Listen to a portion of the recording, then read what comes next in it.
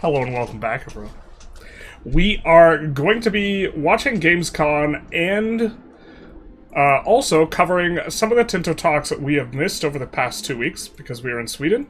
But before we get into this, it is largely expected by a variety of either very mean teases or very teasy teases that the game will get announced at Gamescom here. The socials for EU5 or Europa Universalis is either psychotic or will not announce. The release date get announced.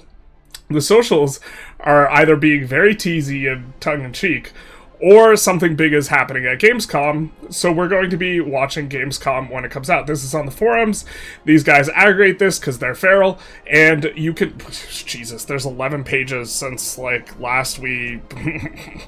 They are very, very excited, and they are posting screenshots, Return of the King, and so this is what we're expecting. With that said, when the game eventually goes on pre-order, we are going to be having a code, so anyone who has been enjoying the content and our coverage of the game so far, if you wanted to support, our code is going to be Generalist in all caps, and this is going to be available, I think, at checkout when you are on Steam, or on the, if you do it through their website, I think, which is preferable to them, you will also be able to buy it there and use our code if you're interested. Wow, they're not posting Reagis.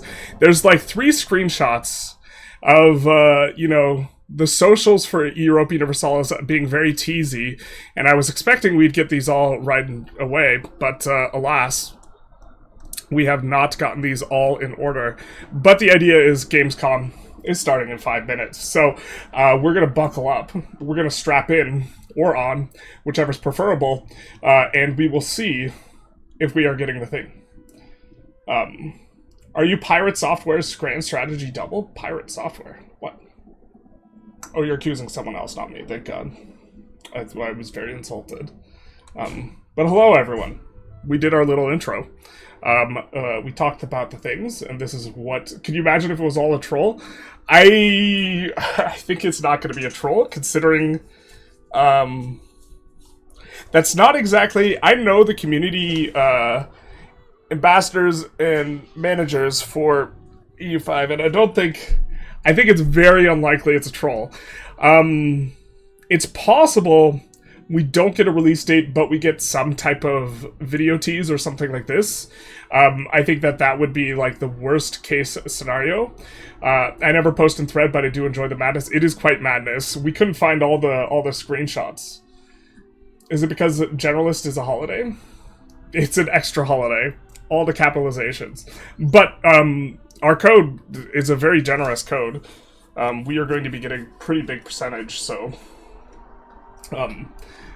Also, if you wanted to just support Paradox, obviously any money they give me, they're not taking themselves, so don't use a code, or keep an eye out for other creators getting codes and use their codes if you like them more, this type of thing.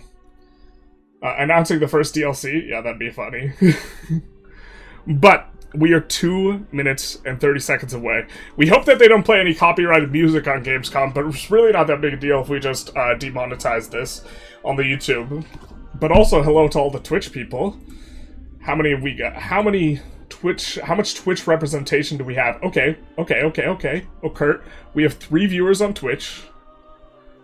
I guess I see you. And then we have 150 viewers on the YouTube. Twitch representation. Twitch viewers, stand up. The 3 of you. Let your battle cries be heard on the general chat, which includes everyone. Will there be EU5 news today? I can't guarantee that there will be EU5 news today, but if there isn't EU5 news, everyone will be very mad at the community manager for EU5, I suspect, because we get the stages set at the kind of end of last week. We get a bunch of Be Ambitious in response to Gamescom, and the official responding to Gamescom in a variety of ways. So if it was anything but that, we would have a bit of a time. The forums have been aggregating this information. We see stuff like this. Yeah, he's watching us and laughing. Big true of big. So the code is Generalist in all caps. If you wanted to, if the release date gets announced and the game goes on pre-order, you can use our code if you wanted to support the channel. But also, if you like other content creators more, they might be getting codes as well. So then I would hold off on your pre-order, this type of thing. Or if you just want the money to go to Paradox, obviously they like the money too, and it helps the development of the game. So. I think 375, 376 is what the community manager commented. Okay. Sees all. Yeah, I love the Lord of the Rings references. Yeah, this is... I don't know about you, but I'm starting to feel ambitious. Or I'm starting to feel in my bones something might happen at Gamescom. So, I mean... And there we go. And so we begin. Whoa. Whoa. We don't like that. We're gonna listen to the the EU5 music. Because copyright. Very often they get special rights to use these pieces of music, so we're going to try and avoid the copyright stuff. There's a traitor, but it's just a troll face. Look at my post on 387. This better not be inappropriate. This better not be inappropriate.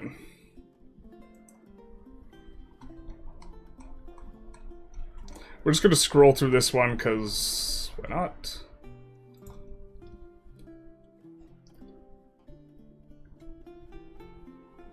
Look at my post. Mouse says mouse. Well, if your name is something other than what it is, yeah. I assume this is this one. Yeah, we're gonna have egg on our face if they don't announce it, because because we're gonna look really silly. I was confident enough to put it in the thing. Drawlex EZ, thank you for the follow. Big nice. Hey Lackey, how's it going? The dream scenario is the game dropping after the presentation. I think that is extremely unlikely. I'm curious what they'll announce. They'll announce the date at which they are announcing the release date. Would be the funniest one. I don't think they'd do that, but that would be release date, announcement date. Just edging us constantly. EU5 subscription pricing? Yeah, just the pricing, but they don't let you buy it. They're just like, brace yourself. We were telling you to be ambitious. We're ambitious with this pricing, baby. I do not have knowledge of what the price is going to be. Hey, Cowgirl Ash. What is your contingency plan if nothing has happened? Well, we also have catching up to do on Tinto Talks. So even if something gets announced, we're still going to go through Tinto stuff. So we're probably going to have a normal length stream of like 4 hours, even though this is, I think, just 2 hours long. Something like this. Another countdown, sheesh. They get you. They get you with the double up. Double up on the bubble up. 10-year roadmap of DLC. Hey, you laugh like Yogi Bar. Hey, boo-boo. I'm smarter than the average bear. Pre-show. This is not even the show in 3 minutes. It's the pre-show. So, yeah, very, very exciting. A lot of people are coming in, so I guess I'll plug that I am going to be having a code for EU5 when it eventually goes on pre-order. It's going to be Generalist in all caps if you wanted to support.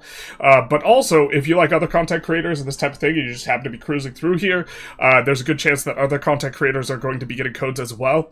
And so keep an eye out for their code and don't order with mine. And then also, if you just wanted to support the development of the game solo bolo, probably don't use anyone's code because it comes out of Paradox's pocket, right? So whatever you want to do, however you want to do it, this type of thing. Hey, Dynamo, how's it going? Release date? Perhaps, mayhaps. That seems to be what everyone's thinking. That seems to be what's ever on everyone's mind. Well, the announcement of the release date, at least. For those who know the release date already,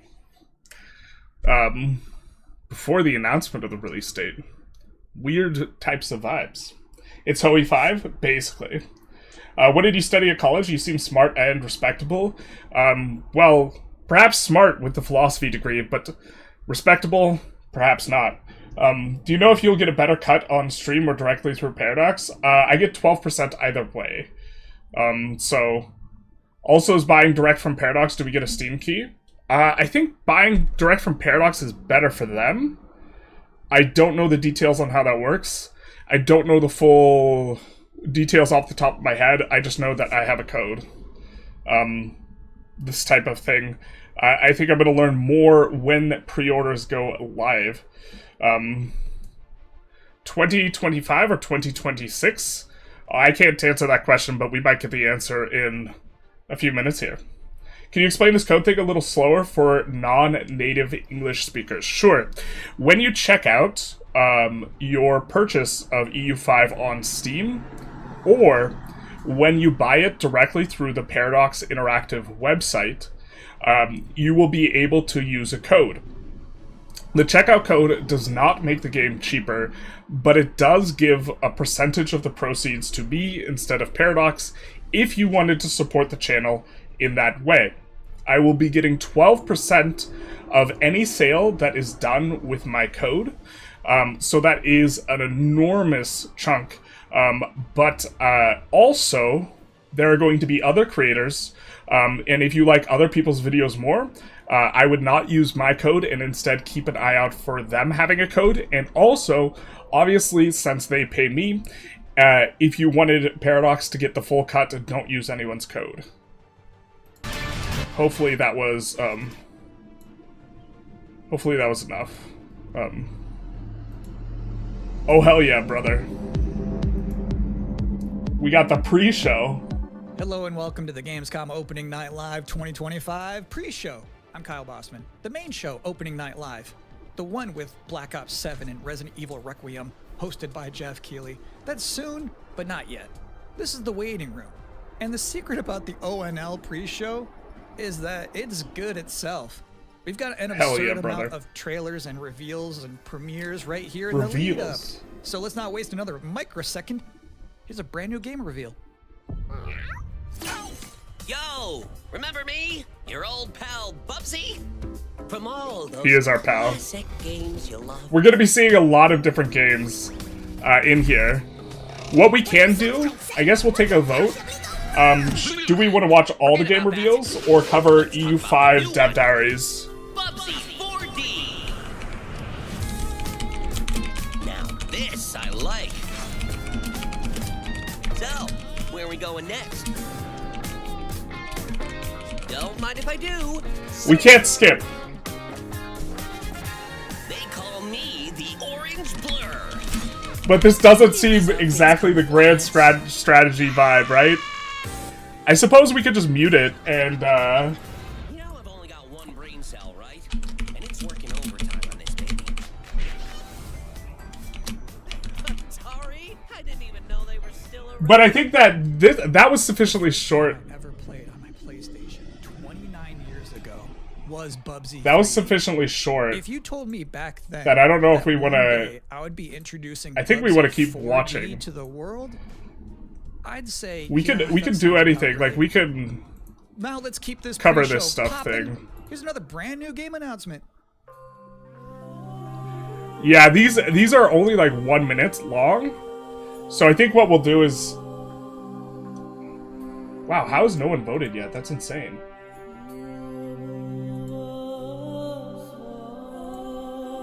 You talk about how this ties into EU5. That's true. We're getting hit with the music that's maybe copyrighted. That was awful and painful. Yeah, that did not look like my type of game. I was told that you're mainly a Vic3 streamer. Do you love EU5 or Vic3 more? I think Vic3 is more aesthetic, but I have 3,600 Vic3 hours. In a lot of ways, like, or the systems in Vic3 are a little bit more elegant. And that's what I mean when I say I think it's aesthetic, but at this juncture, with the amount of hours I have in both Vic3 and EU5, I enjoy playing EU5 more. So this looks interesting, though. The space one. I voted, but it hasn't showed up. The vote seems bugged. Yeah, the vote is broken. I think that what we're gonna do is we're gonna watch, and then if something seems insufferable, we're going to mute it. Which will basically be me teeing up wall-to-wall trailers in the time. Yeah, wall-to-wall trailers. We do have an interview coming up. Do you also care about other games, or you only play strategy? Pretty much only now, strategy. Here's a trailer for a LucasArts classic remastered by Oh, is it Battlefront? Are we getting Battlefront, baby? Battlefront's one of the very few FPSs I like, but speaking of genres. Watch all, I would say, but it's okay if you talk and discuss while watching it. Yeah. I think that's what we're gonna do, is that these are sufficiently short, we're just gonna miss any potential... If Reagi just sent us on this wild goose chase and we're gonna look really, really stupid, that's actually on it. I know it's suffering and pain, but I honestly think that would be hilarious. That's like some top-tier trolling. He doesn't seem as troll-heavy as he does manage expectation-heavy, though, generally, so... You lost me a Bubsy shiny? Bubsy. Not like this. Okay, not Battlefront, that's disappointing. I was really hoping for Battlefront. I don't know what Outlaws is. It seems like a bit of a thing. If you thought maybe I was exaggerating, Zero party state, basically. I said this with that broken vote is filled with exciting and really good trailers because it's my job. Normally, you'd be right. However, how's the volume, sometimes by the way? A trailer is actually Can you guys hear this? Unmistakably exciting and but then really me when I talk over like it. This one. Can you imagine? Exciting is maybe not the adjective we would see for like EU5, so that was a little bit front-loaded. Not that it's not exciting, it's just like in depth. Like would be like more of a thing. Like you would use other adjectives. Is that a grinding? Wait, what? What the fuck is this? What the fuck is this?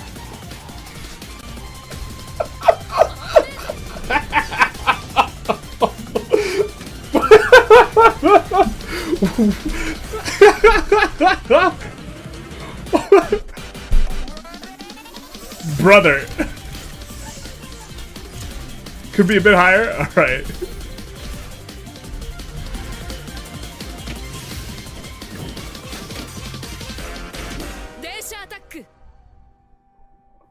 In this year's Xbox Showcase, Double Fine announced their first new game since right. Psychonauts 2. That was Keeper. something. And joining us tonight in a recent honestly, that looks like fun. Is the game's project lead, Lee Petty. Nani? Hi everyone, thanks for having me.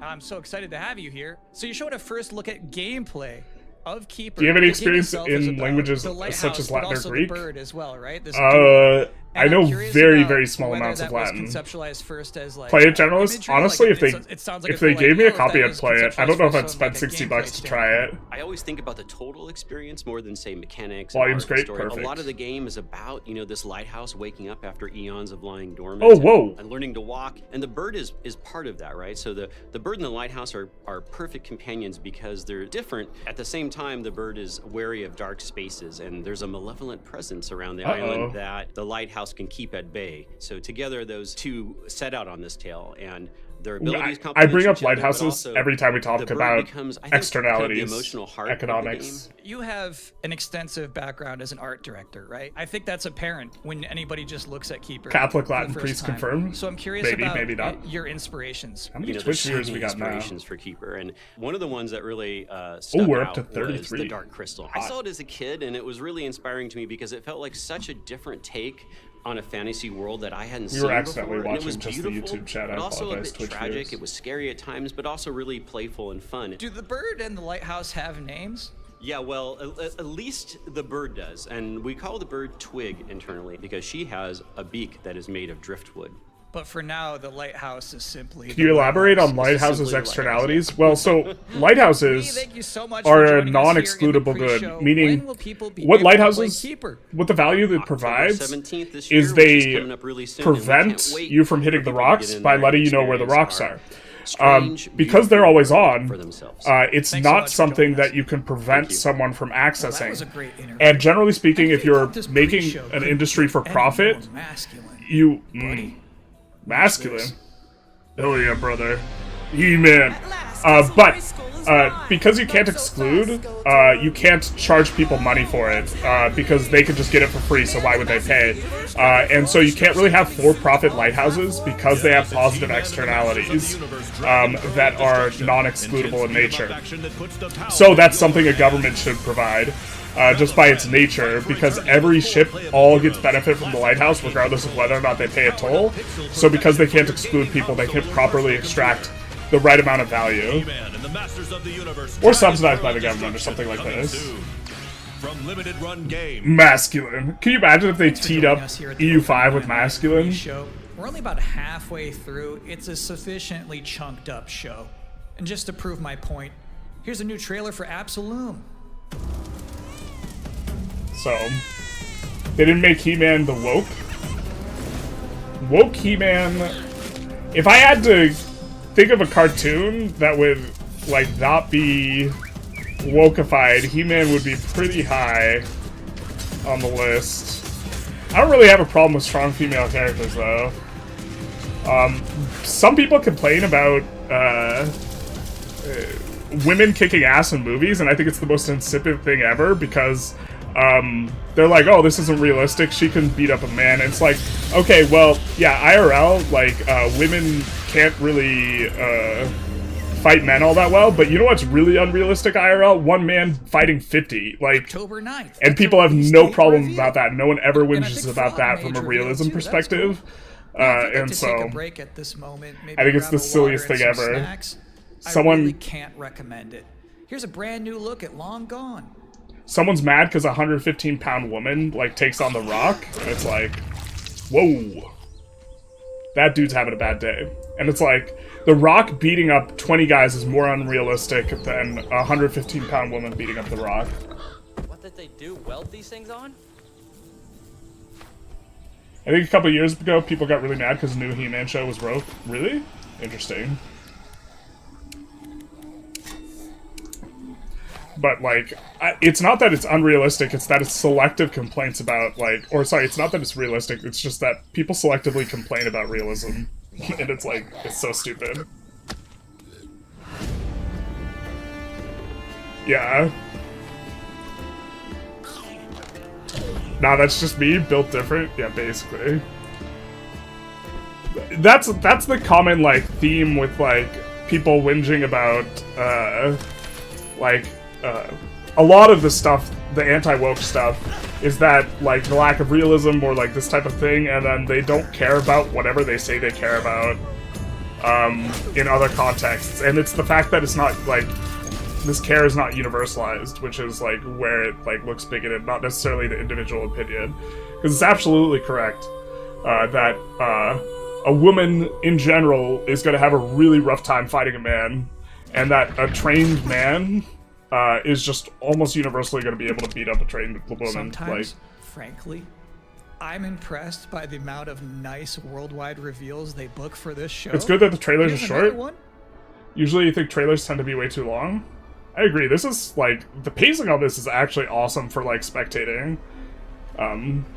Strong female characters equal woke, yeah. Strong female characters at the cost of male characters and combined with Mary Sueism, or what people complain about. Oh, I agree. There are some times where I think that, like, they're, like, what is, misandristic, and it's, like, stupid, when it's, like, the point is throwing the men under the bus, but there's absolutely strong female characters where that doesn't occur. Like, I thought that, not that, like, I was very, very pleased with, like, the first Wonder Woman. I thought that was a strong female character that didn't come at the expense, or, like, wasn't, like, misandristic in its, like, approach to having like, a strong female character. I also think that, like, while Gal Gadot's, like, acting isn't, like, insane... Wait, what is this? I think that, like, people going after her is, like, kind of crazy. I think she does a good enough job. Whoa. What is this? This is crazy. brother.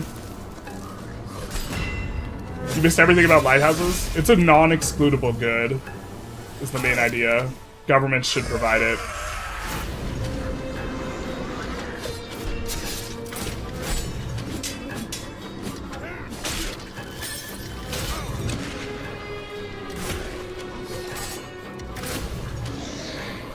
This looks kind of neat. Not really my type of game, though. A trained man also beats a worse trained man? Absolutely. A trained man doesn't beat, like, 10 men, though. That's not how that works. So Valor it's my sworn Mortis. duty as pre-show host to make people excited about Gamescom opening night live. Thing is, you can't just tell someone to be excited. You can't just say, y'all excited, and expect people to start clapping. You have to give them a reason to be excited. So, here they are, the top 10 reasons Overly to be performative excited fan for service versus Gamescom proper Opening Night representation Live vibe? Yeah, 2025. exactly. Number 10, hearing people make noise. She was when terrible as someone Wonder asks Woman? if What do they're you mean? excited. I think she Number did a fine 9, enough job. a new I think she just, trailer like, has from an The Outer accent. Worlds 2.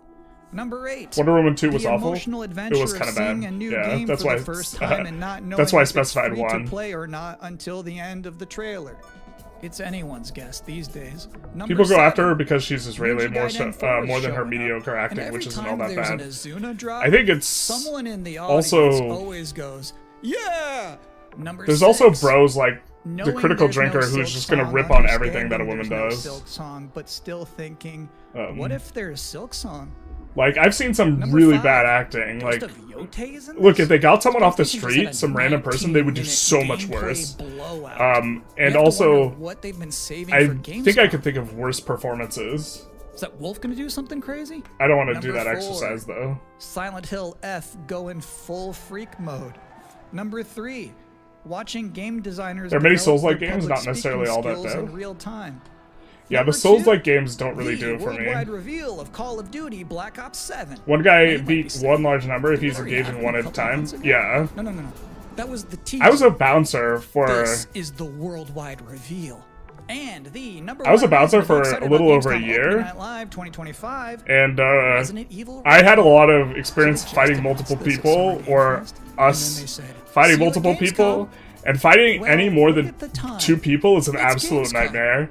Or Like, it will be in a matter to be of fair, we minutes. weren't allowed to You're hit still in a them, so pre-show. like the idea is you have to like How circle about and try a and new knock look people out, at and that's the only way you can really handle it. Planet And we had like a no hitting policy, so I had to like tie up with people, and it's just like it's impossible to fight more than like 2 people basically if you can't hit Morning, them. Commander. The Critical Quinine drinker State writes has shitty already male raised fantasy the novels, supervision of your basically. well-being. Get you back up to speed He before used to I'm be live. like way back in the day. He used to be like not so like pointedly hateful towards a particular group, and used to be kind of funny. To be fair, he's like mildly funny like now. It's just like you could tell, you could read between the lines what's going on, and it's not. The critical has been kind of removed from the critical drinker. Multiple separatist vessels approach. How do you knock someone out without punching though? Facility. You could dump them on their head. You could also choke Destroy them out. them before they do.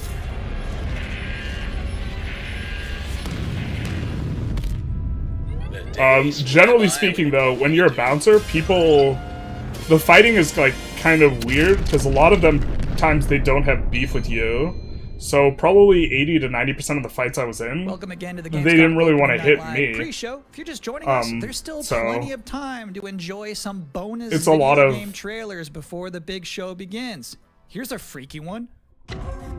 There was like, this was actually at a house party. I got in a fight with a pair of skinheads, and they were trying to fight like my friend's stepbrother, and it was over the stupidest shit too. It was over whose skinhead brother was tougher. Just the absolute most like cuck beta, like, not that I like think of, I don't use those words a lot, but like it was honestly like just this hyper like stupid thing. They weren't even fighting over how tough they were fighting over how tough their brothers were. And like my friend's like stepbrother was just like blasted, like he was like so drunk. And I was trying to prevent him from getting his axe kicked by these 2 skinheads. And the skinheads didn't have beef with me, and they didn't really want to fight me. So what happened is, like, I pulled one off, and I, like, started, or I said I was going to choke him out to the other one, and so I got his attention, and managed to get, like, both on me. I guess I pulled aggro. And then I just, like, had one, and I was controlling him, and just keeping him between me and the other one. Because they were swinging on me, but not, like, super hard. The only person I actually got clocked by pretty good was my friend's brother, because he was that far gone. And, like... he also hit the girl he was, like, talking with that night. Interesting fact about that game, So... they actually created that whole environment by 3D scanning the entire bathroom of I wouldn't pick a fight with you? Yeah, they did... Now, we've got 3 more videos. I also and not wasn't a lot hitting of time them, left so... Before ONL begins. So next up, 2 trailers back to back. Yeah, they kind of, like, got that I was more trying to break it up than actually trying to inflict damage. My dad could beat your dad, basically. He's here. And, like, yeah, and then I get hit, like, from behind by, like, the stepbrother as I'm trying to, like, keep these 2 guys off of him who would beat the shit out of him. You think it's announced today or tomorrow? I mean, I'm streaming today with a, with a title and a picture that will make me look stupid if they don't announce it today. So, I'm confident enough that it gets announced today that I'm doing this. Not one of them. It did look interesting. This looks interesting, too. The action games, I just don't play a lot of. I think if I played them, people wouldn't watch. I thought about playing Wukong. I really do love, Chinese literature. I haven't read, Journey to the West, which is the book about Sun Wukong, but it's, like, on my list. I think they also might announce, Vampire the Masquerade 2, like, or do, like, a teaser for that. What? The soulless husk? But I'm, like...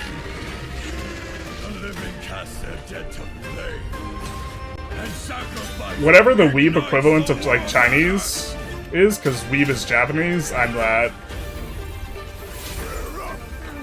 Here we go again. Three Kingdoms is so fun. I enjoyed Three Kingdoms a lot. I wouldn't call it a good game, though. I don't think any of the Three Kingdoms titles are... like, maybe 7 to 9 for their time were pretty good, but... I think, like, the best one was maybe 10. Have you considered puzzle games? Not super closely. I guess I could do that. Not life. How can you know that? AoE4 DLC plus EU5 is the most exciting. Gamescom, perhaps. I should maybe play more Age of Empires. I think my audience would maybe be okay watching that. It's good. It's written sequel to Journey to the West. Okay. Yeah, I wanna watch Journey, or I want to read Journey to the West. Shinobu? Is that it? Play Wukong and make a spreadsheet about all the builds? Nah, I would just try and play for the story and then get my ass kicked. I'd play on, like, low difficulty or something. Three Kingdoms was the downfall of CA? I don't know what CA is referring to.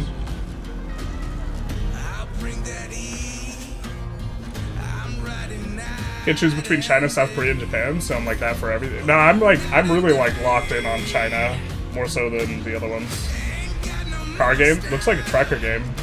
Not as good as the bus game we saw earlier, where you get to grind with a bus. It's like Bus meets Tony Hawk's Pro Skater. These games are, like, wild to me. They're, like, career games for jobs that people... generally don't view as being, like, an idealized or fetishized job, right? Like the trucker simulator, the farming simulator, these types of things. But in the United States, like the middle corridor, like, states, the most common, and most common doesn't mean majority, just to be clear, job is trucker. Creative assembly? Gotcha. Fighting his bouncer without punching sounds horrible. Must be hard to do damage. You don't really... Well, it's not hard to do damage, but you could just throw people into stuff. But also, I was more breaking up fights than trying to do damage, right? I've got one more trailer for you. But yeah. A brand new reveal for Sonic Racing Crossworlds. It would be easy to, like... I mean, if you pick someone up and dump them on their head, you can just, like, kill them. Like, and I was, like, I had done some jiu-jitsu, so, like, it's not, outside the realm of what we could do. I find the juxtaposition of you being super jacked interesting. Yeah, but, I mean, like, the Generalist thing is, like, with the opinion of, like, trying to do a lot of different things, although the video games just happened to be the channel of mine that took off. But there's, like, this quote, I forget who it is, but, like,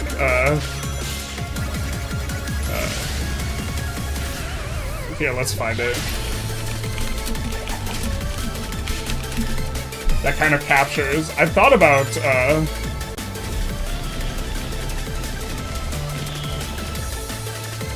the nation that makes a great distinction between its scholars and warriors will have its thinking done by cowards and its fighting done by fools. Next, Black Ops 7. Which kind of captures my philosophy to some extent. I've thought about getting that tattooed. Apparently, it is time for Gamescom Opening Night Live 2025. Thanks for watching. Trucker's absolutely romanticized job. Lots of blue-collar jobs are romanticized. Really? Not where I live, I guess. To be fair, I live by the coast, where, you know... Please welcome your host. Generally speaking, I think the coast, and I think this is a mistake, kind of looks down on Middle America. I'm not informed about Sonichu lore very much. Legal disclaimer, this is not recommended by streamer. Yeah, basically. I have some latency, some delay. Yeah. A little bit of delay. That's an Imperator quote. It's Thucydides' quote first. Plato literally means the broad. I thought it meant the rock, but I believe you. Alright. This is opening night live. But yeah, Plato was really good at wrestling. Plato was a little like, fight me, bro. We've got over 5,000 fans in the hall here at Colonization tonight. Welcome, everybody. And by the end of the week, in New York, we look down on them, but we also kind of romanticize the Heartland. Interesting. Which for the first time has more than is Total War 3 Kingdoms any good? It turns out that E3 didn't die. I kind of like it, but I like 3 Kingdoms anything. I don't know how it tees up to other Total War games. I would ask someone who knows Total War a little bit better than me, to be honest. Hey Karasek, how's it going? How you doing? How you be? We're either going to be seeing a release date announcement, or we're going to look very silly today. Petrus is the Rock? Oh, I know my name means the Rock. Maybe I'm getting confused. Hope you had a good trip home? I did. How about you? And right now, I can announce for the first time it has sold over 10 million copies. I think 80% of your subs are in-depth Vic 3 stuff. Meanwhile, me being 20% who don't play the game. That's always crazy to me. A wild dating sim where you can romance a treadmill or a curtain. Excuse me? Right now, check it out. It's sold an estimated 500,000 copies. Romance a treadmill? What are we watching? Small teams with big ideas can change the industry. And that Germany mentioned. Karasek's from Germany. He does streams in German. Dennis, for Vic 3? You should follow him on Twitch. Team Cherry has been crafting Hollow Knight Silksong. It is highly anticipated. I'm great. Oh, I hope to get the release date tonight. Yeah. Well, tonight, I can finally definitively tell you that Silksong is I think the switch of Total War to hero units was a bit weird. You can't represent 3 Kingdoms without it, like, having a heavy emphasis on heroes. Brand new Silksong gameplay. The first which is, maybe it's inappropriate for a Total War, but you just, like, have to have it like that. Starting tomorrow, your lifting channel took off when you've done more than that. More of that, yes. Nintendo and Xbox. If I could have had if I had a preference for which channel took off, and me like to engage more with that content, I would have chosen either of my other two channels. Thursday, Team Cherry is going to be sharing some news as part of a I'd much rather be like their lifting weights all the time and channel, so reading make all sure the to time, check I think, that than playing a out. bunch of video games. Tonight, we'll give you a first look at this holiday's biggest games, like Call of Duty Black Ops 7 and Ghost of Yotei. Romance plus the Copy major news Machine. on Prime Yeah. Video's Fallout Season 2 arriving in December. And later, we'll have a special performance of the music of Claire Obscure Expedition 33, one of this year's most celebrated games developed right here in Europe. Plus, we're getting some new people, so if I'm trying to remember to plug it, but if EU5 gets announced here, and if it goes on pre-order, we do have a code. Code is Generalist in all caps. If you wanted to support the channel, I will get 12% of the sale. Also, if there are other content creators you like, I would recommend waiting around and seeing if they get a code. And obviously, if you just want to support Paradox themselves, don't use anyone's code, because they have to pay people out. So it would make sense to not use a code then. Three Kingdoms is the best Total War game? Oh, interesting. It brings me such satisfaction. Now just waiting for your Rap God channel to explode? Yeah. We could talk real fast. This looks interesting, though. My work. You will know fear. Bro, being at one of these things is probably so cool. They want you afraid. How's the stream look? Maybe we should full screen it? Easier to control. No, I think this is good. I think this is good. Time to wake up. We can full screen if a lot of people want to. Oh, Black Ops 7? Alright, fair enough. We really liked zombies back in the day, but like honestly these games just felt like reskins over and over and over again. 12%? Yeah. That's a fat amount. Like if anywhere near the amount of people who watch my EU5 stuff, like, use my code, that'll be so big for me for how much I make this year. And make sure to never use honey, it steals creator codes. Yep. I don't think you get a discount though, so. Put the stream on 1.25% so you catch up. I don't think we're behind. We're live. This isn't real.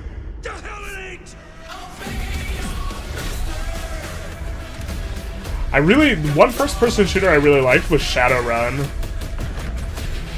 I was so hype on that. It was probably just like a time in my life though when I liked FPSs more.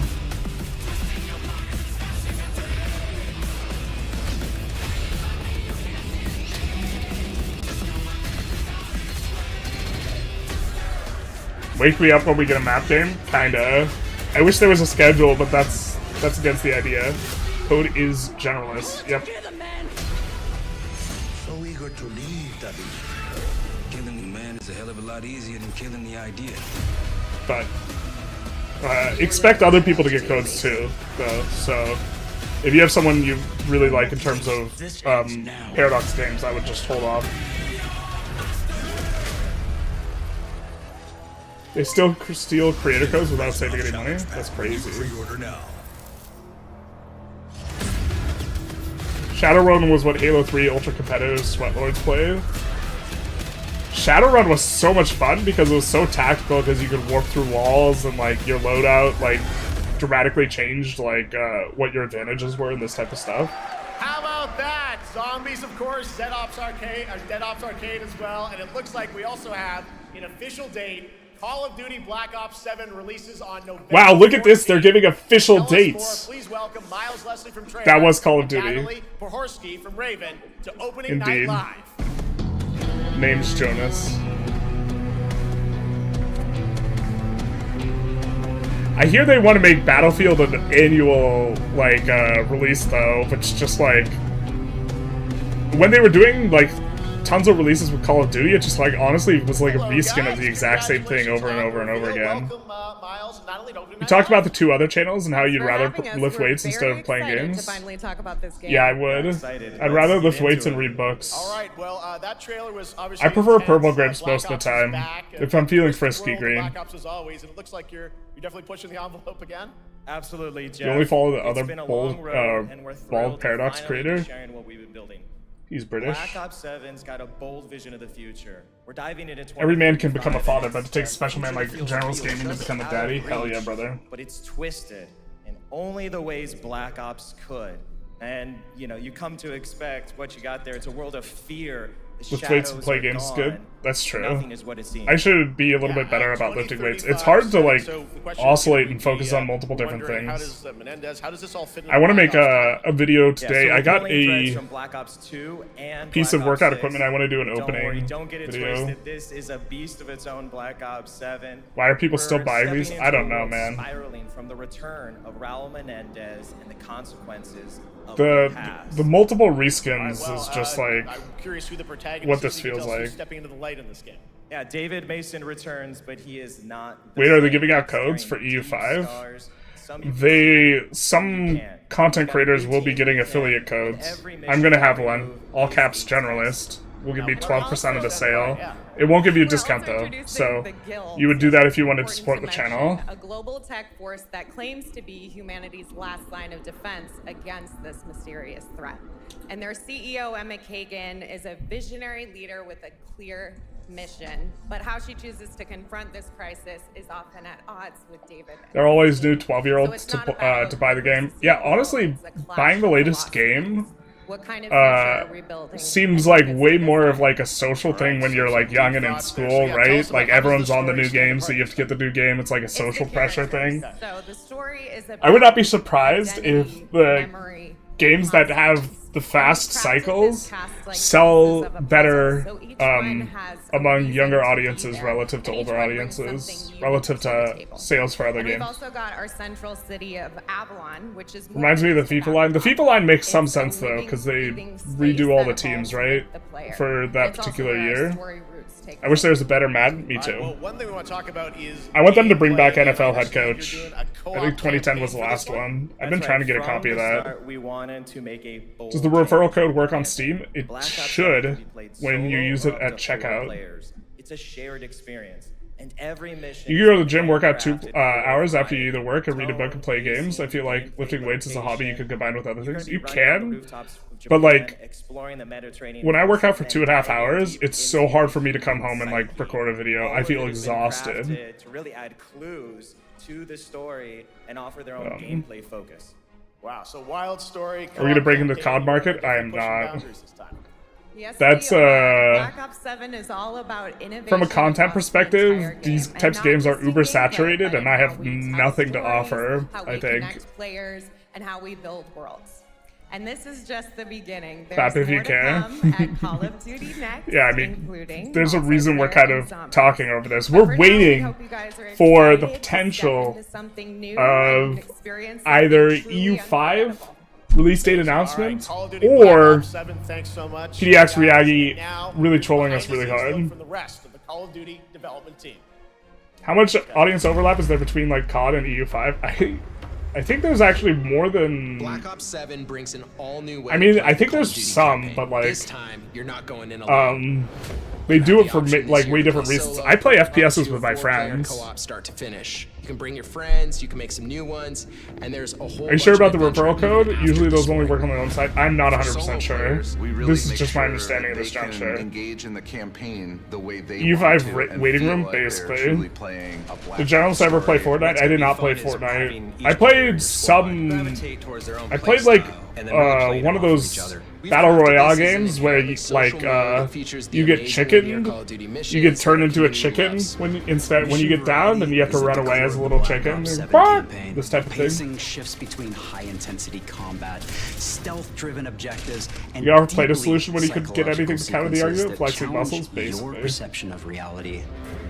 Avalon serves as the narrative's anchor throughout, but the campaign stretches far beyond its borders. both geographic. There's no EU5 release date announcement. I'll be so disappointed. I'm pretty It's dynamic. I feel like there's gonna be one. Have you played the college football games? Not as much. I really like doing like franchise mode on those games and actually simulating all the games and just doing only the strategic element. The campaign to the test. The end game is a brand new PvE. I actually kind of hope they don't rush EU5's release. Look how rushed Civ 7 was. Pile of shit. Adapt under pressure.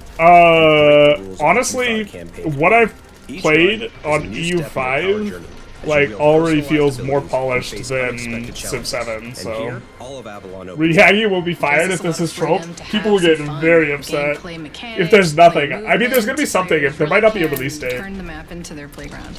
Do another Realms of X there. Run this sometime. Totally in love with that mod, Carly. I do like that mod quite a bit. I think I'm gonna try and show some other mods some love though. That's just a quick look at I like to do a little bit of variance. Every mode of this game is built with the intention to deliver I've just been the best focused possible on experience to our some players. other things. So whether you're a Call of Duty veteran or new blood, Yeah, I've updated the game modes in like a decade though. there's Yeah. something for you in Black Ops 7. Like it's just like they spend a ton of money on marketing and like polish and like this type of stuff and just don't do anything about the systems, because spending a bunch of money on polish and advertising is more important for selling copies than producing a good product. Fallout Season 2 and the announcement of a brand new game from adventure game legend Ron Civ 7 had a lot of Mike, problems playing other than his being game. finished. Yeah, I but can't wait not to being show you finished is a next big problem. unexpected creation a little bit later. All right, who's ready for our first brand new game announcement of the night? Forcing EU5 gang to watch COD footage is actual torture. Please welcome back to ONL, one of the most respected and recognized Basically. esports. She's my co-host. Civ 7 is my Sean. favorite Civ at release, no cap.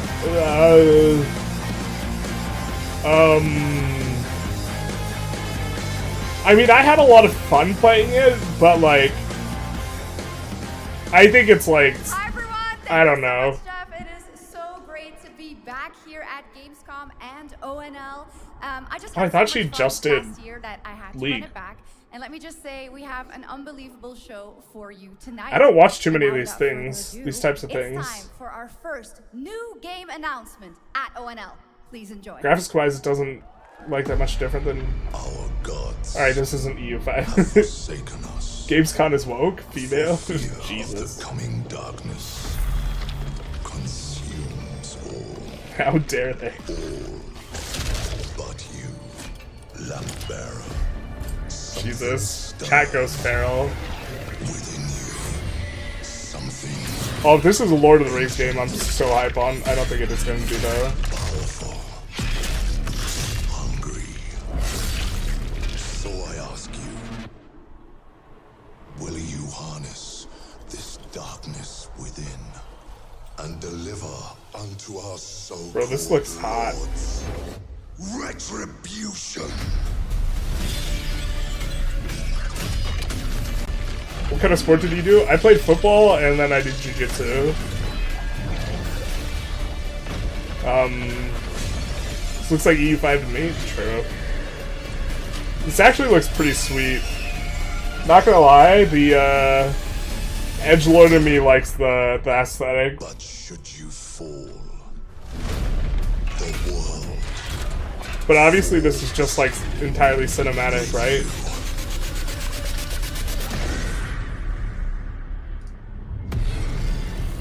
The armor's actually sick, that's what I'm saying.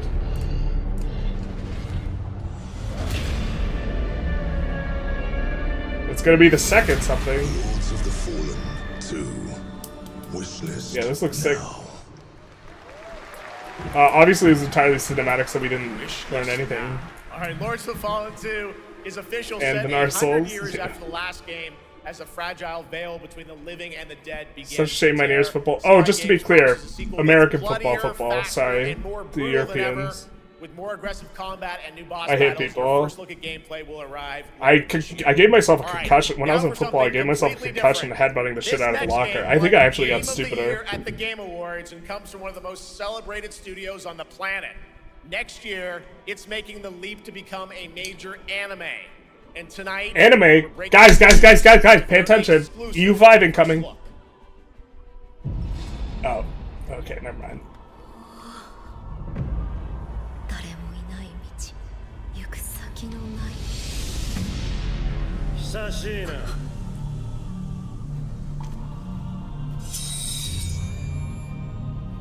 By the way, EU5 music is playing in the background of all of these. I figured if they do play copyright music, that would kind of mess it up a little bit. Hopefully don't get bopped. Are we talking American football too? Alright. Real football.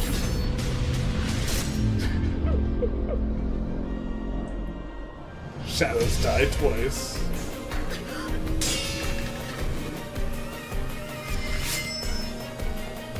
This just looks like an anime, though. Are they gonna have a game, like, actually look like this much like an anime?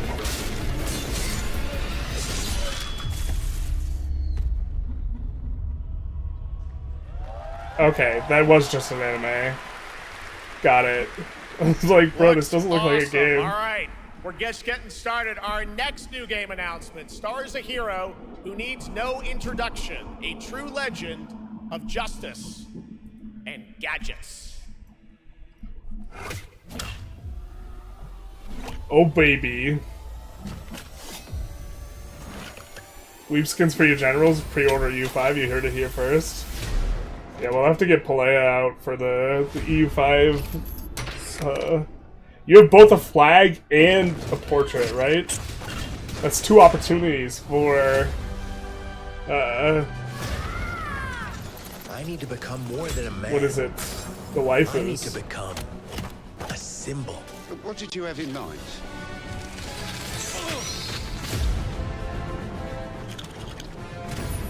Bro, the LEGO games look like they're actually might be low-key good, but I just like... I can't do it, man. I don't know. Or it's not that I can't do it, it's just like, my brain filters them out. Like, I just see Legos and I'm like, okay, never mind. I'm not even gonna... Batman. Lego Karasek, do you partake? They look like fun when I actually like look at them, but just my brain completely filters them out. You want to get nuts? Let's get nuts. You have some games that look like comics, like Void Bastards. That's pretty sick. Who's the man behind the mask? I'm shocked how many people are watching the stream. Shout out to you guys.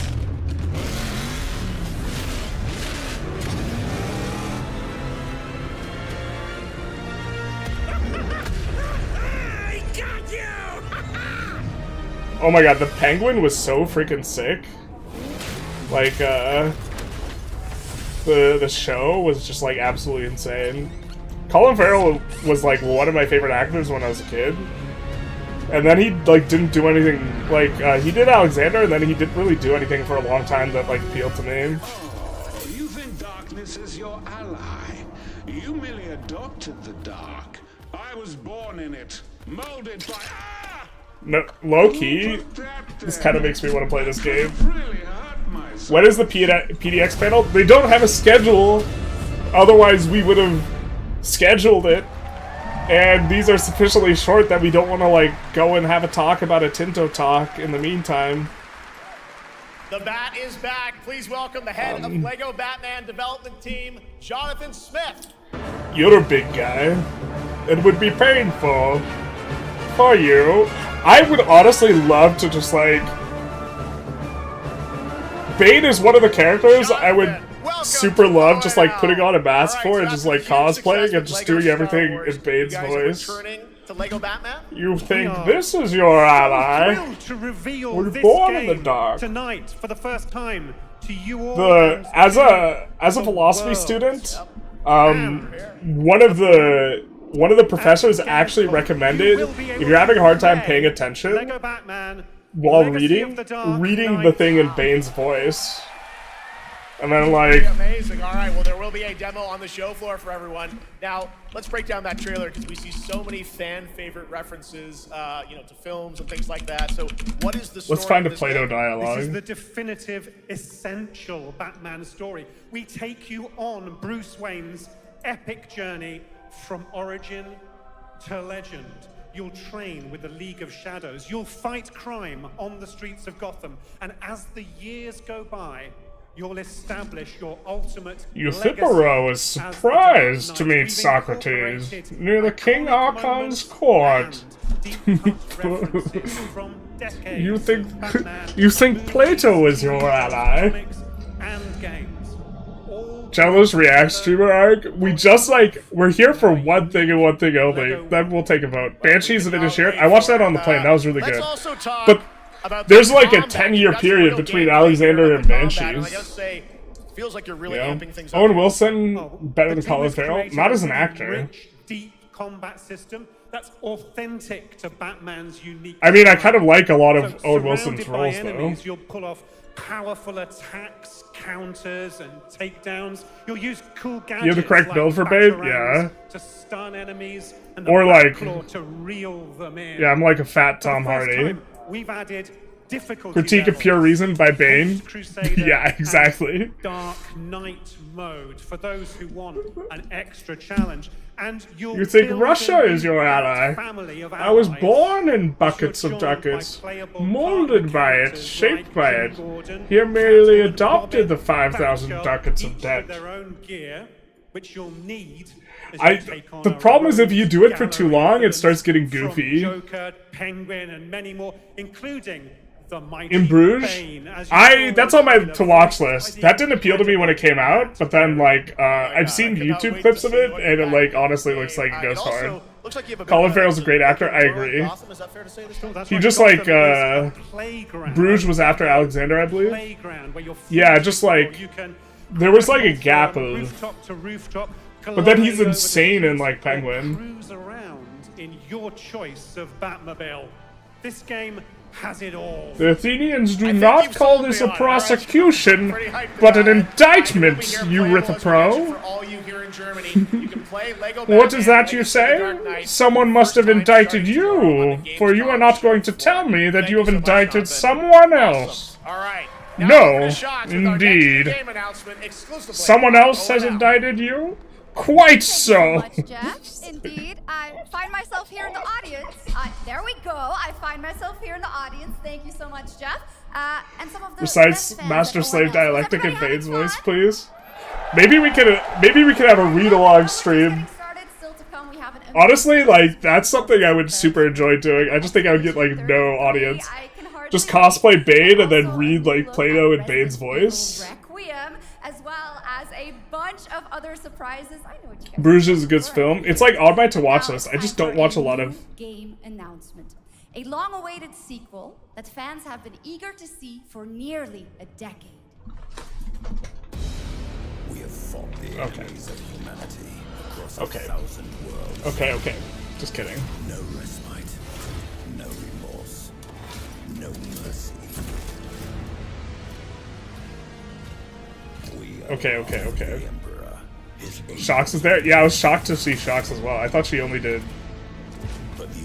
I assumed there was a non-exclusivity contract or something like this. But I haven't watched or followed League in some time. Call of Duty stream when? Probably never. 10-hour Plato Bane stream when? Honestly, if I thought I could get views for it, I would be so down. I thought this was going to be it. I did too. Debated. To be fair, it's already been announced. We just don't have the release date, right? So they got me good. Yep. You guys are on a 40-second delay or something. In what Tinto Talk did the 40k twist happen? Can you imagine just the EU5 comes up, be ambitious, and then it's we're going 40k years into the future, boys.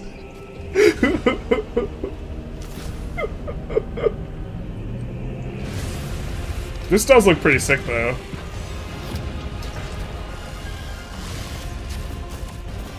I'd be down. I wonder if Habibi will play this. He plays, the squad tactics games. Needed Kant ended epistemology with his first critique? No. I think Kant got it wrong. I think Hegel and Kant are brilliant, but missed the mark.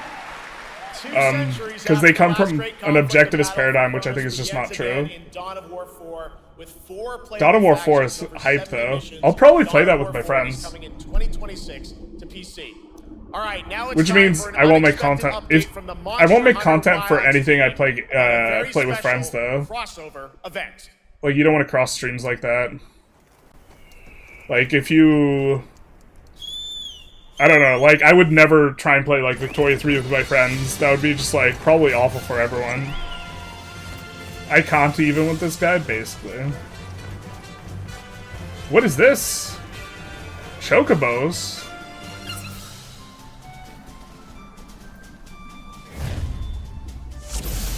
What?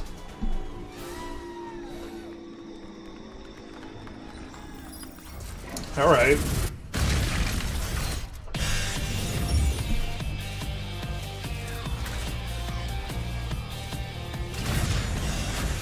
Oh, I forget the name of the one in Final Fantasy VIII, the giant spider mech. Kant would have ratted on his own mom to the state, basically. Kant was like, All right, to tell us more, it is my great honor to welcome two very special guests together on stage. Ryozo-san from Capcom, I don't know, and Yoshi P from Square Enix. I think there's... My mom can commit sufficient crimes, I would rat on her too, though. It works for Boko to play with friends, kinda. Yeah, but his friends are all, like, part of the content thing. My friends, like, don't want to be in videos and stuff. I guess I haven't, like, asked them, but it really doesn't seem like they'd want to be in videos. And Mana will translate for us. Plus, I've been uber no-lifing guys, stuff, it's great to have you so... both together here at Gamescom. Ryozo-san, what can you tell Have us you played the about new this Anno collaboration? game? Probably. Thank you. EU5 was just a psyop? Yeah, we're just basically getting a bunch of... Just every single intro seems like it's teeing up EU5, and then it's totally not, except for the anime one. We were pretty confident that when they said it was an anime, that it wasn't Good evening EU5. to everyone at Gamescom and all the friends watching online. Today we're very excited to announce... How long is the show? I think it's 2 hours total. Final Fantasy 14. So, we're maybe 40 minutes into it, so hour and 20 minutes before we figure out, before we see EU5, or discover what a massive troll Ryagi is. One of the two. Monster Hunter 53 collab. I would love to see strange crossovers.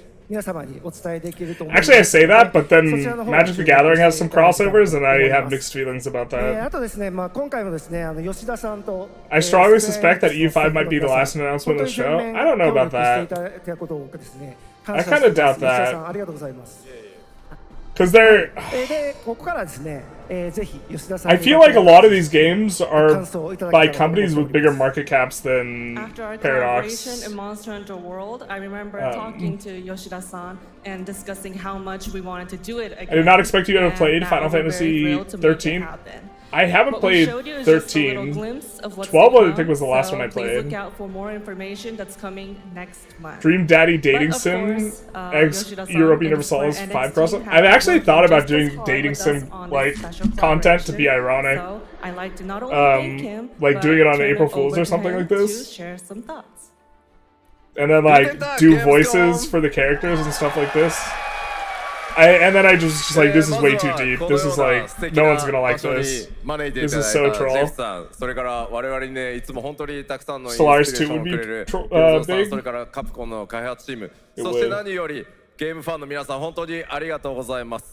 Arigato gozaimasu. That's the honorific thank you, right? Guten Tag, Gamescom. First of all, I'd like to thank Jeff Magic the Gathering for having crossover us sucks, here, mostly because and the Lord of the Rings Yoshida-san is for fine all because the it fits with the inspiration, theme, but Final Capcom Fantasy was team for oof. working on this I like Final special Fantasy a lot just because and like to it hit me everyone right in the enjoying our nostalgia, games. but like Thank you so objectively I much. think it's awful, yeah. It's coming at the expense of their other IP stuff. It's just becoming this weird trading card platform for like crossovers. I would love to see the dating sim. I'm shocked that one of the videos that has more longevity is my dating tutorial. Yo, shut up, they be speaking Asian. My bad, my bad. As Ryozo-san mentioned, we worked together on Monster Hunter World, and we wanted to make it happen again, and it's Yeah, it's happening basically for like, Monster thank you very Hunter much. Wilds. Yeah. We would call it a crossover, and we're very happy to make this happen. The with multiple all of our ways efforts of like coming saying the together. same thing in Japanese is so interesting to me. Like different levels of like honorifics. FF set was crazy good. Never played an FF game. I think he means from a world setting it was bad, not from a like playability. Magic IP was never really good. Since this is a crossover I mean, collaboration, not only Monster Hunter Wilds, but Final Fantasy XIV would also be having a special collaboration content inside it. I don't know about that. Outside There was a of the day when they had trailer like we novels saw, and stuff for Final it. Fantasy XIV has also prepared a short trailer to show you what you can get.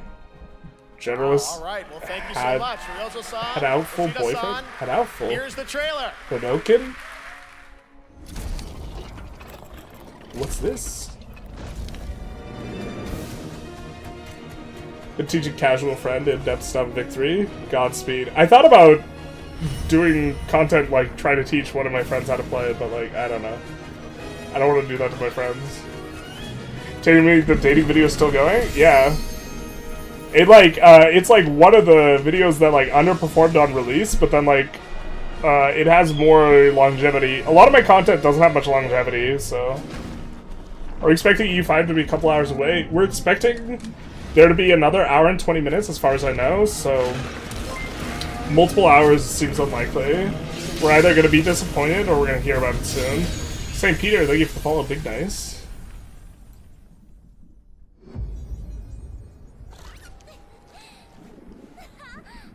How long is this crossover promo? I don't know, big company. Two big companies, right?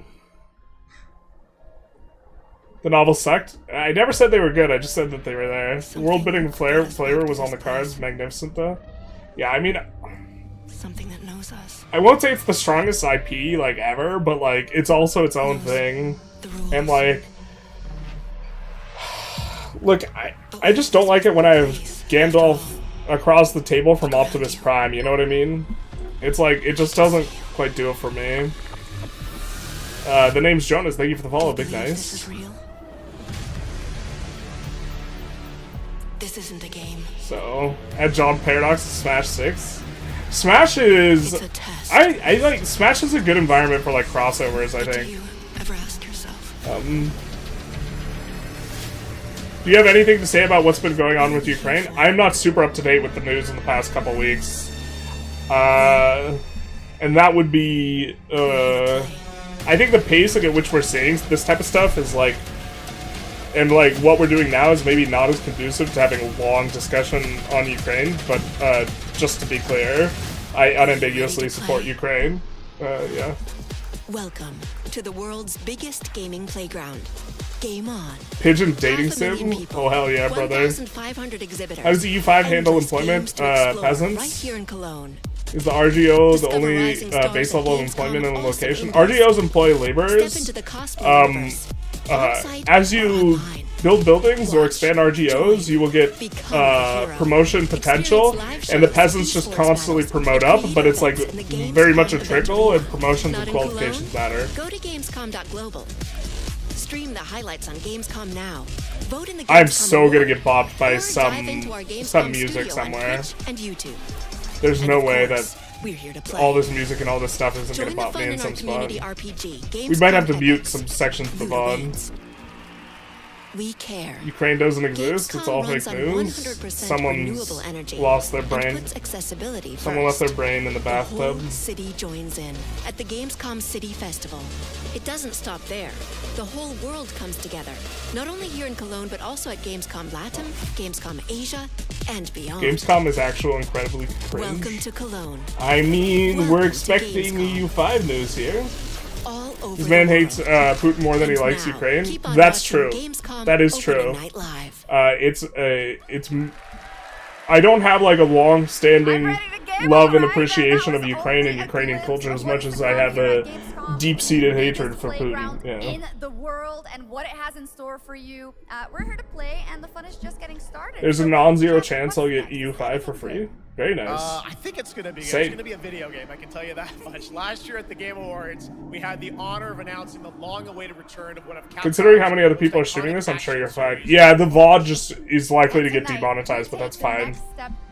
To be fair, I imagine the fact that we get to plug that we have a code is probably worth more than revenue than we would get off of any VOD. Which we do. All caps Generalist. EU5 is announced, and if it goes on pre-sale today, you can use our code at checkout, and we will get 12%. Also, other content creators are likely to get codes, so if there's someone else you wanted to support more, I would recommend just holding off and seeing if they get a code, or asking them if they're going to get a code. Something like this. And then obviously if you wanted the money to go to devs, don't use a code. Theory that Generalist is a Romanian? I am not Romanian. I am German, Armenian, Mexican, and then a little bit Welsh and English. But I'm a quarter of the first three. Is it EU5 on Gamescom? That's the theory.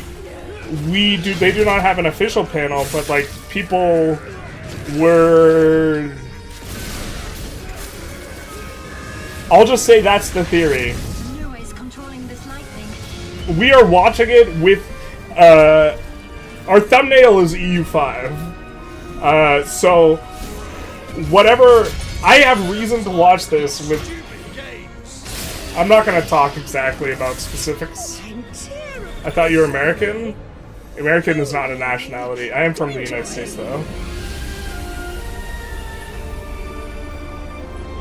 Eastern European claims me. Oh yeah, brother. Tommy K has a code, he mentioned it on stream. Yeah.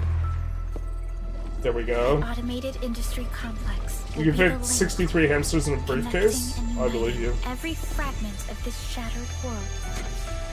This is the driving force that will keep us going. Community manager for EU5 linked the time for the stream. For keeping pace Yeah. with advancements in technology. That itself is a good enough reason. We won't need to go into... Look, I made this Gamescom with an EU5 thing on the thumbnail. It's like... We do what we can to make them a reality. All operators accounted for. The team is ready for the mission. I can't talk about why I think that was a good idea, but I think that was a good idea. I'm disheartened to hear you're part Armenian. I hope you get better soon. Wow. What a troll. Who hates on Armenians? Like, what the fuck? It's like, what?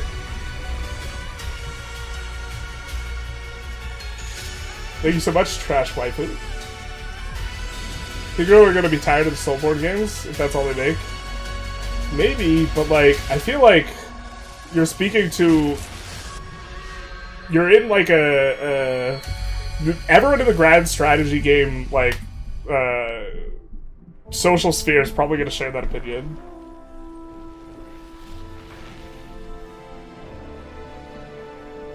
Turks do it? Yeah, but like, not like... They, like, you don't even exist to me. Wait, is this it?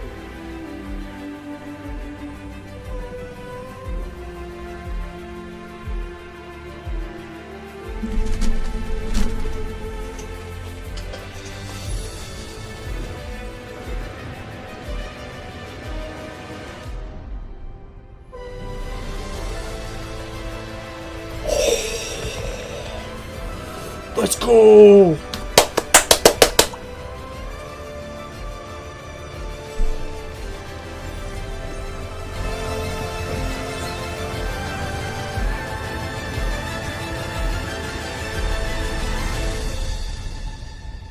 Pre-purchase now! You can use our code. Code is Generalist in all caps. One other matter. Okay, so we have two choices now. We can continue watching this, or we could switch to EU5 discussion. I'm afraid your friends came far too late. I see the How many Twitch viewers do we have, actually? Should we give Twitch viewers representation? Let's give Twitch viewers representation.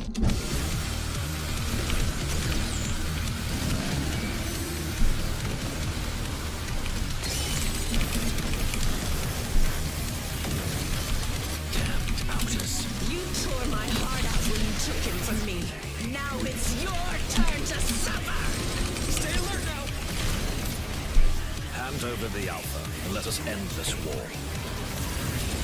I didn't see a release date. Wait, what was the release date? Thank you. 4th of November? Alright, let's go. Let's go. Now we can finally talk about the release date, Jesus.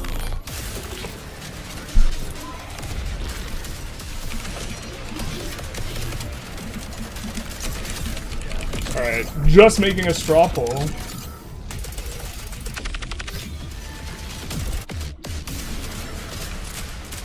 Alright, we're voting on what we're doing now. I can feel it.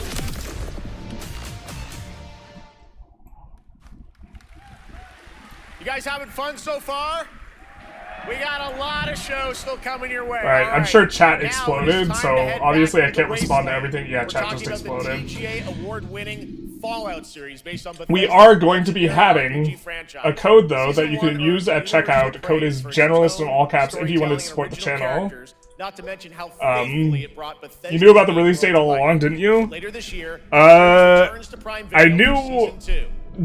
what Tell us more. period of Please what month welcome it was going to be ONL's for a very long special time now. guests, series executive So producer Jonathan now I Nolan, can executive talk producer about it. Geneva Robertson-Dorrit, and stars Ella Purnell and Aaron Yeah. Moten. Mute the vid? Alright, fair enough. Or let's turn it... Oh, actually, I kind of want to see Fallout, to be honest. But, you're free now? Yeah, let's see what people want to do. EU5 discussion? Alright, fair enough. Hi, everybody. Great to see you all. Is this going to be for the show? This looks like it's going to be for the show. So I imagine they're announcing another season. We'll watch this on our own time because you guys want to focus on the EU5. But yeah, the game has been announced. Bro played us like a fiddle. I have not said that I don't know for a long time now. I've said I've just refused to talk about it for a long time now. So let's turn up the music a little bit. The EU5 tracks in the background. And then let's pull it up because I think that I imagine that this is going to be plastered on the website so we can go to Paradox Interactive.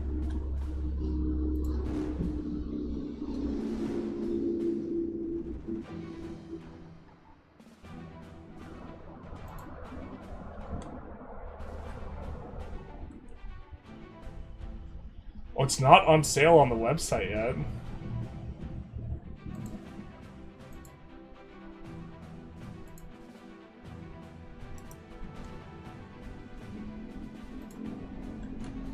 Pre-order? I mean, they just announced it.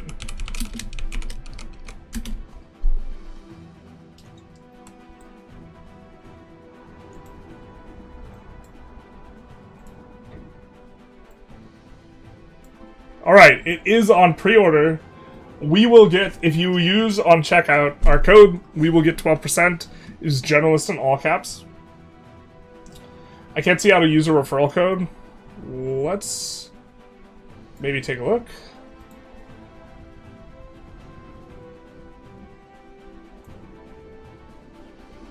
I don't want it to autofill my, like, personal information or something like this, that's why. Oh, they also have system requirements on here, too. Minimum is 16 gigs RAM. Recommended is 32.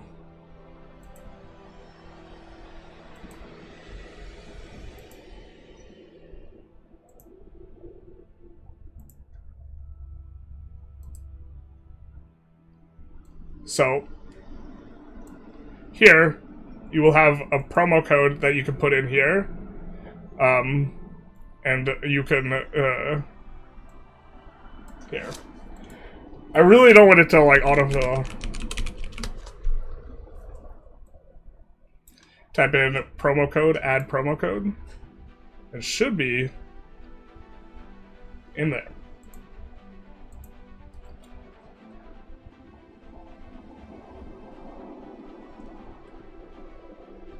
It's on the Steam. It is also on Steam as well.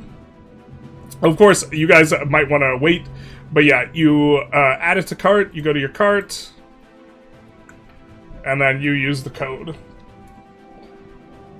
32 is kind of standard now. Yeah, let's, we can also find it on Steam, I think.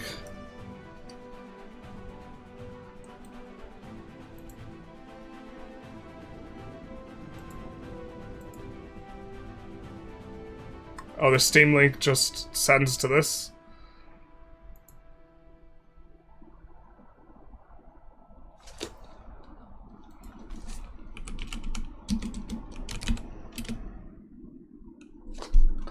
Alright, well, we could just go to it. Here. And you can pre-purchase on Steam as well, and you can also use the code on checkout.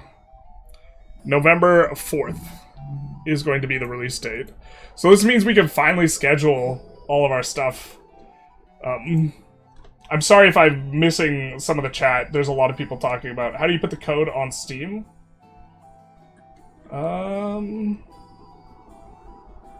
Don't want to show you guys my actual Steam right now.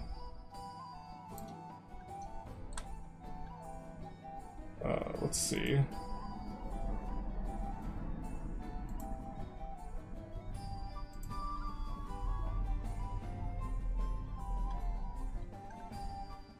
I'm just doing it off to the side. Oh, I have to sign in. Don't want to sign in. I'm not sure exactly how to do it, and I don't want to show stuff live on stream in case I show something I'm not supposed to. Was it Immersion Pack and Chronicle Pack? I do not know yet. I'm guessing that they are going to be expansions that are coming in. Where's the...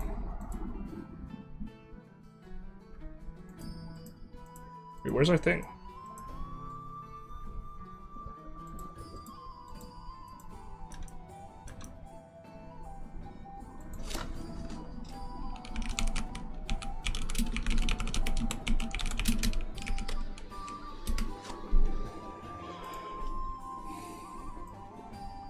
So, I think we'll have a little bit of discussion and then go over the Tinto Talks and Dev Diaries that we missed. The code is Generalist. Does the promo code work on Steam too? It does, but we're not showing how to check it out. My understanding is it does. You can't use the code on Steam. I think you can. I think I was told you could, but I'm not... I don't want to show my Steam library on stream. Gooner Games on the favorites tab. That's exactly it. They're the Gooner Games. That's why I can't show on stream. 100%. You're ashamed to expose yourself playing Pigeon Dating Sim? Exactly. Can't find the promo code section on Steam? Alright, I will check on my Steam to see where we can do this.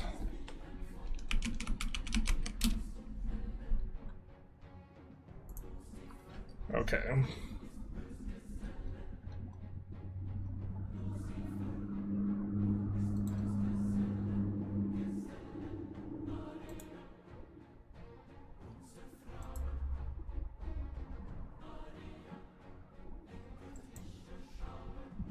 I don't want to actually pre-order it though, so I'm just gonna get the game for free. Is that on review and purchase? You'll have a chance to review it. All right, one sec. Oh, maybe you can't do it on Steam. Oh, okay. Maybe you can't do it on Steam. You can only do it through the website. New Tinto Talk with DLC roadmaps on the forums? Hell yeah, brother. We're gonna go over that. So, why don't we go over that first? Here, let's also get this out of our cart. Okay, if we get news about it being, if we get any news about it being activatable on Steam, we'll be able to do it. Or we'll be able to show stuff.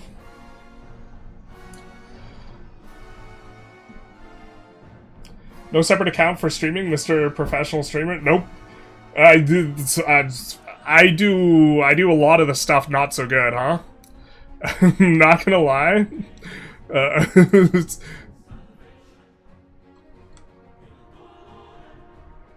Alright. Release date and this. Hey look, it's PDX Reagi. Alright. So we will take a look. We will have to keep reminding people that we do have a code. If you buy through the website, you can use Generalist in all caps. It seems like you might not be able to order using my code on Steam if you want to do a pre-order. Also, if you have other content creators you like more, wait and ask them if they have a key as well. Will that have it in game chat? I think it will. I can't remember exactly though. Guide the destiny of any hundreds of nations and societies in a simulated world of unparalleled depth and complexity. This part, I think, is just so underrepresented, and when you guys get the game, you'll see how big the Earth is, and also how much work was done getting the starting conditions for everything. This is, like, actually just so hard. For those of you who are playing Vic 3, like, Portugal has 3 states. In EU5, it has 69 locations, which is nice. And that just makes it feel like Portugal, from a size perspective, feels like the size of all of Europe. Like, in terms of Vic 3. And so you're zoomed in, and then you zoom out, and then the map is like, what? How do you use the code? So if you pre-order on the website, and you add to cart, and you go to the cart, you can put in the code Generalist in here, and it will be Generalist in all caps if you guys want to use my code. Use your code, enjoy half a lunch on me. Hell yeah, brother. Thank you so very much. Thank you, thank you. And it's a way for you to support the channel and still get the game for the same price if you are so inclined. But also, keep in mind other creators are going to get codes too, and if you wanted just more money to go to Paradox, you can do that too. Already having scheduled a DLC for 3 quarters straight is already madness. So you have to have a schedule for it for you to sell a season pass now. This is a requirement based on Steam. Store's crashed. Uh-oh, we overloaded it? Not like this. Concept of developing and advancing nations through a deeply researched and historical world, adding more detailed diplomacy, more sophisticated economic middle, a revised military system, and greater logistical depth that will challenge even the most experienced strategy gamers. Hell yeah, brother. Dive deeper into the Distant Past with the EU5 Platinum Edition, which includes the 3-part DLC, which are focused on specific regions, as well as instantly unlocked cosmetic reward for all Premium Edition owners. Is it going to be Biz? And what's the other one? Chronicle Pack, Immersion Pack. Fate of the Phoenix, that's Biz. The Old Alliance, that's Scotland, right? I don't know what Across the Pillars is. But I think this is the pre-purchase trailer, which we already saw. Let's maybe take a little bit of another loop. It gives me a no discount. It does not give a discount, it gives me a share if you wanted to support the channel. It is not a discount code, I don't think. Is it a discount code? I don't think it's a discount code. Why did they give us the release date in the Gamescom trailer? It's November 4th. The store is down now, we overloaded it. Locations is not as good as such, though. Vic 3 has economic management condensed, and EU5 should have all the management of the locations fun. Yeah, it feels way more city buildery, whereas Vic 3 feels like more macro-y. Scotland and France. Hey, Generalist, I don't think your promo code works. I'm trying to pre-order via Paradox site, but it's not giving you a discount. It's not a discount code, it's like a support code, I believe. So it's if you wanted to support the channel, it will give me 12% of the sale. But I don't think it gives you a discount. You said you get a 12? No, not you guys. I get the 12%. Yeah. 12% is a huge cut, though, for a creator. So they probably decided, instead of giving like a 5% cut to the creator and a 5% discount, they just gave it all creator. So...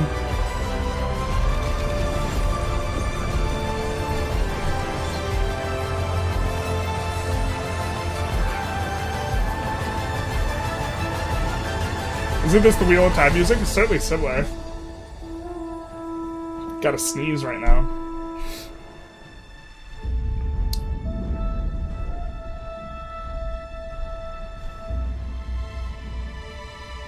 What? It took me... How long did it take me to notice that we were looking at an EU5 trailer? I think I noticed around 30 seconds in. Not like this. Peggy 12. Alright. Very, very nice. I think we're going to go over the Tinto Talks and stuff that we did not yet cover, unless you guys just want to talk about the sale and this type of thing. And the fact that it's out.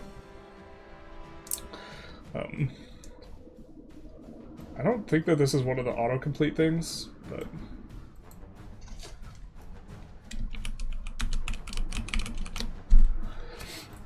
Always have to be careful.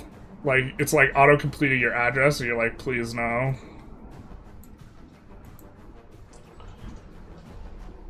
You need to put, yeah, Generalist in as the promo code, all caps. It is not a discount, though. I think I should specify more that it's not a discount. It is if you wanted to support the channel. Also, keep an eye on and ask other creators if you like them more. I am cry. Me too. Tears of sadness, no doubt. It even said Paradox Interactive at the beginning. My bad. My bad. I was probably in the middle of saying something. In Steam, they are DLC. Let's maybe look at the Steam store then.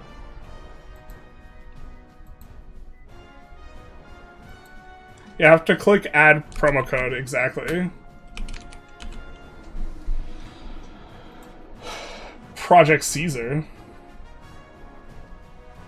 Have they done another video?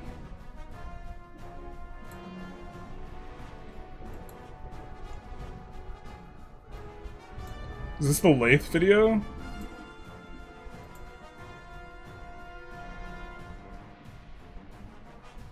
Hold up. Will be used in your market. So if I'm buying goods... Okay, this is the Lathe video. That's old news. But we do have the announcement, or the date video. It's coming on November 4th. Premium edition is a little bit cheaper. And let's see what we get in here. We get all these, and then...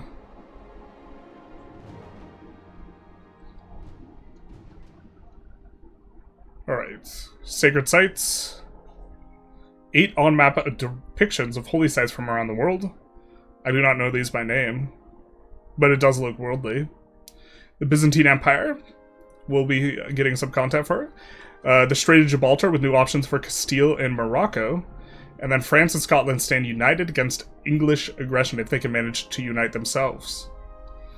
Deeper dive into the past with EU5 Premium Edition, which includes the 3 DLC packs. Sacred Sites Unlock, which will add cosmetics. Fate of the Phoenix, restore the revival. Right now, or at least last we played, Byzantium is a rough start. It includes new means to stand up against the Ottoman threat in Anatolia, chances to reunite a broken Christian church, and maybe restore the glory that was once Rome. But you didn't add, we get a discount, at least that's what was posted on Reddit. But didn't you told we'd get a discount? Is that badly written from you?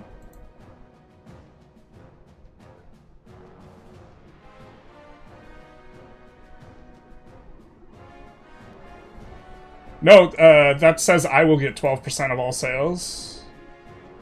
Although if you're English saying, Here. So this is our post, although we're looking at the post on Reddit. I will have an affiliate code, Generalist, once pre-orders go live, and get all 12% of all sales. So I was the last subject. Is that a proper nomenclature in terms of grammar? And so and get 12% all sales is referring back to the I. So using it would be an awesome way to support the channel. Yeah, so it's not 12% off the game. Or is it just my bad English, chat? No, no, you're fine. Usually, it's not... So usually when a percentage is included, it's talking about a discount, so I don't think it's a bad inference. But yeah, in terms of the way like the English is referring, since I don't say, and you will get 12% of all sales, since I don't change who this is applying to, it applies to the most recent, like, what is it, subject, or object, or I forget the words for it. It refers back to the most recent thing that has been mentioned. So if I said, and you will get 12% of all sales, that would be a 12% discount, but it'd be a funny way of wording it.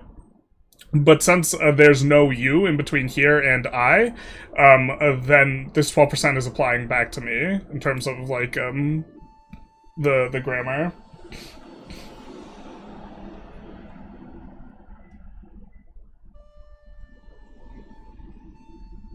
Also worried that EU4 will be a completely different game entirely.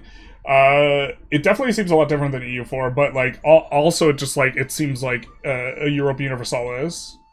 The comma seems superfluous. Really? The comma is superfluous. You're right. I didn't need to put in the comma. That is correct. People probably misread. Yeah. I think that's usually they would not. I like to be transparent, and I think usually people would not include how much they are getting. And I included how much I was getting, which is kind of not as normal. I think many of the comments on Reddit got it wrong. Yeah. 12% of versus off all sales is an easy confusion point. That's true. That's also really easy to misread. Generalist grammar channel, when? I know a little bit about it, but not enough to, like, teach. We got Across the Pillars, we got the Old Alliance about the game. 500 years of history. I think this is copy-pasted from Reagi's forum post. Yeah. This does look copy-paste. Oh wait, impose domestic peace in a divided realm. Keep your nation factions in line. Estates jockey for power in your nation. Offer privileges to one group of citizens to limit the power of another, all in the service of keeping population under your control. Negotiate your way through an uneasy peace. Use diplomacy to entrench your dynasty across realms or build an invisible alliance. But remember, nations have no permanent friends, only permanent interest. Womp womp. So use your ambassadors carefully. Exact favors from friends and send threats to enemy and keep an eye in between. Conquer new lands to expand your borders. Wage war on those who impede your ambition. And a completely new Europa Universalis military system. Start in the age of levies and mercenaries, and through social development evolve to standing armies. Yeah, that's another big thing. Like, beginning it's all about levies, and then it starts to be more about other stuff later. Let's read the baboops. Cesario and TY094, thank you for the follows. Big nice. Will it work in Windows 10? I think the minimum requirement said Windows 11. We'll get to it though. Yeah, no, I could have worded it better. I honestly didn't think my post was gonna blow up and like make the front page of Reddit. And then when it made the front page of Reddit, I was a little bit nervous because without going into detail with about the communications that were given to me, I feel that I might have misinterpreted general advice for how to use a code where they say plug it all the time as advice specific, and I was concerned I might have jumped the gun, but then at that point people had already screenshot it, so I couldn't like delete my post, and deleting my post would be more suspicious. So yeah. CPU requirements are crazy. Yeah, we're gonna need to get a new CPU, especially for just like when we're making videos or whatever. Build a strong economic infrastructure in the most detailed trade system yet to see in a Europa Universalis game. Dozens of goods and crops are available for production and trade on a map filled with new riches to discover. In feeding a growing population or trade, use surpluses to less bountiful societies. Really, the economics system seems fundamentally about acquiring resources that are in short supply, more so than just like raw production, which is kind of what Victoria 3 feels like. Victoria 3 feels like a volume thing, and EU5 feels a little bit more like a precision thing. Mold your society to meet the historical moment. Choose new societal values with options opening as the ages move on. Centralize power or court and share it with your nobles. Pursue tolerant policy. Emphasize massed armies or elite cadre of... So right now they're talking about values. Did you know about the announcement? I knew about the announcement, but not like a 100% no, but I would have like I would have bet like my net worth like 10 to 1 that they were announcing it. So, like I would have wagered against my entire everything I own for 1/10 the return. So, look at the specs. All right. Here, let's scroll down while we look at this. So, yeah, Windows 11.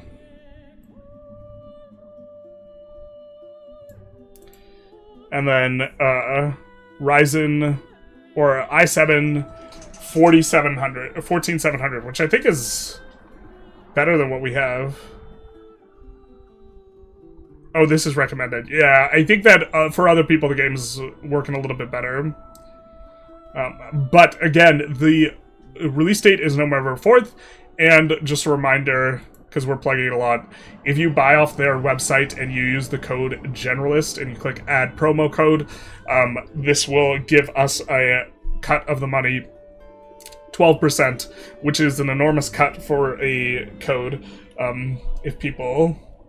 Oh, is Habibi here? What's up, Habibi? Is this the official EU channel? EU channel in the chat? There are a lot of people here. How you doing, man? How are the... Oh, congratulations. I don't want to be more specific because I don't know how public you are with stuff. But very, very nice. Oh, is that EU5 official? What's up? I think that's Ryagi, probably. How you doing? It would have been... So... With all the, like, hints that you were going to be dropping the game, it would have been so... Or dropping the release date, or there was going to be something substantive. It would have been so substantive if there was nothing. Or it's not substantive. It would have been very funny. But how are we doing? This is popping off. Generalist has made the chat. I mean, Yeah, I knew there was going to be something. Or I was very, very confident there was going to be something. So, hello. We are just kind of going through some of the new stuff that is on the store. I think Habibi played with much better specs. I think his computer's much better than ours, and so he would probably be able to speak better to how fast stuff goes. It is John Paradox. Can I apply your affiliate code when applying Steam purchase? I don't know. Europa Universalis himself, John Paradox, would know. I was not seeing a UI that would allow you to do it through Steam, so I think you might have to do it through the Paradox Interactive website if you wanted to use the code. Paradox was kind with the 12%. Yeah, that's like more than double the normal like content creator cut. Absolutely enormous. Is it Johan on the Europa? Is it Johan? I don't think Johan's ever commented on one of my streams. I know he watches a lot of stuff that I do. Hi, Johan, if it is you. How you doing? How you be? How you feeling? Or if you're watching this back later. Very, very, very exciting. We are also behind on some of our Tinto Talk coverage, so we can keep talking about release. I suppose we'll go through this and see if there's anything more. Or we can go through the Tinto Talk coverage that we have yet to cover. The website gives a Steam key, though? Yes. The website gives a Steam key. My understanding is Paradox makes more money when they sell through their website and activate the key. And so they want to direct people there. And that, because of that, they are, like, giving a huge split to content creators if they can direct them to the website. I believe it's through the Paradox store only. Okay. I remember Generalist streaming to 12 people. They grow up so fast. All 12 of them? They do. We also have yet to see a final version of how the game plays. Perhaps further optimization is coming. Yeah, I mean, I think they hired extra staff for optimization. And now we could talk about when it releases. It releases November 4th. We knew for a while about when it was released. Like, very, very strongly, but couldn't talk about it. We're just refusing to talk about anything. You can see that so many people were complaining about the forts on the map, and now I think the map modes look a little bit different. I really like the showing of cities with the icon relative to towns, or sorry, rural areas, which are circles, and towns, which are squares. This is only showing capitals, though. Not too many town capitals, actually.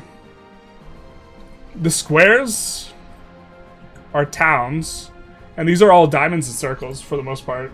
Steam takes a 30% cut. Yeah, so we're basically splitting it, or I'm splitting it close to 50-50 with Paradox. There is the weather event. I don't know if Lackey's still in here. He was asking about weather events, this type of thing. Someone in discussion with Ludi dropped early November, like 3 months back. I mean, Ludi shouldn't have said that publicly. I've known for like some time when it was very, very likely to be, but also stuff could get pushed back. But that's a no-no. Last name so close to mine. Ooh, let's actually take a little bit more time looking through these. Ludi and Lambert all said November a while ago. Yep. I have not. I've just been refusing to comment on when I think it is going to be released, because I felt that the context through which I knew when it was very, very, very likely to be released was not acquired through things that were not under NDA. You were a bouncer? Yes. I was a bouncer for a little over a year. I've been in... It had a very ratchet nightclub, so I've been in about 100 fights, but only maybe... Or a little over 100 fights. Only about 10% of those, they actually, like, want to fight me, though. A lot of times they just want to fight the other guy and really don't have a beef with me.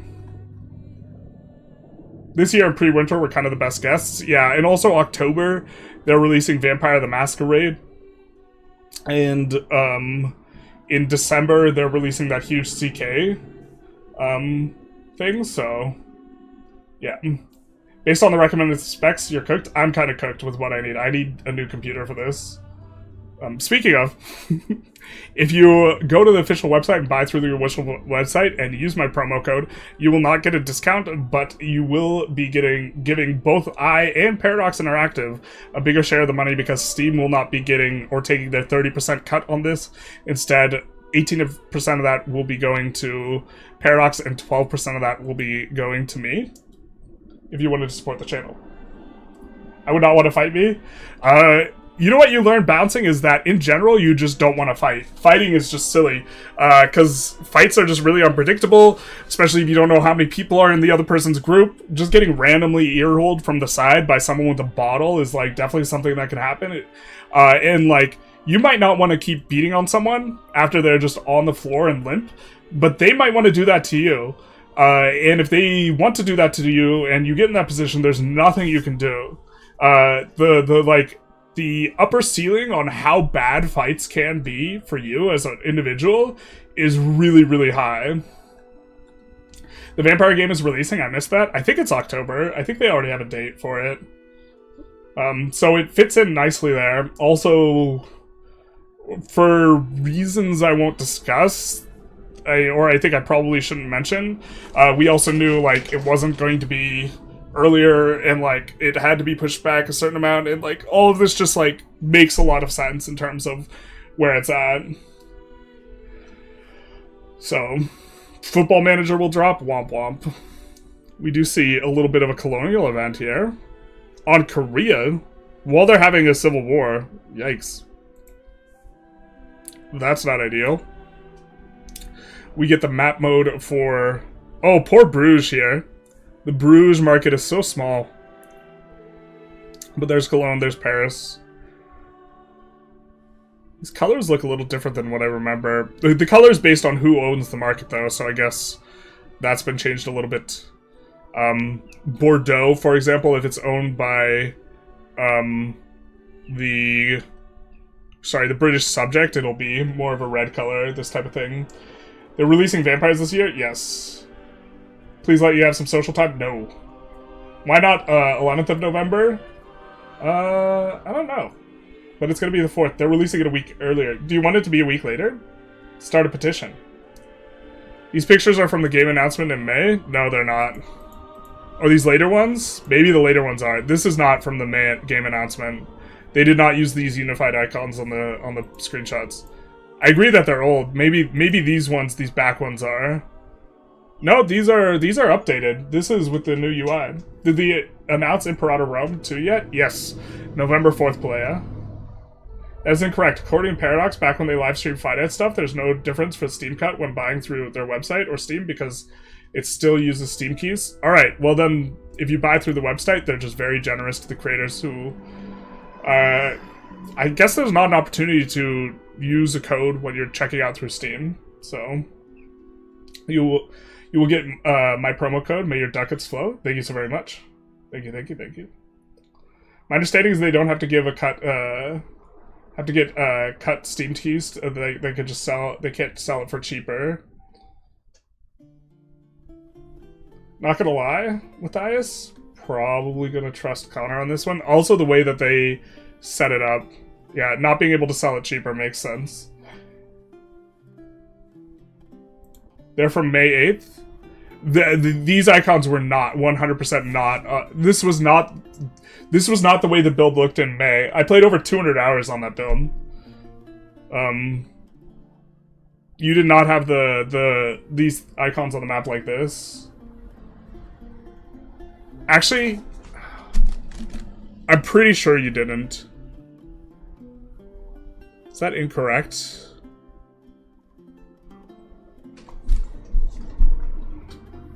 I guess I won't say 100% sure.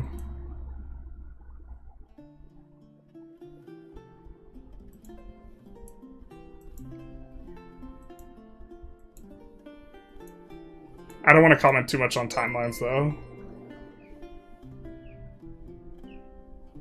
On Twitter, they link their own store and not Steam. Yeah, and I think the fact that there's a way for... They're doing it where the creator codes are only working if you do it like this. Makes sense. Source was with the live stream with PDX CFO. Alright, sorry Connor, I trust Matthias now. the sauce is a little bit stronger on that side of things.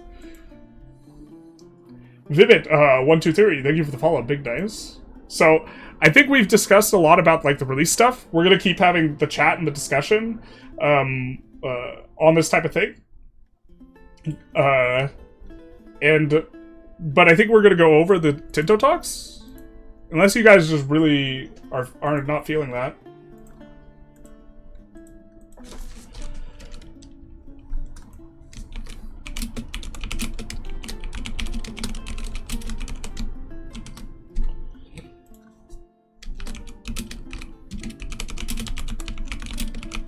I also thought the game was releasing this year because of the CFO. Yeah, I mean you can kind of tell by the way that they're signaling to shareholders, they're signaling that, you know, it's going to get released, right? Do you know when you will get access again, Generalist? If I did know, I'd not be able to talk about it, but also I've been bugging Reagi for give me access on the Discord for some time now. And he's not giving me any more access, so I probably just have to bug him more. The vote works now? Hell yeah. Did they remove the silly portraits? I don't think they're planning on it based on some comments that Johan gave, like, a while back. We get a happy Wednesday. This is the first one from Johan in a while. This is last week's Tinto Talk, which we had not yet covered. Ryzen 3600 isn't going to cut it. When a game releases, you'll get a Steam key in your account. Check my games. Yeah. Use the website for the code. Do you need to use the website for the code to work? Yes. Let's put this in the title of the...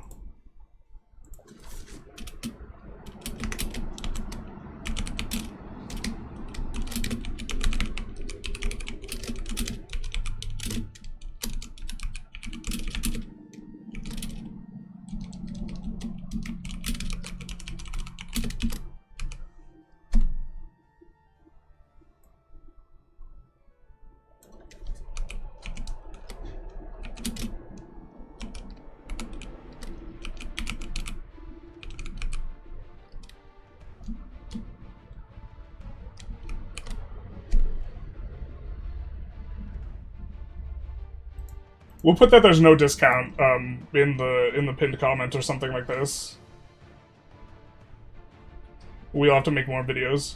For streaming ID, I'd recommend at least 12 gigabytes VRAM. Let me write that down.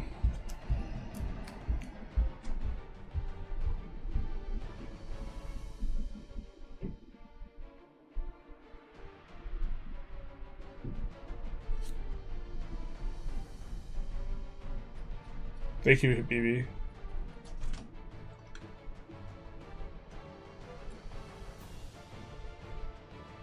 But I got a release video. I got 1,000 hours. I hope so. Depends on. It depends how much access I can get. Whether or not I'll be able to hit 1,000. So.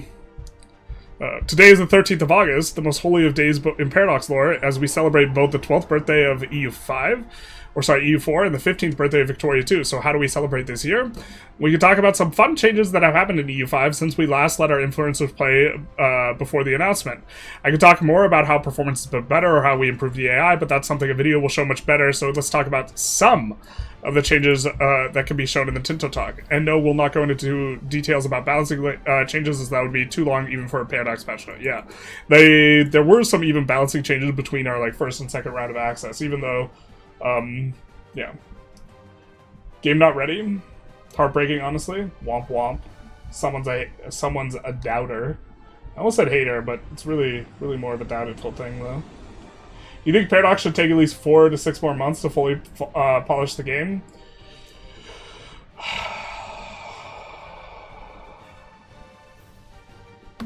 No. Probably not. I think they could have it ready by then. I guess I'd have to, I don't have an enormous amount of context, though, in terms of, how much I know about game development speed. But if I had to say one or the other... what's your specs now? I have an AMD Ryzen 5600. I have an 8GB graphics card from a decade ago. And then I have a 24 gigs of RAM. So I need to full upgrade. So does the code Generalist work for pre-ordering EU5 or only other titles? I tried using it, it doesn't work. The store right now is down or is intermittent. It's on and off because it's got so much volume. But other people were having difficulties as well. While other people were able to do it. It's Generalist in all caps, though. It's not just Generalist with one cap. It's all cap and Generalist. One of the ways many people enjoyed EU4 was forming new countries and getting a new set of national ideas. Previously, EU5 country-specific advances were locked to a specific tag, and now you keep them and you form a new country and you will be able to research the unique advances for the one you form. Oh! That's new. Before, it would completely brick all your advances, so what you would want to do is you would deliberately not want to research. If you're forming a new nation and you knew that that new nation did not have the advances from the previous nation, you would not want to research the advances because that's just bricking your own tech. But now you get to keep them. I have mixed feelings on that. They have to be careful about not allowing double dipping. Bro is the weirdest RAM number. My RAM stick is too tall to get into 32. It doesn't fit next to the fan. 3 8GB sticks, yep. Paradox wasn't ready for the influx of money to the investment pool, basically. Your playtest, was the game actually playable on your current PC? Was it possible to play without stress? It was playable, but it got slower. I had difficulty playing to the end date. I think the deepest I played on my second round of access was the 1700s. Yeah, I tried Generalist and didn't do anything. I'll just try again later, thanks. Okay, yeah, it's a little bit buggy right now. 4x6 on old PCs. It's not, yeah, it's profile. It provides no discount, just 12% to Generalist, yes. If you wanted to support, you can. If you wanted more of the money to go to Paradox, you order through their website and just don't use a code. And then if you have another content creator you keep an eye out for their thing and don't buy just yet. Use code and order 3. Thank you so much, Jerry Ken. So, however, there's a limit to this. You can only form a country that is higher tier than what you currently are. Oh, so you used to be able to form laterally. So you used to be able to go from tier 2 to tier 2, but you can't form Denmark, which is a tier 2 tag. Then you have the option to go to tier 4, which is a bit of a challenge to form as Sweden, as you need primary culture Greek, convert to Orthodox, and own Constantinople and at least half the Balkans and Anatolia. Okay. Fair enough, fair enough. This makes sense. You forgot to check the RAM clearance on your cooler? No, yeah, basically. We're gonna probably try and get DDR5 with our next upgrade, though. So... yeah. You'll need to manage your subjects' loyalty carefully, as they may not fight wars for you if they're disloyal enough, and not make separate peace with your enemies. We also made it possible to instruct your subjects on how they should behave in wars. This is fantastic when they're actually acting loyal enough. You can change them with one button click and make individual choices, which include the following. Can change them all with one button click. Being able to change all is so nice. One of the things that we gave feedback on in the UI phase of feedback was reducing clicking overall was kind of like the thing we focused on a lot, especially as you like enter the later portion of the game, so that you could keep engaging with like all the things. If you want to support Generalist, you could also send a super chat on this stream. Big true of big. We also have like the dono code in the description, but the super gets more attention, I think. So fill all your RAM slots next time for best performance. Yeah, we have a clearance issue. So normal, subject balance, aggressive. The subject will make aggressive start to look chase units into enemy territory. Supportive, they will helping other units. Passive, they will take a passive approach to military tactics. One of the issues we had was subjects attritioning because they stacked too much on sieges. I hope they fix that.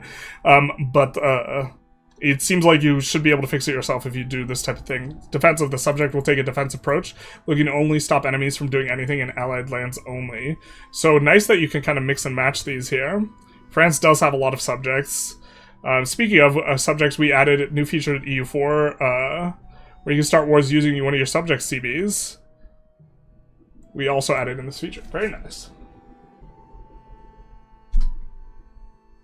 You generally shouldn't use 4 sticks of RAM if DDR5. What did DDR5 change? I don't know these questions. Bribing estates. One thing many people pointed out is that you had no way to affect the estate satisfaction. Of course, the easy solution was the most thematically correct here. A simple bribe for a boost of satisfaction was added. The amounts of costs depend on the economic base of the country and tax base of the state. You also have to be aware that the satisfaction change is temporary and will go back to equilibrium. Currently, like, the equilibrium trend is, like, relatively strong, so bribing probably won't be that big a deal unless they change the speed at which you trend towards things.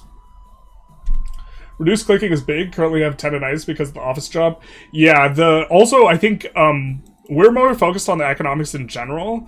I think the economic systems in general, as you scale and get bigger and bigger, I think that this is more click-inducing than the military maybe is. So this is something that we left feedback on. But also, they were very receptive to that feedback, so I think there's probably going to be progress on that front of significant nature. Construction sectors. Another feedback we had was how playing tall was very limited. The simple fact that every location had one queue for building buildings. Another issue is not just the building of buildings, but also the how many buildings you can build in one place. And you could thus only, or not, the building cap or the soft cap. And thus you could only build one building at a time in the mid and late game, and this severely favored countries with more locations than those with fewer. We also developed a code for constructing things in parallel with the shipyard, so we decided to add those systems to both recruiting regiments and building buildings. Barracks will allow you to build 2 regiments in one location, and conscription sectors can create 6 at the same time. When it comes to building roads and other civil construction, we decided to make it more of a, where do I want to focus on this? First of all, a city can have 2 civil constructions. Fantastic. At the same time, considering the cities have a bunch of extra building slots, this is really nice. Compared to a single one for towns and rural locations, more importantly, though, is this new building called a construction sector. We've seen it in Victoria 3, now it's in EU5. Hell yeah, brother. We made it. More construction sectors, big nice. What's the difference between economic base and tax base? I'd have to see the context in which it was used. There's tax base that goes to the estates, and then there's tax you actually receive, and then there's also like an estate withholding mechanic, and then there's also trade. So I don't know exactly what tax or economic base is referring to. Maybe it's referring to the whole pie.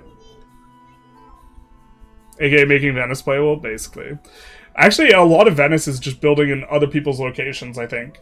But you will get access in the Age of Discovery. Each level of construction sector allows another building to be built in parallel in the locations. The amount of levels a construction sector can have depends on what age you are in and how advanced you have become. Okay.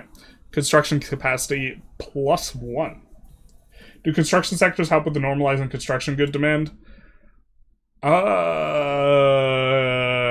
No. They should probably make it more polarized. Actually, well, so here's something we noticed when we had access, and I don't know how this has been changed because we gave feedback about it. The amount of goods required for construction is not a finite amount. It's just as long as this is under construction, it's going to take this many goods. So if you have like a winter and the winter halts your construction, it still creates the buy orders constantly. And so, this is something we made commentary about, but I don't know if that's good or bad because it stimulates the economy with no additional cost other than creating buy orders for the thing. But yeah, in theory, this causing multiple things to be constructed in parallel. Well, actually, it will make the spike in demand come harder and end faster. Man, why can't they release it earlier? I don't know. We'll certainly get to play it a little bit earlier when PDX Reagi decides to give me more access. Just join the stream. How do we get an extra discount by using a pre-order? You don't get a discount. You just support me if you want to. You can buy through the website using the code Generalist. Paradox also gets a bigger cut if you order in this way, but it is not a discount. It just gives me 12% of the sale, so it is not a discount code. Just kick back to him. Yeah. But if you wanted to support the channel and you're going to buy EU5, this is an awesome way to do it. If you wanted to support just Paradox, buying through their website and using no code will give them more money. And then also, if you have another content creator you like more than me, ask them if they have a code and see if they have a code before deciding whose code you want to use if you want to help people out. Reading comment on Windows Vista, yikes. Just needs more masonry and laborers. It's not a gameplay feature we've been working on. We have also iterated some of the interfaces after getting a lot of great feedback, both internally and externally. I gave a lot of feedback on the building interfaces. So let's take a look at the 3 most commented UIs. The first is the diplomatic UI. This is less commentary, I think, from me. And we'll show 2 major changes. First is the known countries, which has been revised to what we call a card. There are 2 types of cards that are in place, where you list the same job objects, and you can see detailed information about them at a glance. Alright, this looks clean. On the top row, there's the Great Power ranking with a special flag if they're a Great Power or not, the full name of the country, and a star where you can bookmark them, which will add them to the outliner. The bottom row is filled with the current opinion, allows you to click Send a Diplomat, fantastic, improve the relations, or cancel. The second is for trust, the third is for favors, the fourth is for spy networks. Fantastic, and you can click these, or right-click. I'm guessing almost everything has a click/right-click, and then this is a declaration of war. I think this is a CB. Yeah. Looks nice. Diplomatic UI. We revised the diplomatic UI so that when you have a country selected, you can be in split mode, which is the default to see diplomatic actions at the same time as its target information. We can also add a country card at the top where you can easily go to /previous actions as well. Understood? Elbow cop. If they have a way to use the code when buying gift keys for others, then that would help. I think they just give you a code, so if you check out through here and buy a gift for someone else, it would help the channel as well. So the 2 empty slots, my bad, is just for show. Wait, what? Oh, yeah. On the things. Game has been pre-ordered. Godspeed. 2.5 wait. Yeah, some people have like given me very angry comments about how they don't buy games or they don't pre-order games, and like I'm super cool with that if you don't want to pre-order the game. You can also buy it post-release and see what happens and like this type of thing. Like My code, I believe, is not pre-order only, so... Generalist has almost 500 hours of playtime in a game that's not even released yet. We're looking to hit 1,000 by release. After the second round of access, we have... after that round of access, the number was 384, I think. The battle UI is not easily decipherable and thus received a fair bit of iteration. Ooh, this is new. It is now much easier to understand. This is also different than what it looked in the store. The feedback from the playtestings now is fun to watch the progression of battles, so let's take some looks at the images of the battle here. So, yeah. We gave feedback on, like, the construction UI and this type of stuff more than anything else. The top, I think... Oh, I won't mention who was giving this feedback, because I think in general, I'm not supposed to talk too much about what other people have said on those types of things, but I can talk about what I've said. So, the top interface shows an image. Shout out to the platypus. The commanders in charge, their stats, the number of troops involved, the current morale, dice roll, and some stats. We see that up here. Beneath is the battles depicted with the attacker on top, with the flag on the left, and prisoners dead and fled to the right.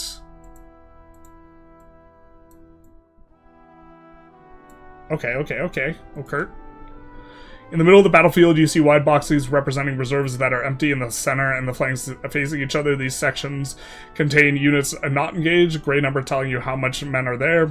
Closer to the middle bar, showing how much morale is engaged in units that section has and how many men are fighting, in a light blue bar with how much frontage is filled up. In the middle of the battlefield, there are small icons representing each regiment currently engaged, their countries, and their map color. So we see, yeah, like this, and then this is a different country. Here's the reserves. Looks like this is just the start of a battle, and so the ones with high initiative are getting in there, causing damage and morale damage right away, which is an interesting thing where, like, if you have a really high initiative army, sometimes you can cause so much damage before they can get into the fight that it's like you can steamroll a little bit, even if it's like if you started already in battle, you would have a hard time. And you can see there's multiple guys in here fighting. Looks like they circled some things. I painted a green circle to show what I'm about. Here we can see some of the Teuton army has engaged, and there's also been a reinforcement for Allied on the right flank. We can see that the Crusader Knights are regular troops performing well, but there's no way they will be able to fight off 2,000 levies without reinforcements. Battle continues. Looks like these guys have been broken, so these guys will start fighting in. You can see the arrows. And so, yeah, it's a rout. Oops. As we can see here, the Teutonic right flank has collapsed, and the 2,000 men on the Allied left flank are now attacking the center. There's also a wee-woo outside, and 2 infantry and 1 cavalry from another ally that arrived on the scene. These things are looking grim for the Teutonic Order.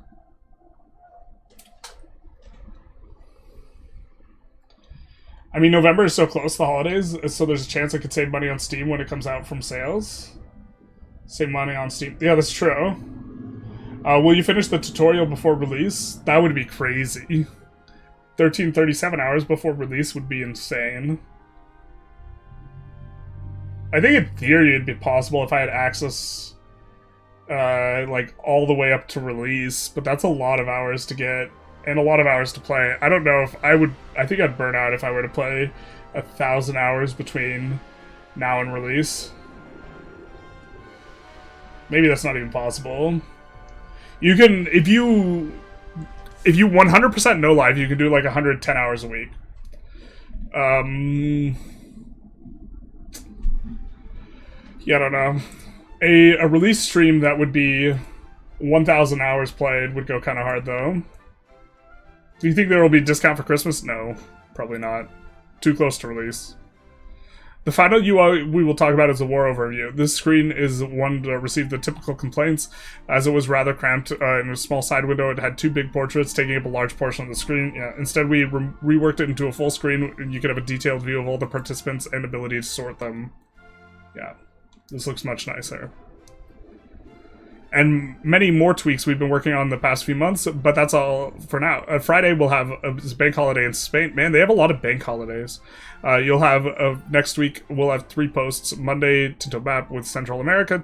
Wednesday, talk about UI systems. We're in Tuesday right now, and Tinto Flavor with Castile talk about Castile with Pavia.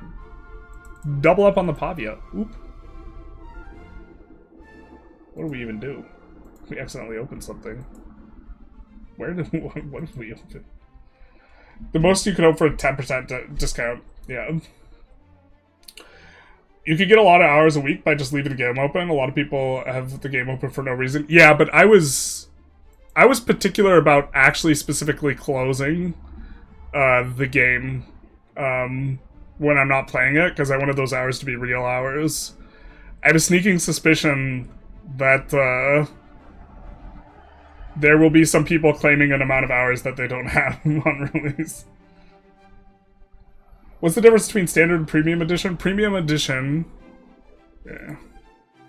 Premium edition, I think, has all of the extra packs that are going to be coming out. 2 Chronicle packs and 1 Immersion pack. I believe these are not full-fledged big boy DLCs, but this is like a bigger DLC, and then these are 2 like flavor DLCs for particulars, and it also includes these on-map depictions of holy sites that I think are only unlockable in that way. We will have these released on Q2, 3, and 4 of 2026, and so here you can see what all is in here.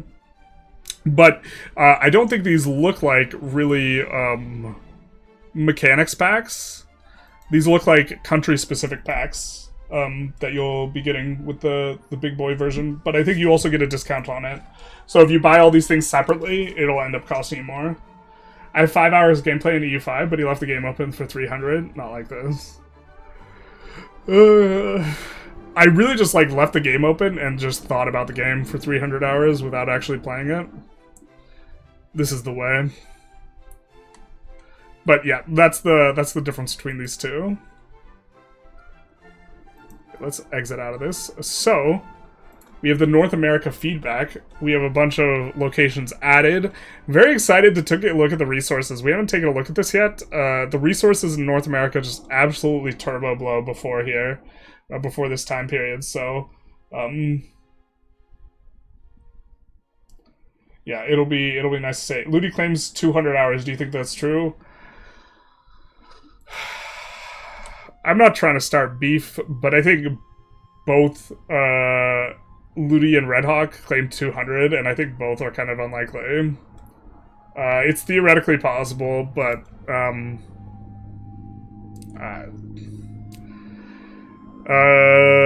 look, the only person who was active like 17 hours a day on the Discord was me. And you can ask any of the like content creators if I was like active on the Discord. And so I think that I did meal prep beforehand. I ate like 2 or 3 meals, I can't remember which, not in front of my computer. And I had 227 hours. And I was like sleeping like I think a little over 5 hours a day on average to hit those hours. And I was planning on actually doing a little bit of a push. Here's Society of Pops. I was planning on maybe doing a little bit of a push, like talking about that I had 200 hours, but then 2 people did like 200-hour things beforehand, and then I'm like, well, I'm not going to do it now because it looks like I'm copying them. So that was a little bit frustrating. Clipped and shipped, not like this. I mean, like, yeah, I'm not looking to start beef with the big EU4 content creators, okay? I'm just saying that, like, doing, like, turbo no-lifing, I barely had over 200, you know what I mean?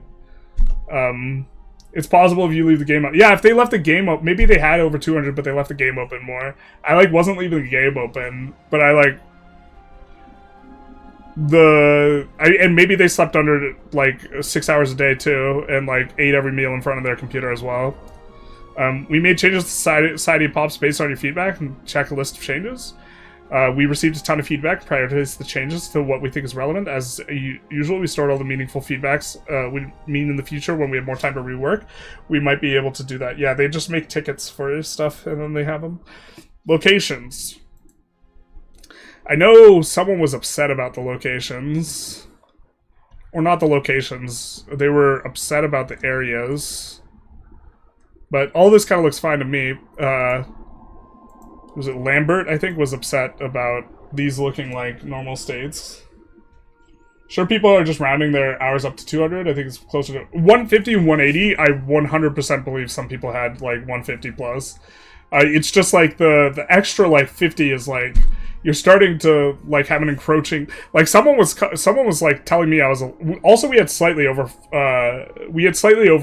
2 weeks. I think we had like 14 days and like 20 hours or something.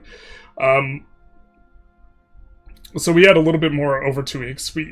So it wasn't exactly that like hourly, but someone was like telling me I was a liar because I had they were like, look, there's not enough hours in the day. They like did it based on the math of me sleeping 8 hours a day, and I was like, I wasn't sleeping 8 hours a day forever. They weren't on the Discord because they were too busy playing. Maybe this is possible. I'm not going to unpack it. The person just asked me my opinion, and I think it's unlikely, but possible. How many hours do you think Fleury has in EU5? Fleury probably has more than most. I think the second most is Playmaker, and then probably Fleury. In terms of people that had access in the first round of access and in the feedback round of access, talking and comparing those people. It's hard to know how many hours that people who are like staff / creators, like Midgemen, it's hard to say, or Midgemen, it's hard to say how many they have. I'm mixed on the US being a state. I don't, and I like them. Yeah, the thing to me that makes me like not bothered by that is like when you look at the like, okay, on the provincial level, or sorry, on the area level, they look silly, maybe, but like, look, this is on the provinces level, they don't look like that. On the provinces level, they look organic, and on the locations level, they look uber organic. So, like, you know, this doesn't look like Tejas. It's only when you get to the area and macro view, which you're almost never, like, doing, that they look like states. And I think I'm okay with that. Area is, like, pretty zoomed out. So, like... And you notice they're not, like, straight lines. All of these are, like, fiddly lines. So when you get down to, like, the location bases, they're not, like, looking like that. You know what I mean? Like... These don't really look like states. Like, you can see the state if you're, like, looking for it, right? You can see the state outlines. Like, this is where Florida gets cut off, right? If you know what the state outlines look like, but this doesn't look too egregious. Does different goods affect your trade, or is it just goods value? Different goods have a different... There's an aspect of it where they have different weights. So it takes twice as much trade, I forget the word, trade power, whatever it's called, to move certain goods, and half as much to move, like, spices, for example. So all trade routes of spices, all other things equal, will be more profitable. We do see... This isn't... Oh, this is terrains referring to all of it. So we see a little bit of climate action, where I think subtropical is the best. I think this is subtropical. I think this is continental. There is a little bit of tropical at the bottom. Mediterranean is actually the best, but I do think we only see just like a little patch of it there. I think this is oceanic, arid, or semi-arid, and then this is arid, and this is continental, so pretty decent. If I recall correctly, here is this the Mississippi River? We have the mountainous area here, and then of course, just kind of standard fare. Flatlands are just, like, generally speaking better. So it's going to be hard to push control inland like here. I was thinking that the best place for a capital is maybe, like, Louisiana, if you were to, like, try and make a nation here. But here's, like, the bad news bears. A lot of this is forests, and the dark one is forests, and the light one is woodlands. It's almost impossible to push infrastructure through this, so really, really rough. If you're looking to play in the US, you basically like kind of have to play here. North America is just like a turbo weak as a region in terms of terrain and resources. We do have to take a closer look. The guy asked about buying EU5 through the website. They give you a Steam key, so you get on the game on Steam. Yeah. Does state matter like EU4? Like trade companies, maintenance, etc.? I don't know what you mean by state. There's location, province, area. They all matter. But they matter to different degrees. Like, the shape and size of areas a little bit less important. So use the Mississippi? Yeah, that's what I was thinking. We'll see. Also, Poundlock Canals, like, when we had... They were really good, but they might get nerfed. Where you need, like, a river, and so if you have the river and you can push, like, a ton of control here, you can end up getting a lot of control overall in this area. Danger areas. Very cool. Is Lackey still in chat? I know he cares about this type of thing. I don't know if this is earthquakes or hurricanes or what. Development. A little bit of development in Cahokia. This is also one of the reasons why extracting value from colonized areas is so rough, is they start with like 0 dev. And so it's really more of a long-term thing. We see some harbors.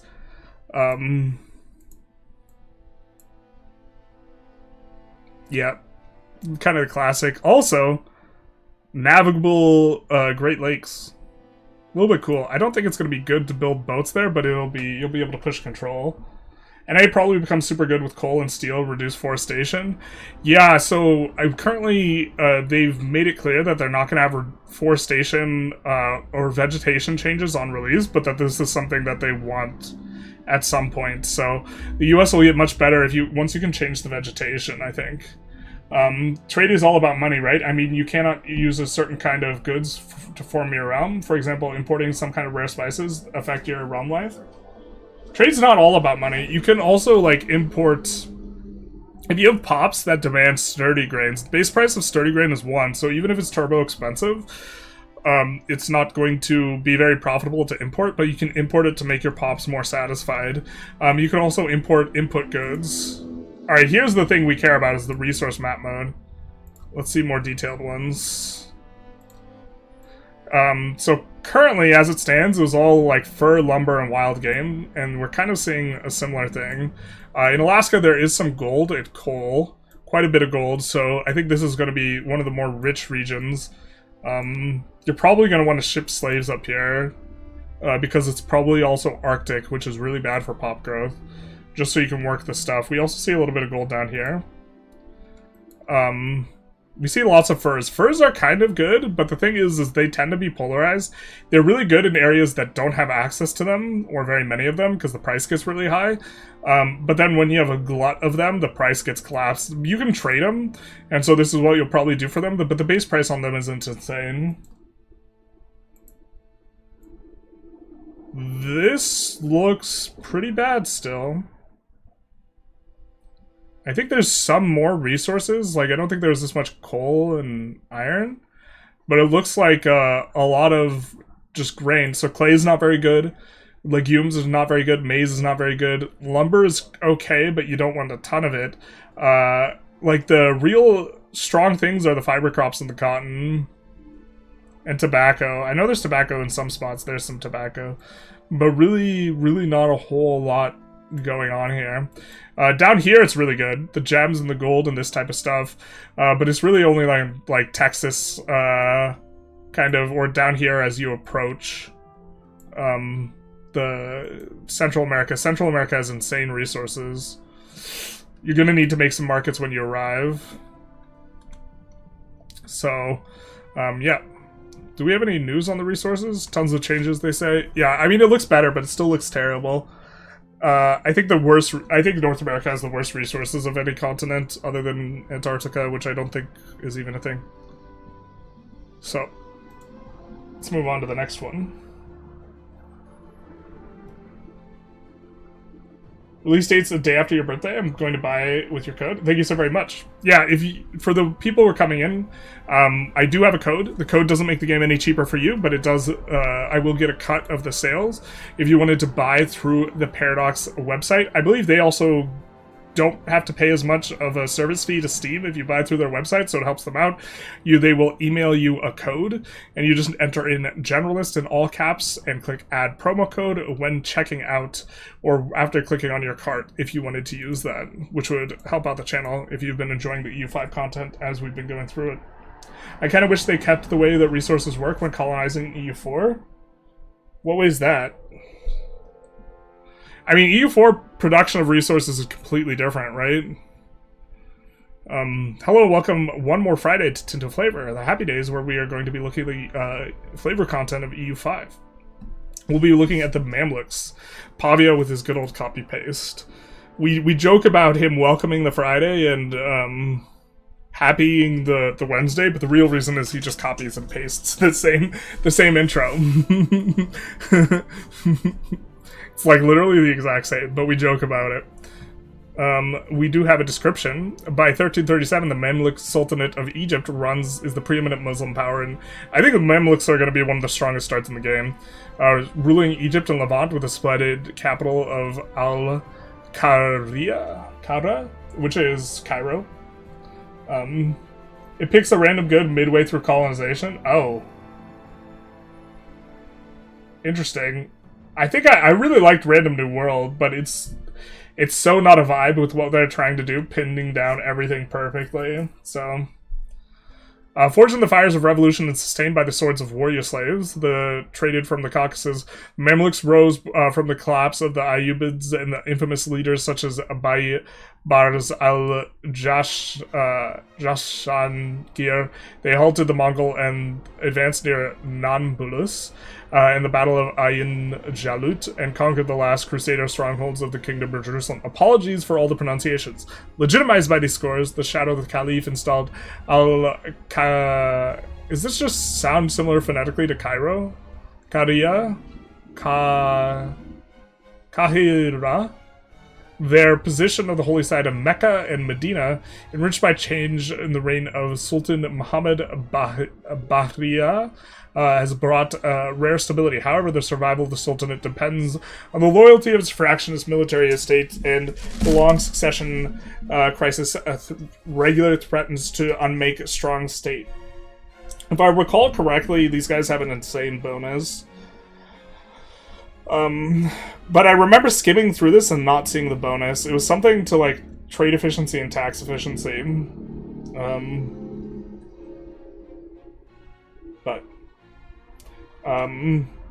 I think geographically speaking, the fact that you're in between the East and the West is super good, for institution reasons. And you also have access to if you have any trade range bonuses, you're going to be able to hit India and get spices from India very, very well, and arbitrage them into Europe, which I think is really strong. I was hoping EU5 would allow for multiple resources within location for RGO goods. I mean,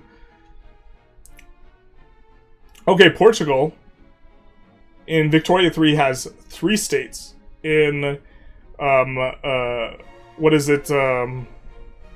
EU5, it has 69 locations, separated into, like, multiple provinces. Like, them having multiple resources in one area is already what they do, because the provinces have multiple resources. Like, it's just multiple resources per province, not multiple resources per location. Karia. It's Al-Qaria? Alright. So, we do see a map. Some people were complaining about this map on Reddit. Reddit likes to complain, though. Shout out to Reddit. As usual, WAD. As stated in the country description, the Mamluks, a slave order caste, ended up ruling over Egypt and the Levant, becoming the ruling elite of the lands formerly ruled by the Ayyubids. With the key content for them is, therefore, a unique government reform that unlocks a bunch of stuff. Here we have... can promote Mamluks, can build the Mamluk barracks. The Mamluk barracks is pretty good, but long term, I actually think this is bad. because you're not really getting a whole lot from this. I don't think the army tradition ticking is... I don't think it's worth the reform slot. And if you're locked in on this, this is bad. I think some of these, they lock you in. Maybe if you delete all the Mamluk barracks, you can get rid of it, though.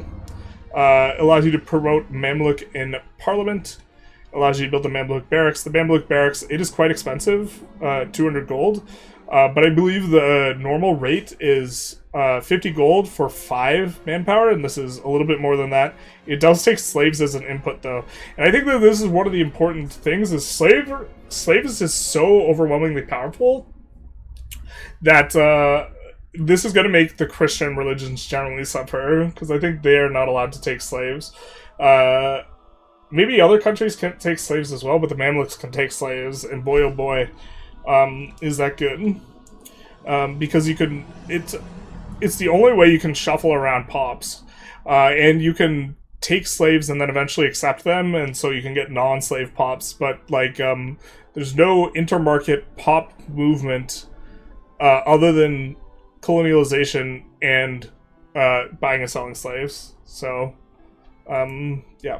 Here we do have Promote Mamluk. It's going to cost 25. Okay. Let's give you a character. It gives you new Mamluk candidates through an event. Alright, so we're choosing between these two guys. And if we hover them, we will get to see their stats or this type of thing. This is alright. Is that a Mamluk trait? Yeah, okay. So extra army morale and extra army reinforcement cost? Or less reinforcement cost?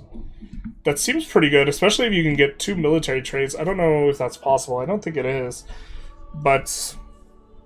okay, so we can recruit a character for 25. Generally, I think that you won't be using this too much because the parliamentary juice or support is going to be worth more than being able to get a new character.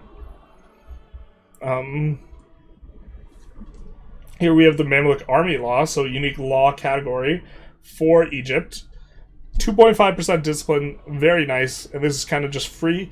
To be fair, maybe if you consider the laws, then this makes the reform good, right? This reform is kind of medium, but if it gave 2.5% discipline, which it effectively does because it gives you a law that lets you do this, then yeah, okay. So maybe we're thinking about it the wrong way. Promotion law, we have non-culture, we got levies. Are these all three? This is the army law, this is a different law category. Non-culture levy size, I think they don't give very many levies anyways, so this is maybe not modifying a big number. Okay, here's another law we have here, the Mamluk rank system. Slavery is too good, Generalist gaming. It is insane. When we were playing as Korea, we got to really see... we just shipped slaves to the Arctic. And there's like no pop growth and no pops up there, insane resources, and we just shipped them up there, and we're just like, hey, we get all the resources now. Noble estate satisfaction, equilibrium 5%, progress towards aristocracy, but a tiny progress. This is pretty good. This seems good. This allows a diverse set of policies to manage the situation and status of the Mamluks, but since changing it requires either paying a cost in stability or requesting the parliament to make a policy change, change of policy will require some thought. Fair enough. Also a bunch of starting works of art in the country, as it should be. Mamluk's definitely strong here, but on the decline. As usual, unique advances, of which the most important are the ability to train the Mamluks at their early ages, unlocks early Mamluk regiment. This is newish. I think we saw this on the last dev diary we covered with Tinto Flavor. Is showing us that the difference between this and a standard unit is it does more morale damage. Is there a literacy rate? There is a literacy rate, yeah. And it applies to different pop groups. Literacy on slaves is bad, because it makes them more likely to start an uprising. Spend 90 on the premium version, hope the 10-year wait pays out. I to the extent that I've had access to the game, even though it's like an unfinished version of the game, I've had a tremendous amount of fun, so I think people are going to enjoy it.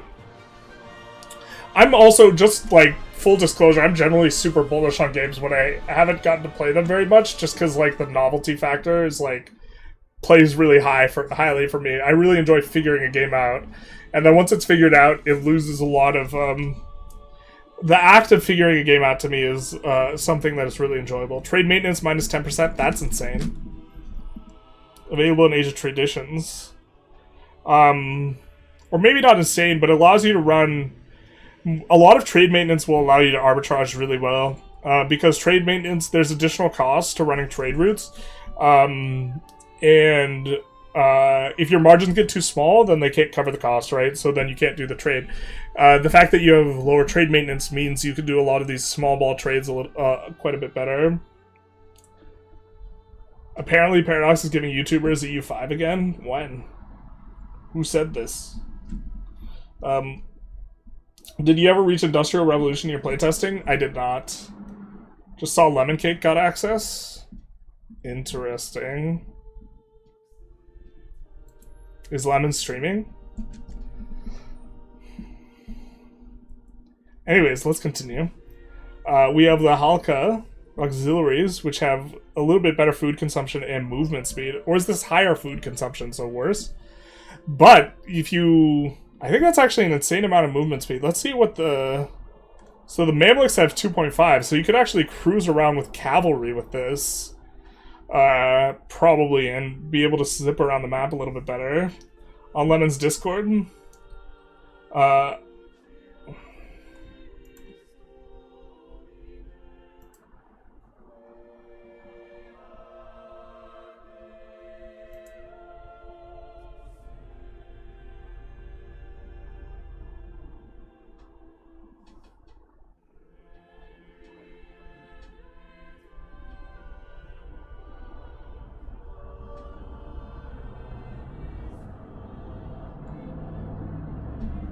Okay, we can talk about it now. Yeah, we have access to.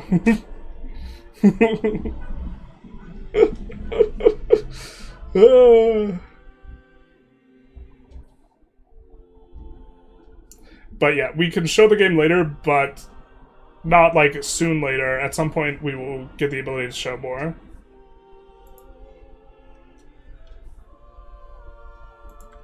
So.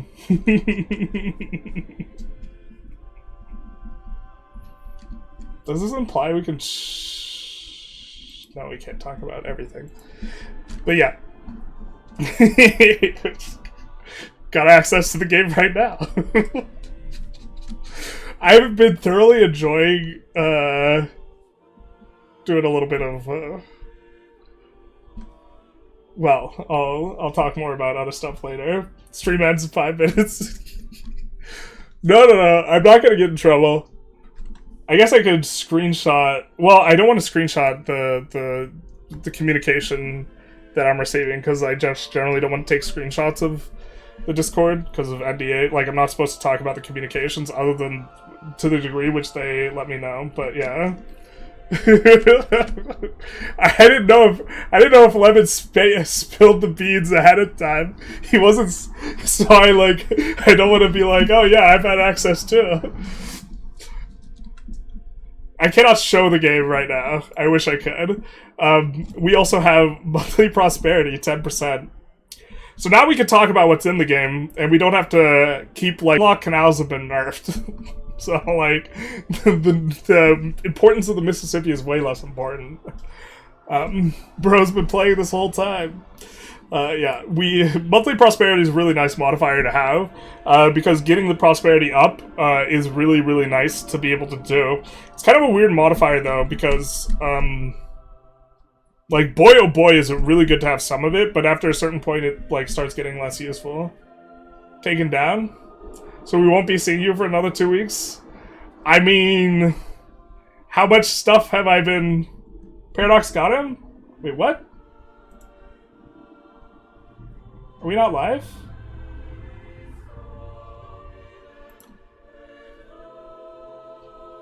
What's going on?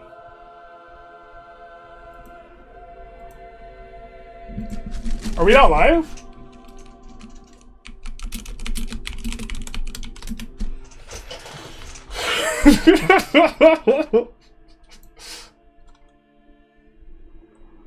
Okay. I liked a bit? Okay. That's funny timing, though. Yeah, I can't show the game right now. It was Putin, probably. Ugh. So I could tell that I could talk about, yeah, they have an insane modifier for tax and trade efficiency. In fact, I think it probably even nerf worthy, but I think it's like 20% on both, and it's like, holy shit. On the Mamluks. And like, just an absolute insane modifier. Population's really important, so Mamluks don't have an insane population, but out of everyone in Europe, they're really good. I actually think Europe, just in general, in terms of the balance, seems kind of weak. Relative to, like, I think India, Mamluks, Ottomans, and like Yuan, Korea, and Japan are probably the countries that look really strong. Video and audio out of sync? Oh, I don't know how to fix that. Test. Are we sure they're out of sync? My recording of them seems in sync. Maybe refresh your browser? But we get some market protection, some maritime presence. Really a big modifier for maritime presence.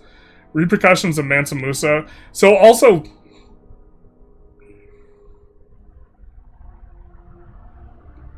trying to think of the timelines. Okay. Never mind. Onward. We create a bunch of extra buy orders, but for 5 inflation. And this is no good. This is bad. Also, it makes your salt and gold less valuable, so just putting a whole bunch of stuff into your market, a big-ass stockpile.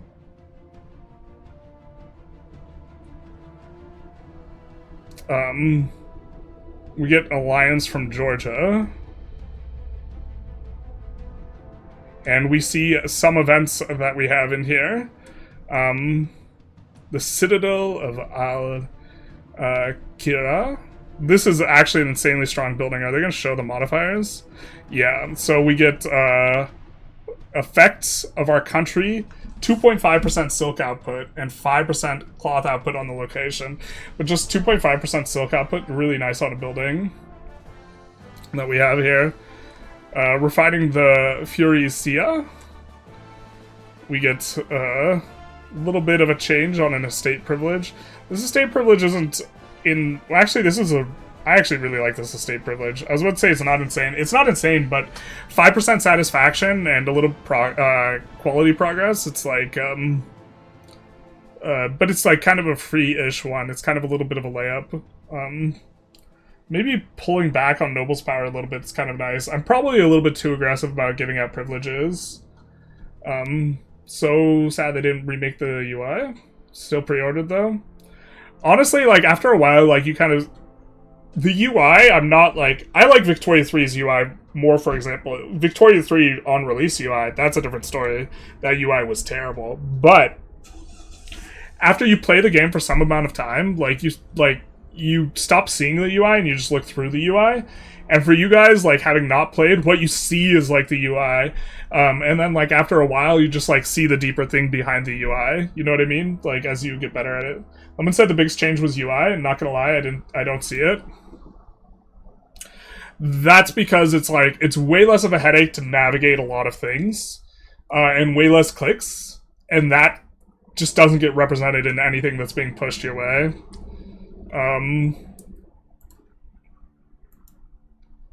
But yeah, Tinto flavor number 36. We have the Native Americans, which is going to be Tuesday. Tinto flavor, the happy days where we take a look at the content of... Look, it's literally just a copy-paste, copy-pasta.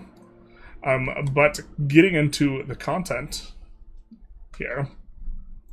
I suppose we could maybe answer some questions now that we could talk about having access.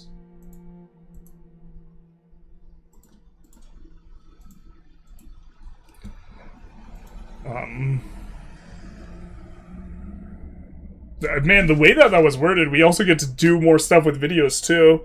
Oh, this is so nice. We can make videos. We just can't, we can't show anything, but we can make videos talking about stuff. The fact that we could talk about, pretty openly stuff in terms of what our directive is. Maybe we'll have to get a little bit more specific communication just to make sure we don't accidentally step over the line.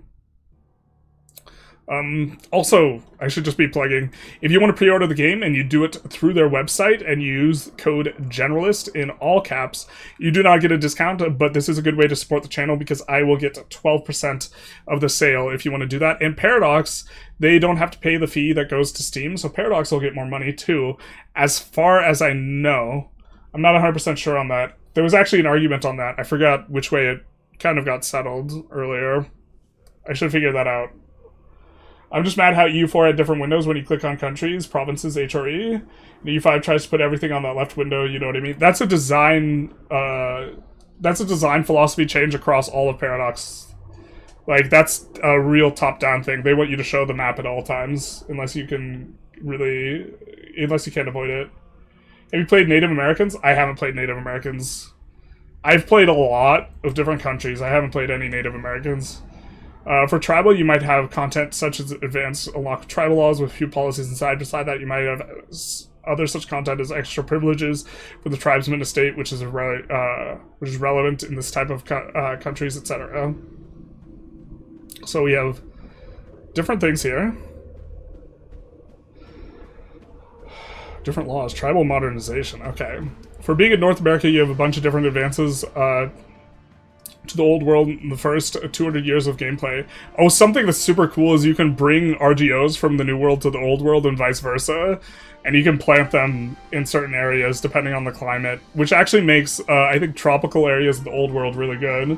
So really nice for Africa, like the Colombian exchange, so you can like plant tobacco in Africa, or other stuff eventually.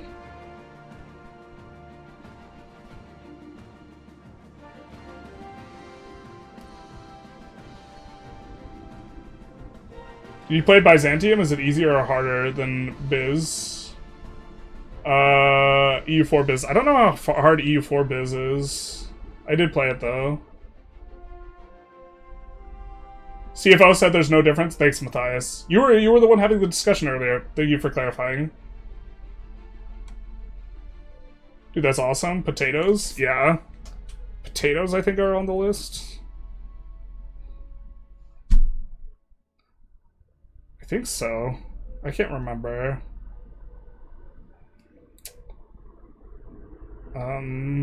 It might just be corn. I think there's potatoes. We can bring them back to Ireland.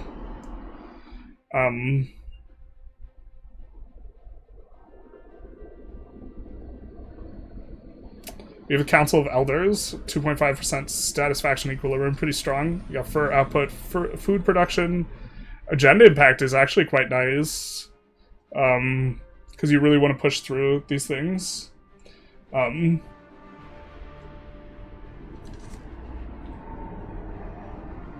just did, but we don't get the key until you release. You will get it emailed to you.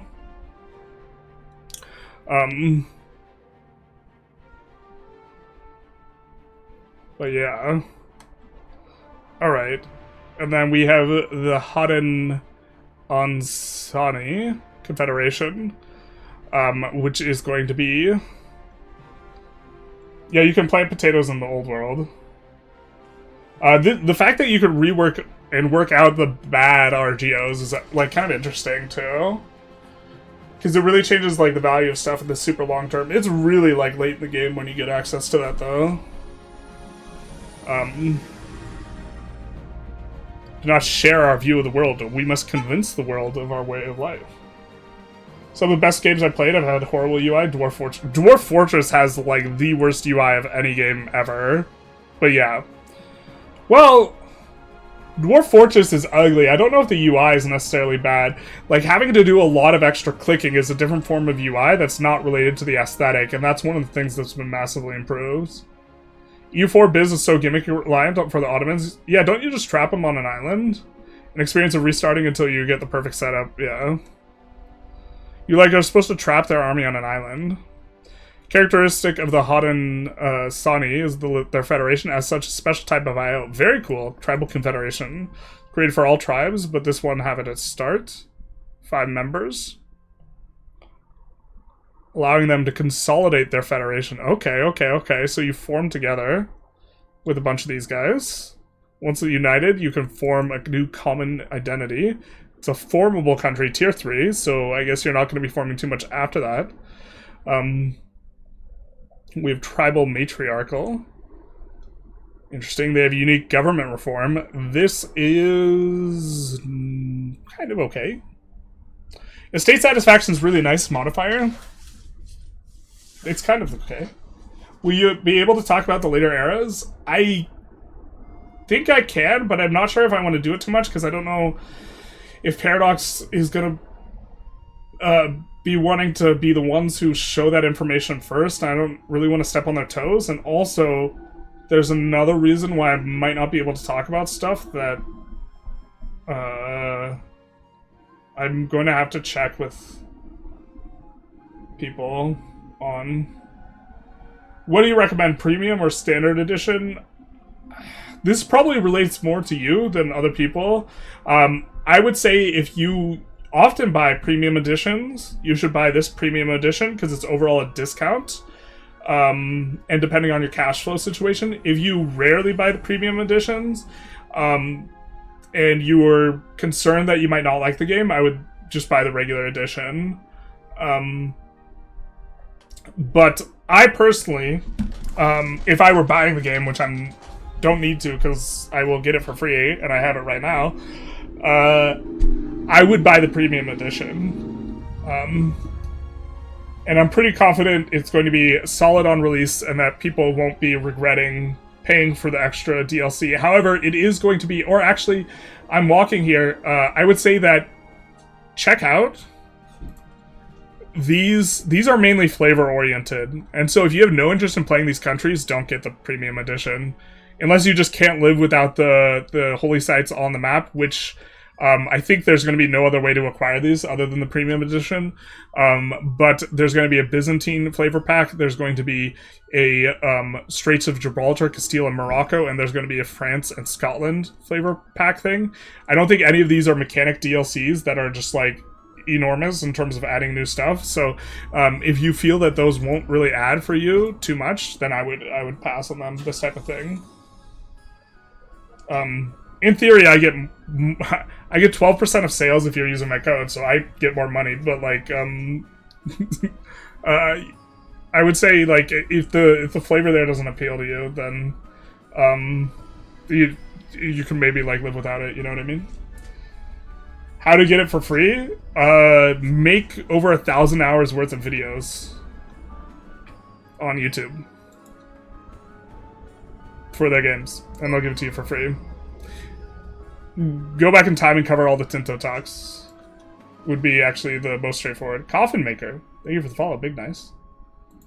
So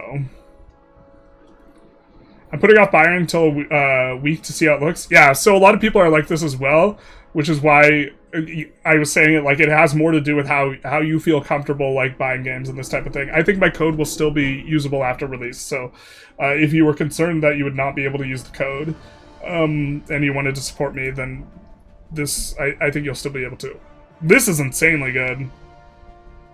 So generally speaking, it's harder to find. It's really hard to find a lot of peasant estate privileges. So the burger ones, there's so many of them. I think there should be less, or it should be harder to get satisfaction from privileges for burgers or something like this. But it's really hard to get a lot of free estate satisfaction on the peasants, and the peasants are a really big source of tax. And so you really want a lot of satisfaction so you can tax them more. And so this is 5 satisfaction to the peasants. Really, really nice. Also prod efficiency, 5%. Also pretty nice. Production efficiency, for those of you who are thinking of things in terms of Vic 3, it is output bonus. Not throughput bonus, output bonus. So if you have something that only has a margin of 10, because it has 90 worth of inputs and 100 worth of outputs, when you get 5% production efficiency, you don't increase your income by 5%. You're increasing your income by 50% because you're going from a net output of 10 to a net output of 15. And so, yeah, free, basically. Can you talk about late game? Is there a slowdown like Vic 3? You mean performance? Or just slowdown because there's more things to manage? I think there's a slowdown in both ways. I am operating under the recommended system requirements, though. I'll probably get the big edition anyways, because I'm likely to buy the DLC anyways. Yeah, so... the only thing you get for pre-ordering that you wouldn't get otherwise is exclusive pre-order soundtrack, I presume. If you wanted to order, it's on the website. My code is Generalist. It doesn't give you a discount, but it helps the channel.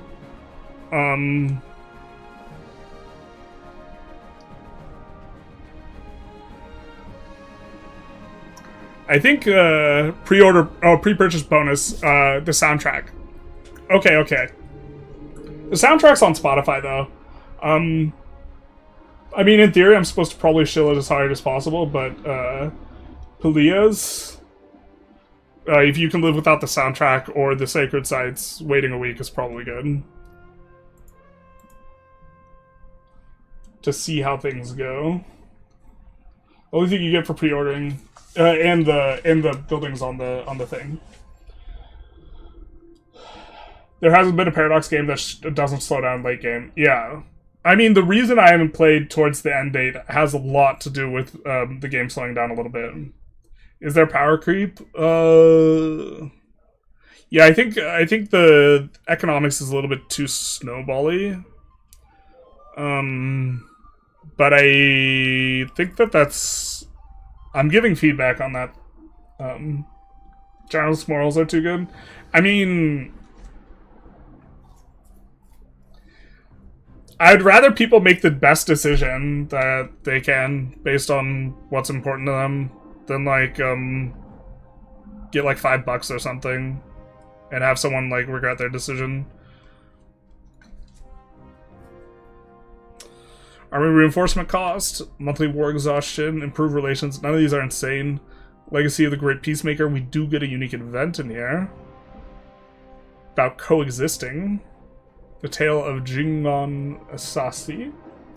Is the performance as bad as Vic 3 late game?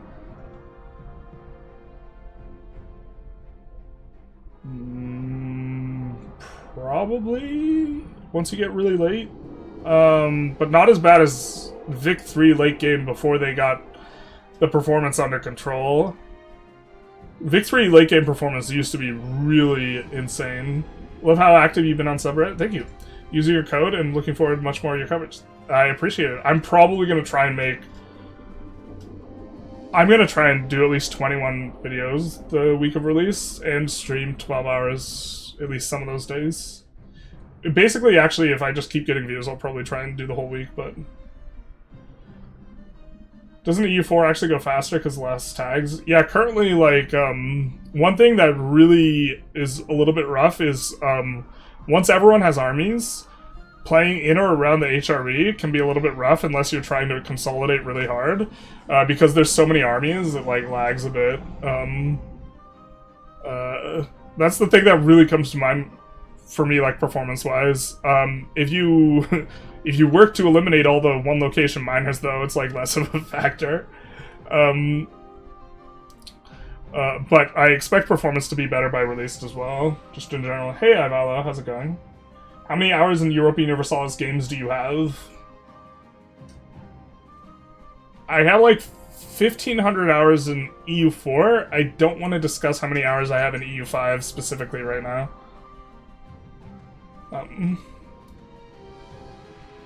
Have you played in Asia and colonized America? Yes, competing with the Europeans. I've colonized America from Asia. With less receiving a fierce competition, but that was also... I haven't done that on a recent build, so I don't really know. Can the code be used on Steam on the premium version? I believe you can pick whatever version you want, and then it will send you a code to be activated on Steam. And you can pick the premium version. The website is lagging, though. They're having issues because too much volume. I'm not conquering the world, I'm improving performance. Exactly. I think the Voltaire's Nightmare, like, commitment, I think I would not have...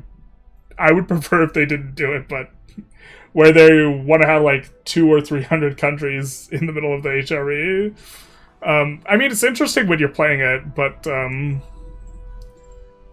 and they really have, like, a high fidelity towards representing it as accurately as they can, so that's, like, what we get. That's a consequence of that type of thing. Quick play, bro, do you want matchmaking? Gives you a Steam key. Yes, you will eventually get it through Steam, and they email you a Steam key is how it works. Vampires is on pre-order as well. But,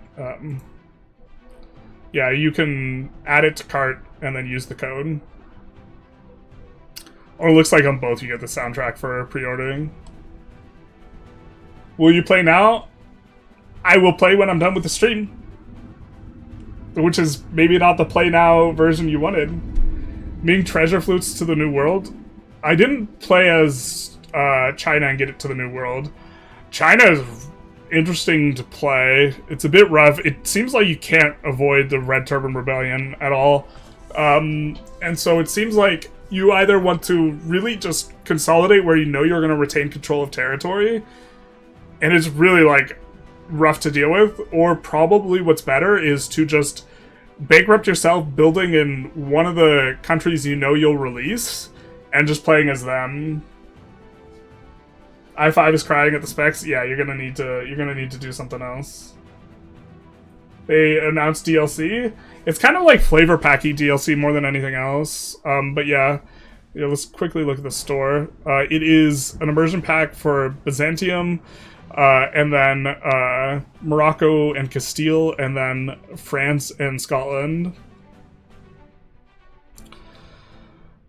And then the system requirements are down here. We barely have enough RAM. And our graphics card is like kind of barely cutting it. And not to mention your graphics card is... when you use OBS, your graphics card is pressured, so...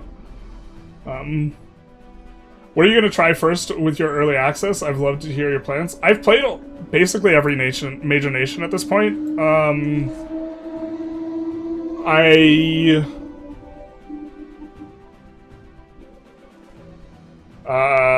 Before I started streaming, I was checking out Mali again.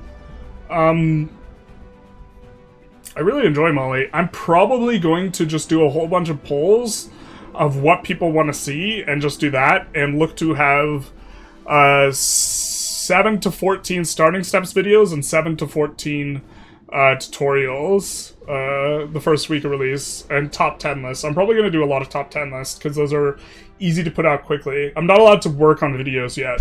We don't have a build that we're allowed to make videos with, so... Mew probably spent 50% of his time playing the HRE. Yeah. Is China going to be OP for colonization due to population? It's probably going to be okay for it. I think population's not as big a driver as it like is in Vic 3. But this is a capital building. The country benefits by 10% research progress. This is kind of insane. Get cultural tradition. You know what's interesting is if you get this to be a nation and you move your capital to their capital, I think you get to keep their building. 10% research is quite a bit. I'm probably going to make a starting steps video for like 14 different countries, though, is probably what I'm going to do rather than doing a run. Any East African? I recently played Ethiopia. And they were interesting. They seemed like kind of a weaker version of Mali. It feels like eventually you can get something going with them, though. They seem like really slow start. Do the ages really make a difference? Yes. It definitely, the game does feel phasic, and you're reaching like kind of new times with new vibes and new things to focus on. How's the Navy compared to EU4 and HOE?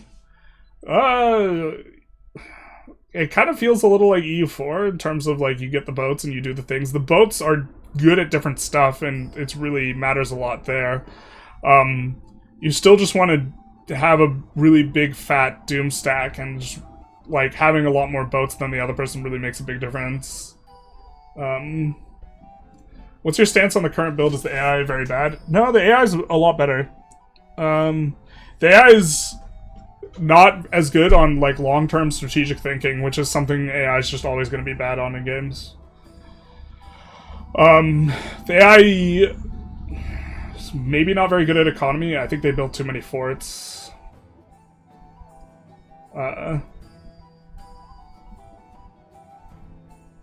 You get the sunset of Cahokia, not like this. It's time to move on from the Great City. Golden Age is not yet ended. How do Hordes play? I haven't played any Hordes. That's like the one thing I haven't played very much of. Because that like play style doesn't super appeal to me. Playmaker has a lot more experience with him with that. His takes are a lot different than mine, but he would be maybe, or he would be the person to ask over me. Does the tech work instant like in Per Order or continuous investment like Vic 3? You are constantly getting tech progress towards something, and then once you finish it, you unlock it. I think you're not allowed to... I think if you switch what you're researching exactly, you lose progress. But that might have just been on an earlier build, and they might have changed it so you retain progress. Do you think there will be mods for more autonomous options? For what? Though it's currently you can automate a lot of stuff, if you want. Have you played multiplayer yet? No, I have not. Play with revolutions at all? Like French Rev? Revs, there's a lot more revolutions and, like in my... Yeah, there's a lot more revolutions and civil wars and stuff than there was on previous versions. What would be the path to forming Manchuria and then Qing? I don't know if I would play as... I think I would just play as Wu and form Ming. How do banks and holy orders feel? I didn't look at them on a recent build, but I didn't really like the feel of the building-based countries very much. It just felt like there's a lot less to do. Can vassals and colonial nations manually change their capital location? I think so. The AI is better about caring about their capital location now. Like, during a peace deal, they didn't want to take this one peace deal. They otherwise, like, there was enough stuff because it, like, isolated their capital. They were like, nah. I was like, oh, this is neat. Because in one of our earlier routes of access, we completely cut off Paris from, like, the rest of France. And when there's less control, it makes stuff cost less war scores, so it made everything super cheap. It also just ruined France. So... You think they're going to do dev clashes? Probably. What's your favorite Italian nation to play? I haven't played that many. I think Naples is going to be the kind of really good one. I played Milan, though. I hope China has a lot of tags. It is a Thunderdome and a half. Also, you just get turbo bricked as the Yuan player. Like, it feels like you're strong, but you get sufficient negative modifiers that you actually just feel like... well, like, you're like, oh, I can't even beat Korea in a fight. Are you a Naples enjoyer? Only correct answer?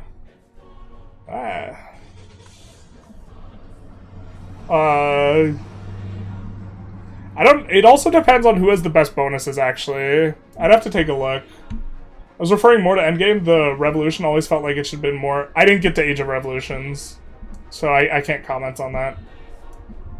How important is having a good CPU? I think it's probably the most important thing. Well, actually, I think having enough RAM is also important. Like, the graphics is probably where you can skimp and then just lower the settings. Have you attempted a world conquest? No, but I probably won't. That stuff doesn't really appeal to me. It just feels like more grindy than interesting.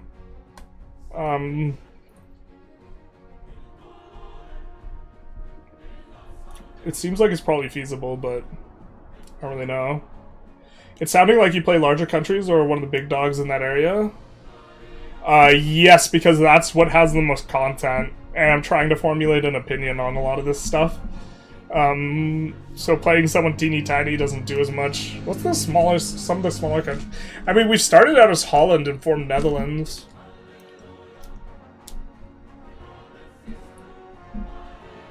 We played as some countries that are small here and there, but for the most part, the small countries don't really have very many bonuses. How hard are OPMs? I think it's easy to start small and get really huge. Time to learn more about mid to late game coming weeks, from what I remember said in the Tinto Talks. That's one of the reasons I don't want to talk about it too much. I don't want to step on the toes of devs. Like, I wouldn't want to do a video, like, describing every single thing that's, like, in the late game, and then they, like, have a Tinto talk or whatever, like, afterwards, and it's like, I don't know. I don't want to be upsetting the devs. Beginning of the end of our culture. Will we scatter like winds? Or will we return to our former glory, so we see the Pueblans? I have no issues with CK3 and VIC3 endgame with 13i7, 32 gig RAM. EU5 should be no different. The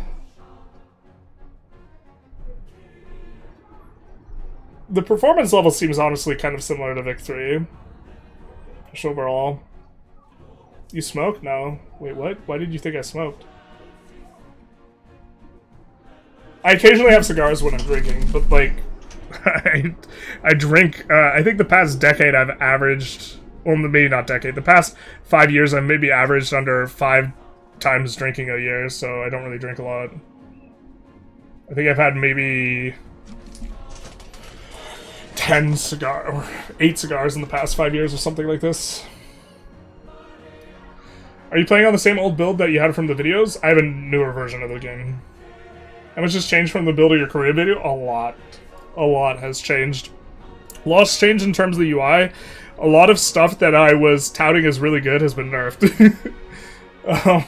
Which feels a little bit bad, because I have a video on how to do something, and then it's like turbo nerfed, and I'm like, alright, well.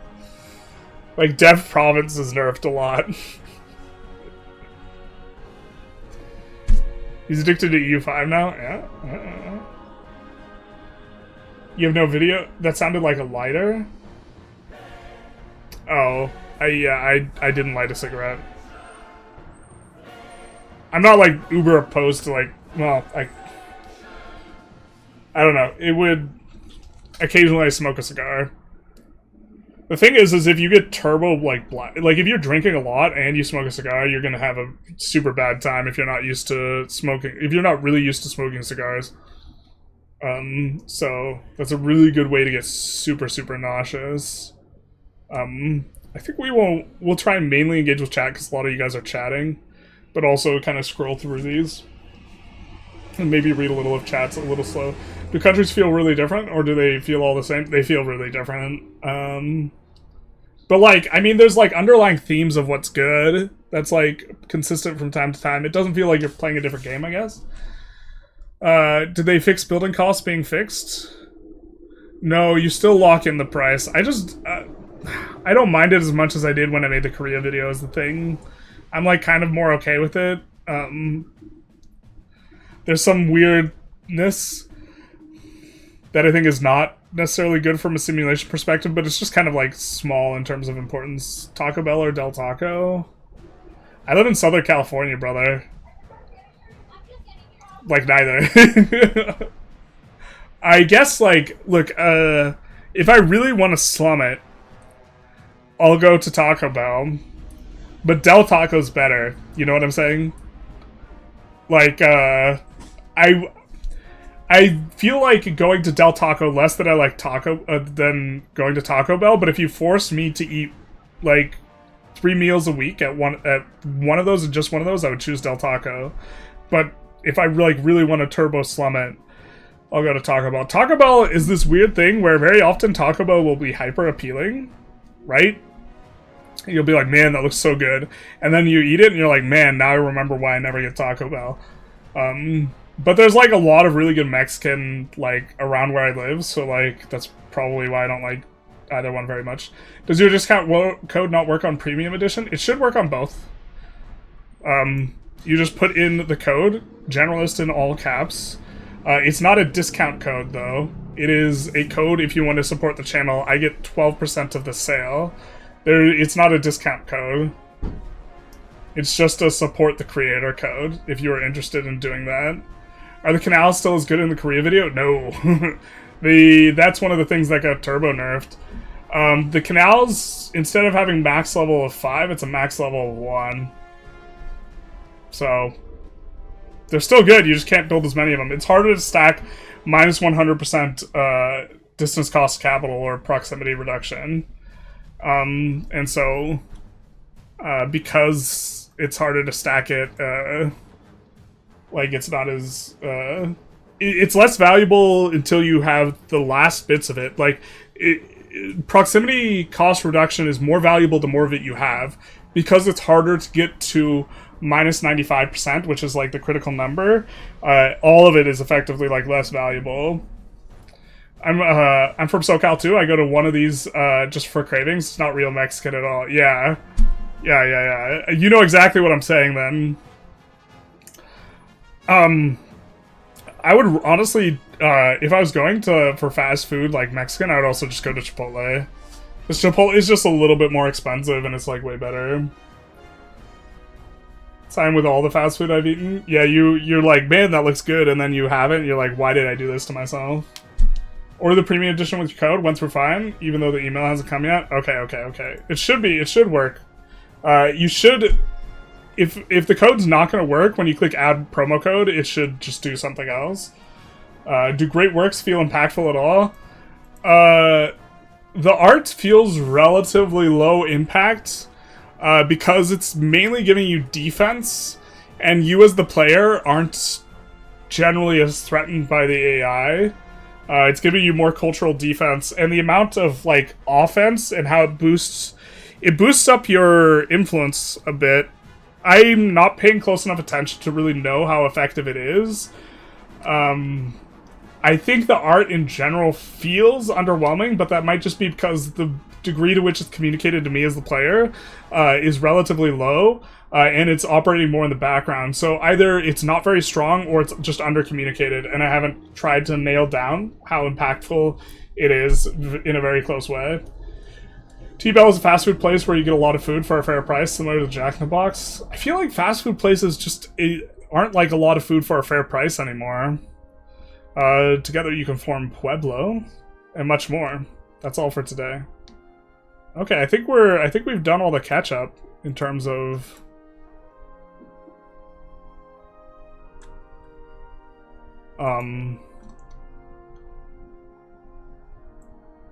videos or EU5 news. Yeah, the stage is set. Yeah, the stage is set. We're really being teased towards the end of it.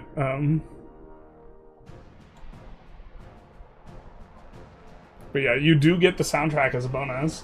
I think we'll go on a little while longer, just kind of having QA, this type of thing, questions and answers, because you guys are chatting at a decent rate, so we'll just try and answer questions for the most part. When in game do you feel often you hit escape velocity? Pretty early. And the AI just can't challenge you in war anymore, because I think that the degree to which the AI can properly execute the economy is like a lot lower, and they don't necessarily expand as effectively, although they do expand some. They expand a little bit. Sometimes they can get kind of big, but with mercenaries now being like decent,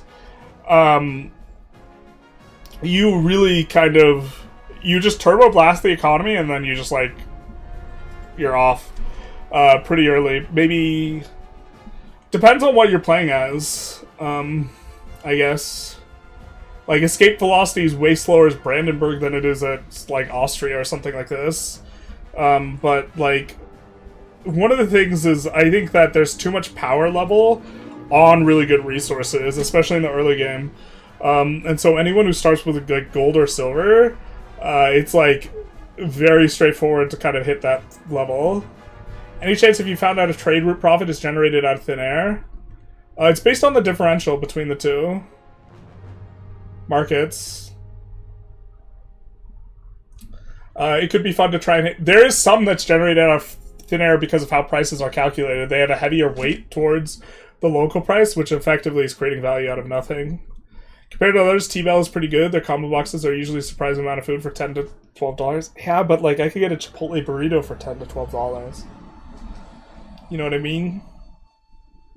And I'm not there to get their combo box. I'm there to get, what is it, the Crunchwrap Supremes. It's like, they're like $5 now. 2 Crunchwraps for $10. I think it's considerably less food than a Chipotle burrito. What events have you seen that have been the most surprising for you? Like something the AI did that you didn't expect? I mean, like I had the AI last night ignore one of my armies that was sieging down its thing, And then when I detached a siege and sent an army to chase down their army immediately turned around and then clapped my army, just barely. So I guess clapped isn't the right word, but it evaluated whether or not it won that battle really well. Because I thought I could take it. And so it went from, like, completely ignoring my army correctly, because it couldn't win that battle, to turning around and just, like, dunking me. And then from there, it went all the way back to the siege that it had ignored and unsieged the province, the location. I was a little bit surprised about that. I wouldn't necessarily say that's the most surprising. I guess that's just something I could think of, like, recently. But, like, the AI is going to be better at that than they are going to be better at, like, strategically expanding and building stuff in the right space, in the right sequence, or the right, you know, location, the right sequence. So, very often, like, I feel like the AI is pretty weak on the economics at this juncture. Does the game have the same stacking modifier issue like CK3, where the AI doesn't properly stack modifiers? Well, kind of, if it's not building in the right place. Like, it doesn't push economies of scale very well, and it doesn't build stuff where you have an input good bonus very well, and it doesn't collapse the prices very well of some of the stuff. But that's, like, that's on the radar of the devs to, like, slow down the economy somewhat, I think. Would you say colonization is more enjoyable than EU4? I don't remember EU4 colonization that well. I think that colonization, it's a system where I think that there is could be more done and have it be a lot more interesting and engaging in this type of thing. I mean, it's there. You can colonize. You gain access to the territories.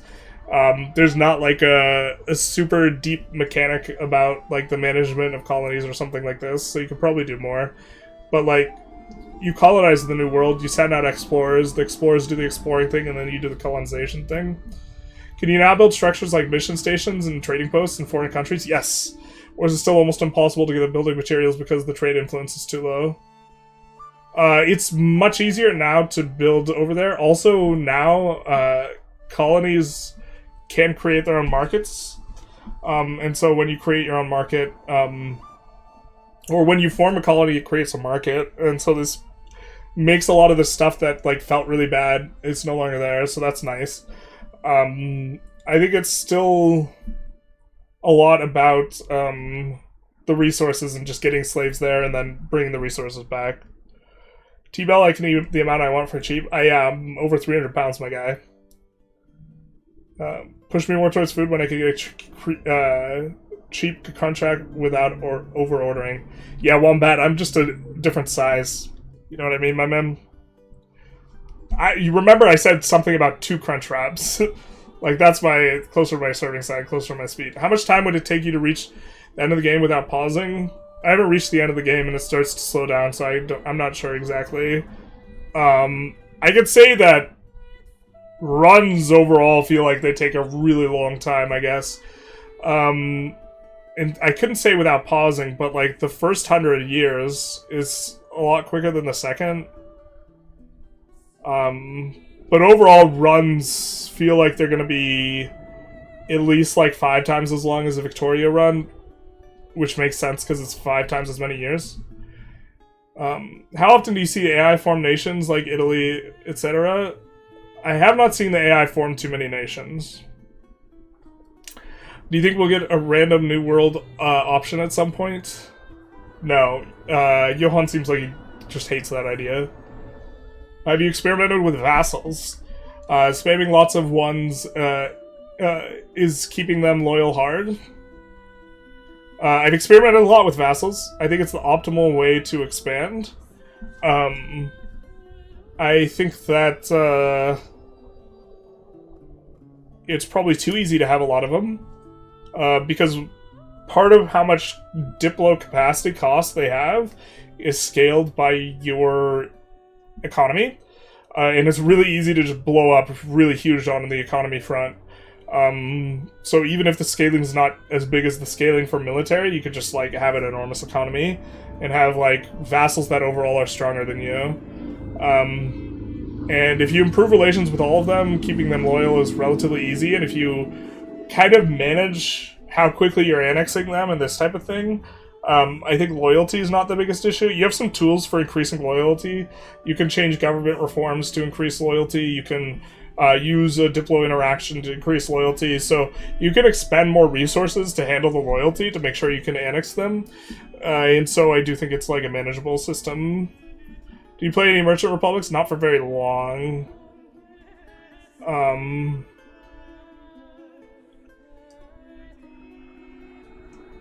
Oh, Merchant Republics like, you mean like Venice? I have not. I think that there's some interesting stuff you can do, though, because when you build foreign trade offices in other people's territory, it allows you to put your ships through to gain maritime presence there. You can do maritime presence through your own territory, but you can also do it through places where you have trade offices. And as you push maritime presence in locations, you get so much trade power in that location, or a trade advantage. And so what it'll do is it'll allow you to eventually control an enormous amount of the outgoing trade from that market, and so you can control where the really valuable resources are going that are in that market. So there's definitely like some teeth to the gameplay. Just the thing is expansion is also just really good, and so I haven't like played Tall and played Merchanty and not expanded. Would you expect them not improving the Eco AI by release or later on? I expect them to improve it by release. I expect it to still be weak, but just better. For me to upgrade the recommended specs would be a lot of cash. Yeah, I'm gonna have to do it for like video reasons. I definitely want to know if burgers are getting scammed, or if a peasant trader buying gold at 2 ducats in a market and selling it at 50 would be worth the market manipulation required. I think it's harder to manipulate prices than you might think, because of the fact that you cannot import anyone into a shortage, and you cannot export yourself into a shortage as well. That's like a pretty significant throttle. Is colonization... By the way, if anyone wanted to use my code for the pre-order, it's not a discount, but 12% of the proceeds will go to me, so that's a good way to help the channel out, especially if you've been following the EU5 content for some time. Is colonization more competitive in EU5 with different AI taking chunks? The AI is pretty bad at colonizing. I don't know if it's because they don't have enough money, or because they're just not scripted to care about it very much, but they don't do it. They don't do it a lot. You feel relatively like you kind of have free reign. They'll colonize a little bit, but I think that this is one of the things they're working on currently. So I would expect it to be more competitive by release than it is currently. Are trade companies a thing? Yeah, they are.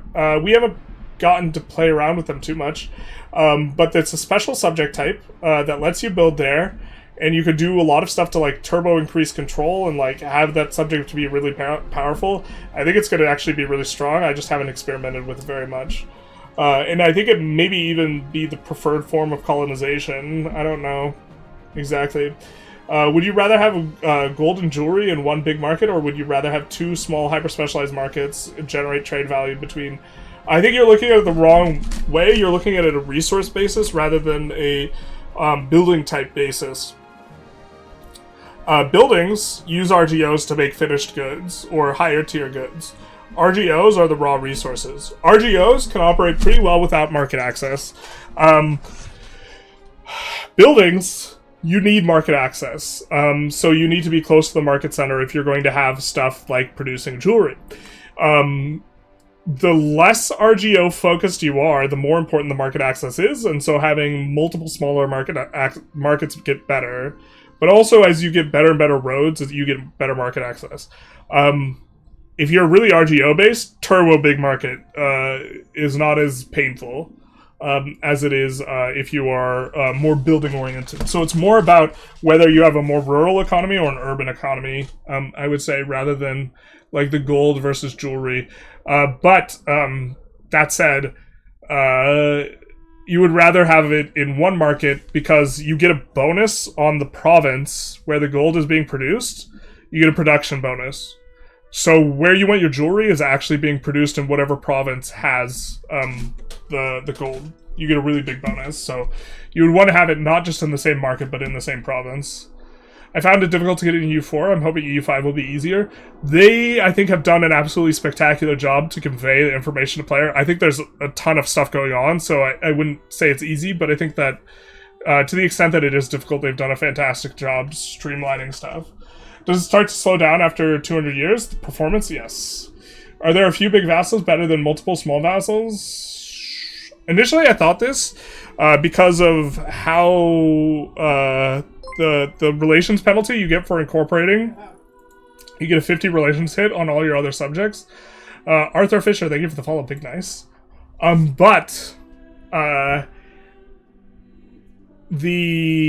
caps at 100. So I think what you do is you just keep integrating your just like perma minus 100 relations with all your subjects, and it's not that big a deal because you have other things going on that you could use. But the AI can operate a little bit better when it's bigger. Like, they'll have bigger armies, they'll have better, cleaner budgets, they can do more stuff. But at the same time, the smaller they are, the more control they have. And so optimal would probably be you have their capital province, and then radiating one province out from their capital, they have all those provinces, and that's what they have. That's probably the optimal size. So I guess like medium size, not like turbo small, because as they start getting bigger, they start having lower and lower average control. So there's a tension between the AI being able to do more stuff and be more functional with more territory, and also decreasing value on the territory that they have as they have more of it. So it's something like that. Thanks for all the info. You're very welcome. How are republics and other government types alike? You mean types like, not alike. A big part of the difference is what type of parliament you can run.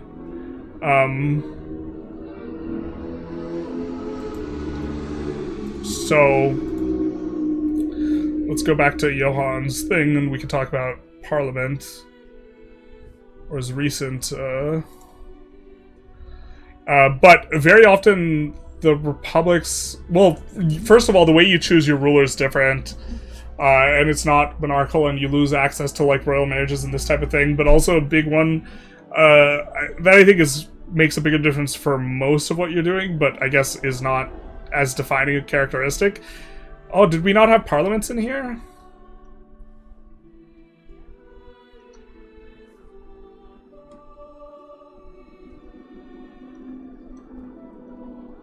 We didn't have a parliament picture in here, but usually if you're a republic or something like this, you start with the burghers in your parliament, which is a pretty nice thing. Other than that, you have to get the burghers to 20% power before you can put them in the parliament. Did you restore the Roman Empire? I did not. Besides building-based countries, what have you played that you're like, I don't like this at all?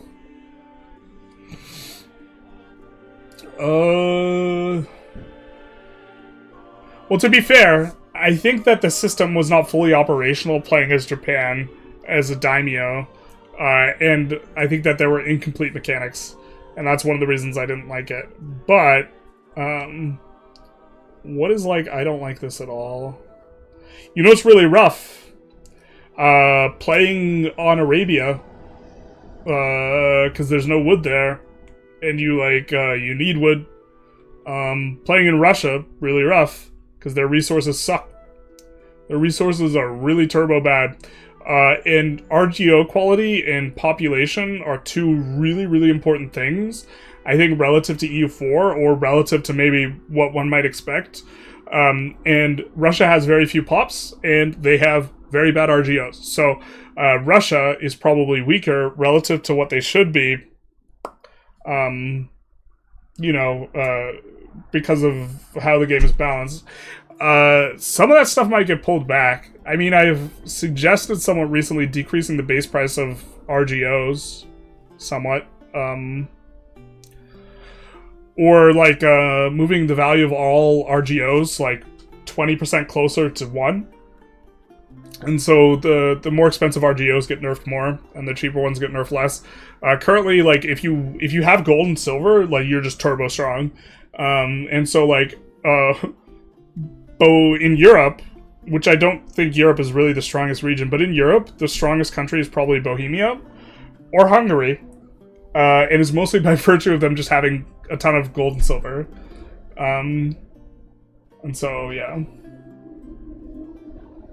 It's part of the Biz DLC? Yeah, probably. How much time it took for 1 month to pass Speed 5 on your 5600? Early on, it's pretty quick.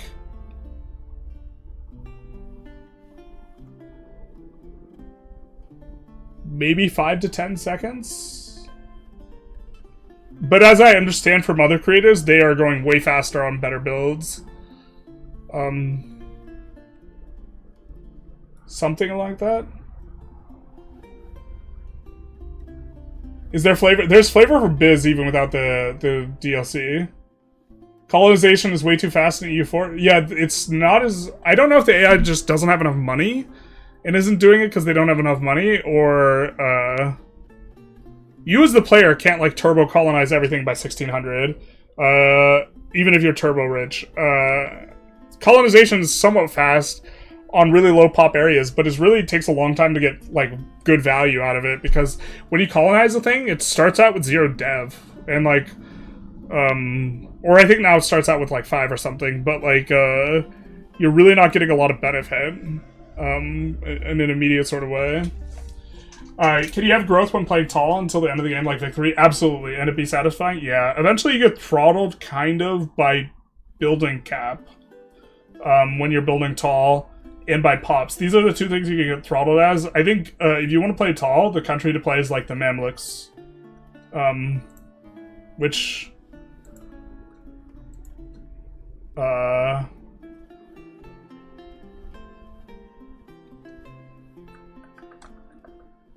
we open that up.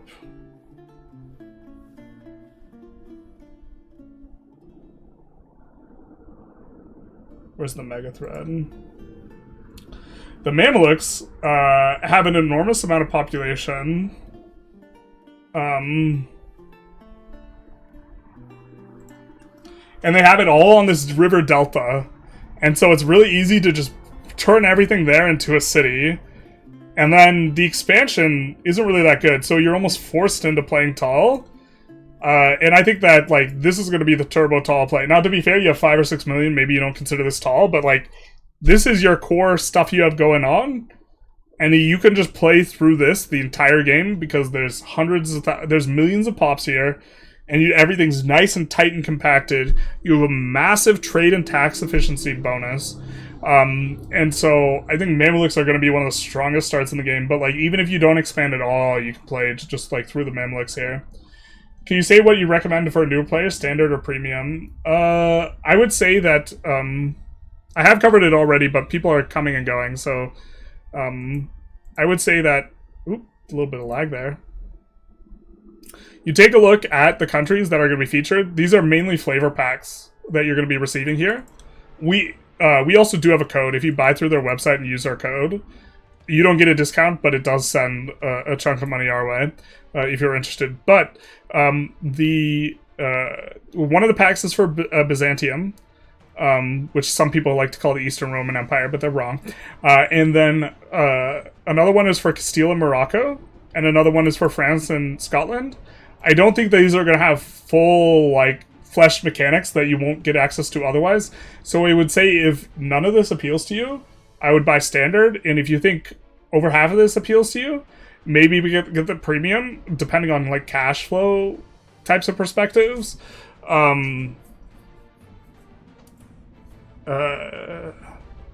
it'd largely be a function of whether or not this sounds good and what your budget looks like and this type of thing. Have it be mainly informed by if these are interesting places for you to play. Thoughts on automation available to the player? We play on automated trade and then put in a bunch of trade routes ourselves. We play on automated PMs as well. That's the only automation I use. Automation seems to be getting a lot better for military units. We don't use it too much. We're planning on experimenting it a little bit more. Do you think the game's skeleton is good enough to play different time periods via mods? Yes, absolutely. As a player, what's a fun size to control? Playing as Yuan is not fun. I think Yuan is the only country where we're like, bro, this is too big. I guess Delhi. We've tried Delhi as well, and that wasn't fun. Yuan, there's 14 markets. That's a lot. I think there's like over 1,000 locations. I know you used to say you didn't play tall. I generally kind of play tall. I don't like turbo expanding, or blobbing as the kids put it. But I do expand just because I think it's correct/good.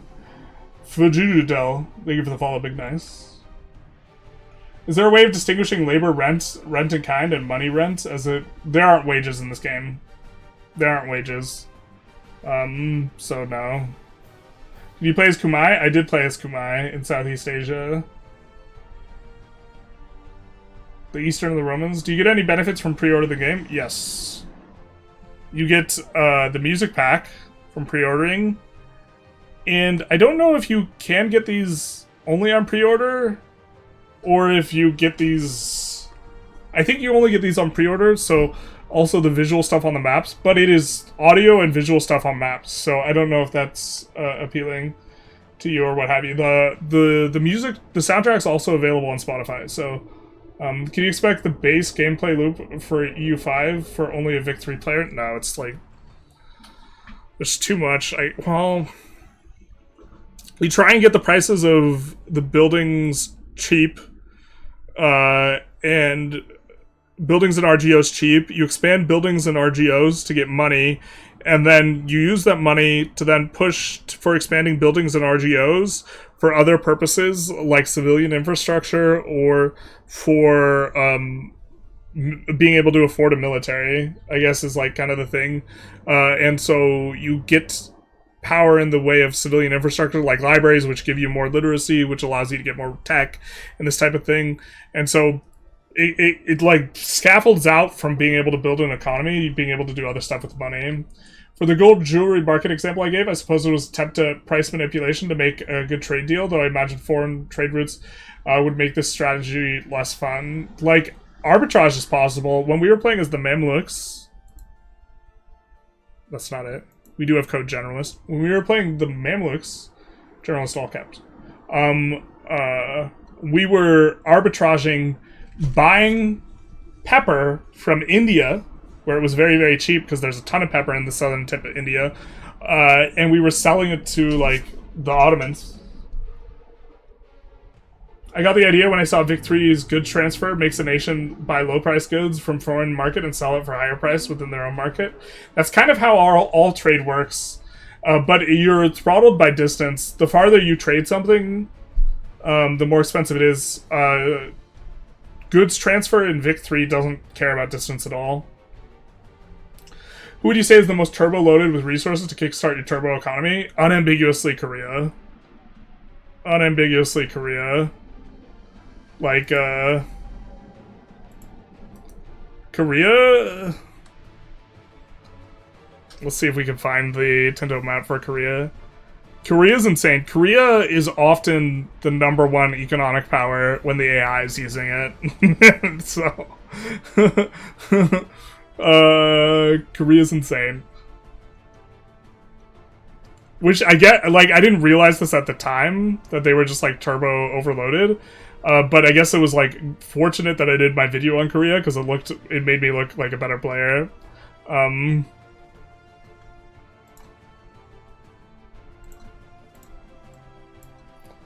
So, this is the resources here. Do you get any benefits for pre-order the game? We just answered that. Oh yeah, for buying the pack, you do get a slight discount.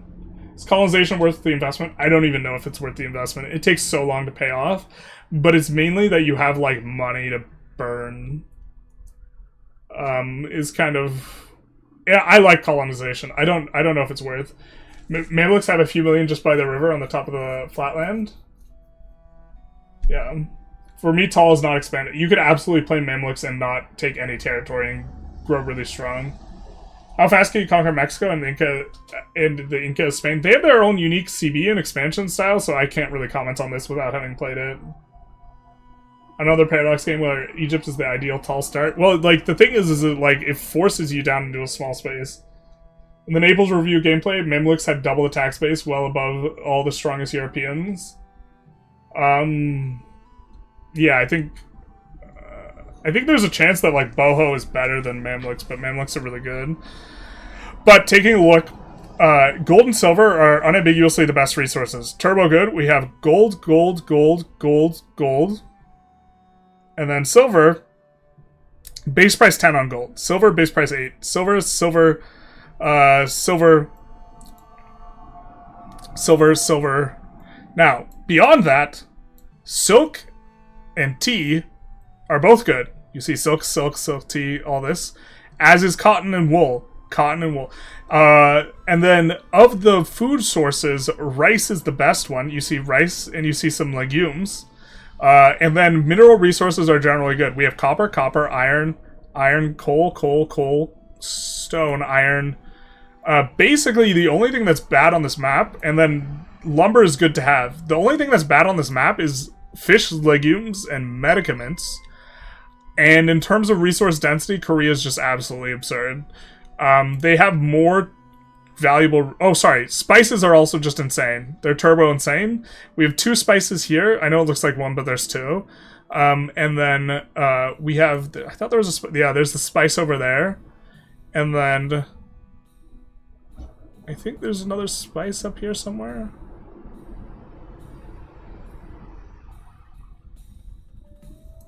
But... not seeing the last spice. Gems are also good. Gems are also really good, as are pearls. Basically, like, you look at... this... Korea has nearly double, like, the density of, like, the next best person in terms of, like, resource density. Full Metal Doge, thank you for the follow, Big Nice. So if you want to play tall, Korea would be really good as well. Can't just drop wrong takes and then not dwell on them. Not like this. I don't want to imagine how Europe would deal with Mamluks in a multiplayer if Mamluks decided to use their early manpower buildings on top of having a mega power base. Mamluks also don't fall behind in tech. Like, you'll fall behind on tech on the east, but Mamluks don't fall behind in tech, so, like, Mamluks, like, just kind of, seem insanely strong, and, like, the approach... I mean, Genoa and Venice have some really good naval bonuses, so maybe you can get something... going there to try and deal with the Mamluks, but like, in terms of people who have, like, a relevant, like, power in this region, like, Mamluks just seem insanely strong. Yeah, like, in a multiplayer context, I guess you could call a crusade and try and dogpile them, but that would be what you would do, I guess. How fast is yearly population growth? You can get it up to, like, 0.5% if you're doing good. Would you be able to play a full game just using army automation? I don't know. Maybe if you didn't mind getting really frustrated sometime. You have a discount code, right? No, I have a creator code where it is Generalist in all caps, where if you use this, you won't get a discount, but you will send 12% of the sale my way. So if you wanted to help out the channel, this would be a good way to help out the channel, but it will not get you a discount. I think yeah, so... and you have to do it through their website if you want to do this. So you could do that if you wanted, if you've been enjoying the EU5 content, stuff like this. But also, a lot of other creators are going to get codes. So I would recommend, if you have another creator you like more, check them out. And then, obviously, if you want Paradox to get the money, if they give me the money, they don't have the money, because that's how that works. If I eat a taco, you cannot eat the taco too. So if you wanted Paradox to just get all the money, then don't order it like in this way, because you're not getting a discount. It is not a discount code. Are you going to be able to make videos on EU5, like gameplay ones, on the period in the period up to release? At some point, I will be able to make videos using a version of the game that is available to me before release. I cannot say, nor do I know really the specifics on this. Is there something to absolutism? Yeah, there's, like, mechanics for, like, every age. I think we're going to get, like, age mechanics coming on up But there's mechanics to every age, and then there's the court and country situation that's basically unavoidable. Absolutism, I thought, was kind of just relatively bad, because pushing a ton of crown power seemed bad. But I gave that feedback, and then they like made it so that there's a way to get a lot of parliamentary juice, even if you go really heavy into crown power and absolutism. So absolutism might be good. I was joking a lot on an earlier version of the build where crown power and absolutism were bad, and I think that's why they changed it. I was also like apparently like kind of one of the few people who had this opinion, or the only one who was like absolutism is just bad. Crown power is also really good though, so like because it throttles how much of your trade base you get. It wouldn't make sense to make the visual holy sites pre-order only. I'm not 100% that's pre-order only. I guess maybe this is the only pre-order one, is the soundtrack. Does the AI expand in sensible ways, or does it make a border gore mess? I don't think it border gores too hard. I think it cares about how much control it thinks it can get, which is how it throttles this. How do you grow pops without conquest or slaves? Population growth. Having a good amount of food, having a lot of available land, but it's slow. I think slavery is really, really strong. How relevant is coal at game start? Not super relevant. I think it's used in the second tier of tool buildings. You need it. And I think it's used in the early weaponsmith building. But you can make... For every like resource that's like an important input RGO, you can make a version of a building that produces that thing, but is much less efficient than an RGO. So there's like a coal maker, and it consumes wood to make coal, and it's not as good as just producing a unit of coal by itself. But you will have access to coal, even if you don't have it on the map. And its base price isn't turbo insane, and like having it isn't as important as having iron, but it's still really nice. The things... Wood is ubiquitously really important and really hard to get, so basically if one of these things... Here, we might even be able to pull it up. If one of these things uses wood as an input, then you would much rather have the resource yourself. I think wood is too ubiquitous, like everywhere. It's just very, very, very important. But I think it's funny because it's like turbo important in both Vic 3 and in the other one. Let's see if we can find...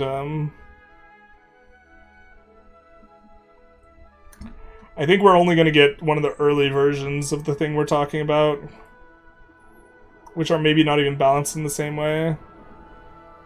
So like tar kiln, although this is not the best example. You have like something like this for coal, where it'll use like wood as an input and then produce coal. Are there ways to dismantle large empires without having to declare tons of wars and use expensive release nation peace trees like EU4? I don't think so. I think really big nations take a long time to like kind of break down. Are medicaments bad? I remember Lambert going crazy whenever he saw them on maps based on not a lot. Yeah, they're pretty bad. I think they might get more useful later. They're bad in like at least the first half of the game. On the version we got, they were somewhat relevant for the Black Death, and the Black Death was just such an in-your-face feature for most of the creators, especially the ones that didn't play hyper deep runs. And I think that in order to do one of the Black Death's decisions, you needed medicaments. But yeah, medicaments, they don't have a high base price, and there's not a lot of demand for them. Like wool, in terms of RGOs, like do we have Korea? In terms of RGOs, there are some RGOs that there's just so much ubiquitous demand for the RGO that they get good even though they don't have a really high base price. And if I recall correctly, like wool and cotton are like one of those. Not that the base price is terrible, but they just get like turbo good. Because there's a relatively large demand for cotton. Fiber crops is another one of those. I know there's some fiber crops on this map. I think that says soybeans. Is that soybeans? I actually don't remember soybeans being in game, so we actually haven't played on the soybeans.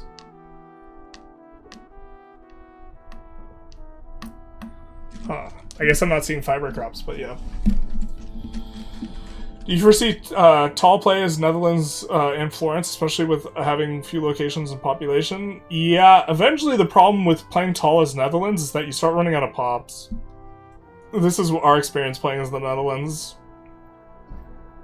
So there isn't really a way to save labor that well. And eventually that's the throttle, and then you're just like, well, I need to expand. Someone with really high pop at game start would probably feel better for like the tall play. So Mamluks have a lot more population. It's kind of cool that you have the ability to form the Ottomans rather than having Juggernaut they are right now. The Ottomans have one of the best bonuses in the game, though. The Ottomans have 10% or 10 flat control, which is just... Oh, it's a turbo insane modifier. I don't know how I feel about that. That's just... I think that's the strongest modifier we've seen in the game. The Mamluks might have another one. 20% tax and trade efficiency is pretty insane. It might not be that on release, though. Have you played England? A little, but not a lot. How does the interaction with Welsh tags in Scotland and Ireland work? I think that they start out as subject for Wales, and then they're independent of Scotland and the other. Scotland starts out separated between two tags, but they usually consolidate just watching... I think watch the map. Is the population growth logarithmic or purely exponential? There are various pressures in terms of the modifiers. So as you approach the pop capacity of a location, that is one of the things that increases your population growth modifier, so your population growth will go down. So eventually it'll slow down. And then also, when you have extremely low population, you can get like 1 to 2% population growth per year in a location.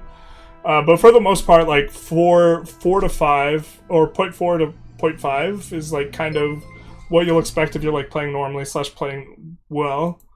In most locations. Suda, thank you for the follow, big nice. Good too. Going to sleep, we'll enter your promo code. Godspeed. Thank you. Sorry if this has been asked. Do you think the premium edition 20 extra content is worth it? We have been asked this, but there's a lot of people coming in and out, so a lot of people are keen to know anyways.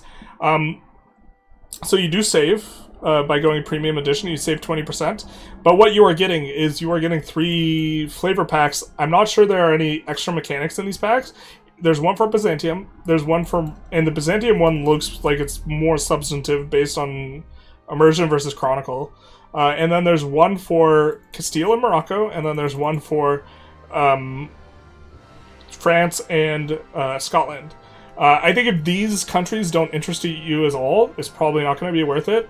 I think if these countries sound interesting to you, and you care about flavor, not just mechanics, then these are going to be things that you would probably want. It depends on what your budget looks like and this type of thing as well, in terms of gaming, because I know that's a concern for some people. Fort Danny, thank you for the follow, big nice. But that would be how I would think through it, is primarily thinking about, okay, I'm getting flavor stuff for these countries. If I'm never going to play these countries, it's probably not going to be worth. But on either one, if you want to send 12% of the sale our way, if you use our code at checkout on their website, we will get that.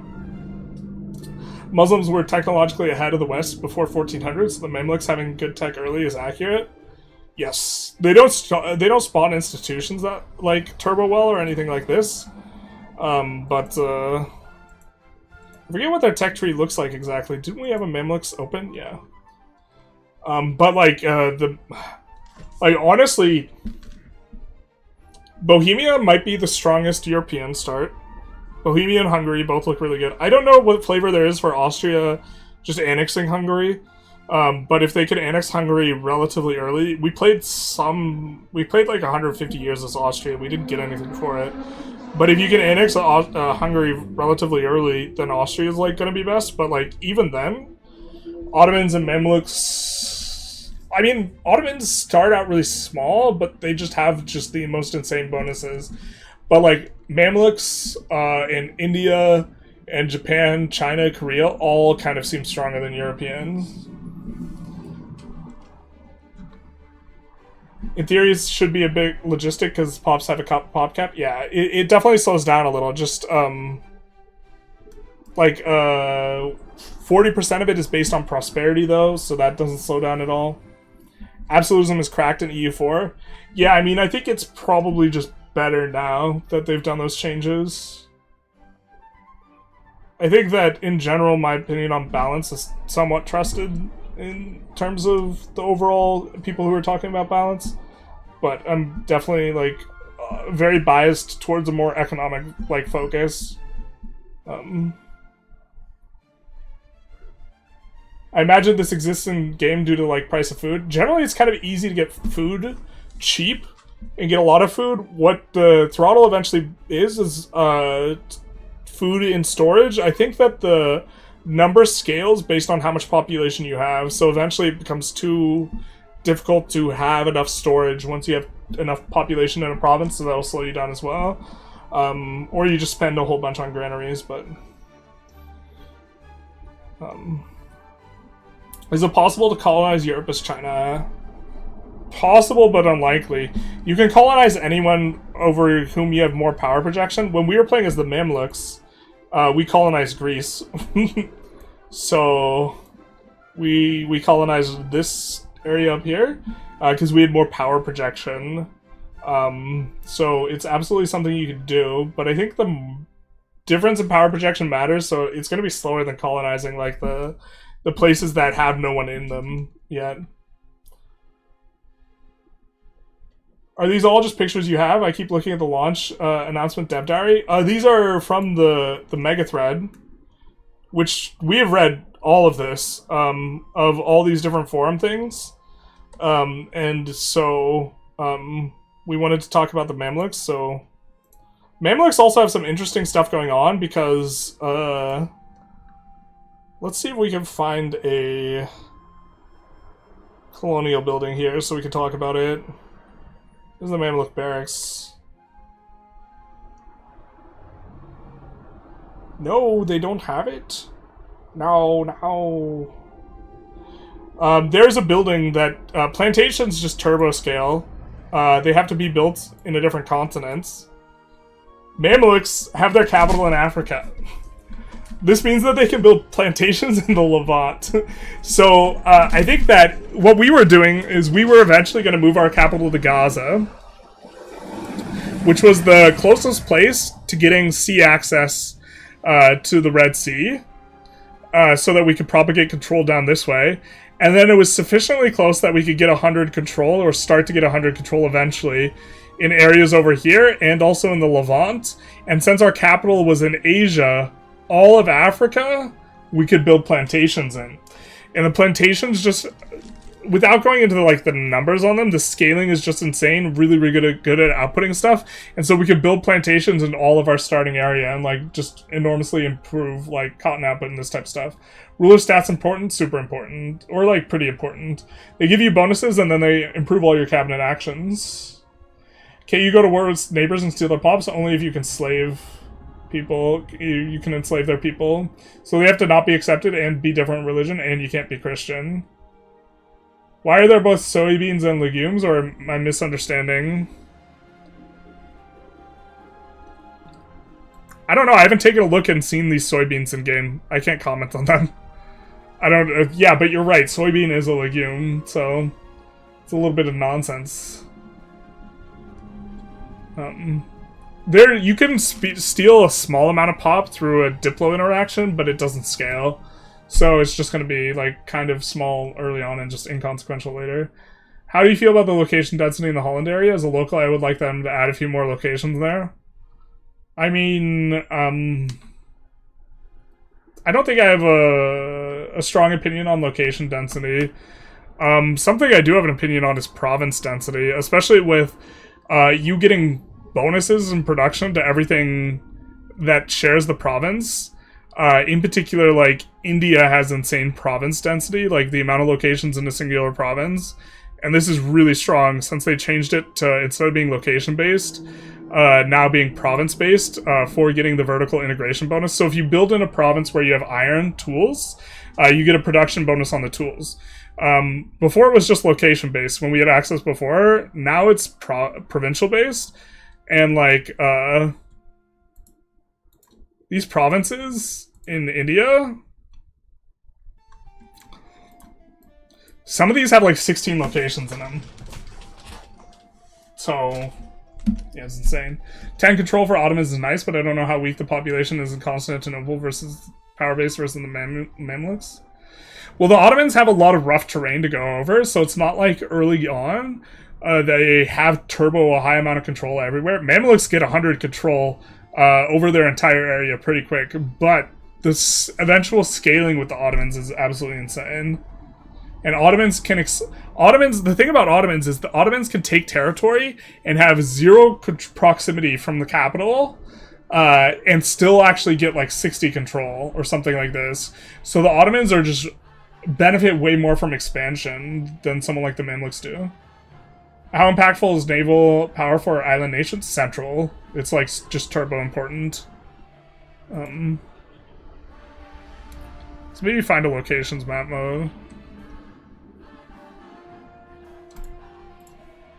So you can kind of see how they're like color coded. Like this red is all one province. This is honestly the most insane thing when we were playing VJ is they have a location that's not adjacent to the rest of the province. But okay, 1, 2, 3, 4, 5, 6, 7, 8, 9, 10, 11, 12, 13, 14, 15, 16. 16. So that means if there's iron in any of these, all the province gets a huge bonus on making tools. So I think that unironically Vijayanagar might be the strongest start in the game. I'm buying it because I'm a sloppy eating piggy. Hell yeah, brother. A dirty paradox piggy bank. Yep.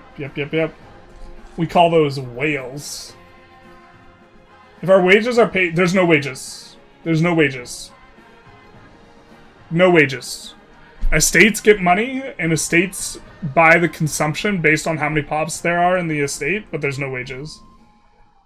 Kind of concerned they have no big packs planned for 2026, or they put in another DLC plan. I think I'm fine with this.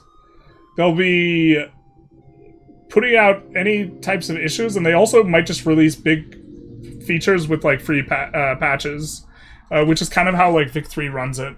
I'm okay with this. I would love to see them do a dynamic vegetation. It's kind of what I would like to see. They want to iron the game out before major DLC. Yep, I think this is a fine decision. If the premium edition is like Season Pass, the Vic 3, the discount will be available even after you buy the release. Okay. Using content creator code Generalist in all caps, of course. Yeah, that would help out the channel a lot in terms of a low opportunity cost for you guys that would end up swinging quite a bit my way. Like, if you've ever thought about donating or something like this, that's effectively the same as like donating on a like $8 or something. You buy the game with the code. But let's take a closer look here. Right, so these are the country outlines, not the provincial outlines, but like iron and cotton. So that means fabric and tools for this entire area. Extra production efficiency. And fiber crops too, so paper, like this type of stuff. And so the overlap of different locations' ability to get this production bonus is just going to be insane for this. Whereas like Europe, when you're like, oh, I have 3 locations in a province, it's like you're not fully utilizing your building capacity on buildings that have this production bonus like you will be in Vijayanagar. Real Bohemia power will come from how much they benefit from being in the HRE. Yeah, so currently like revoking, you probably can do it faster than you should be able to. And so you get all of Germany, but like all of India is so much better than all of Germany. How well can you propagate control across the Atlantic? I don't think you can very, very well. I haven't gotten that deep in the game. I know there's some open sea, like, proximity reduction things, but I imagine it's not insane.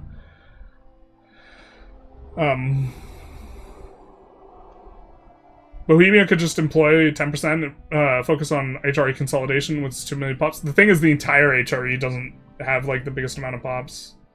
How does the Hansa work? I can't remember. It's been a while since I've taken a look at it. Ryagi says the Chronicle packs are bigger than immersion packs. Yeah. The Chronicle packs are bigger? Like the other way around?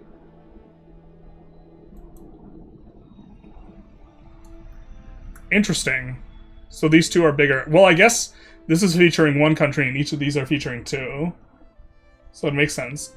Do you have any word if they change the construction good price dumping tactic? They have not. I don't have word. I played the game this morning, though. How difficult is it to play as an HRE OPM? Not that hard. I think that being as a one location... I think it's not that hard to...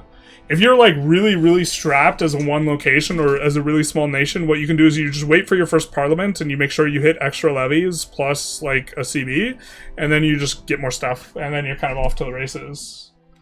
You're more throttled by control, which is not, like, the things that, like, throttle you from getting big are less to do with how big you start. How's China on the resources? China's much better now than they were before. I don't think we even went over the China map, actually. The China feedback map. I think there was one. China's also absolutely huge.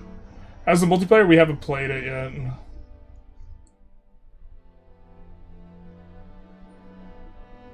We love expansions just like any grand strategy game. Yeah. Does maritime presence, buildings, and infrastructure impact market access?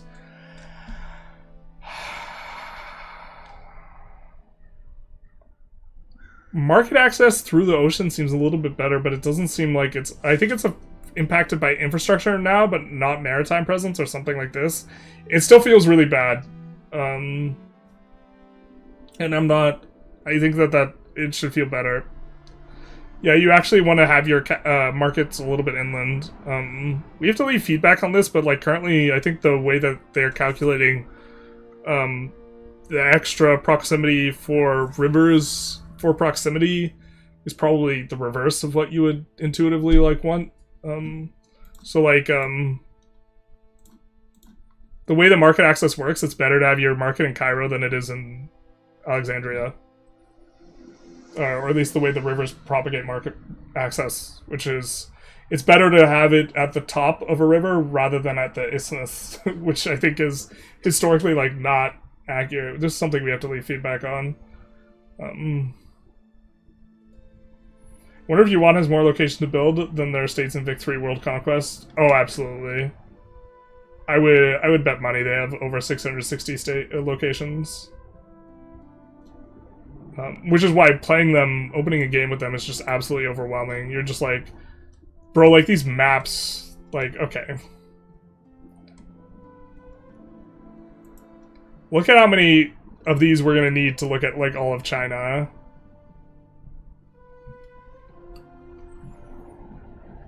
Alright, like... How does trade between markets work? You get value based on the difference between two prices, the thing. And then there's a little bit of maintenance costs. And then you move you create buy and sell orders to match in each of the markets.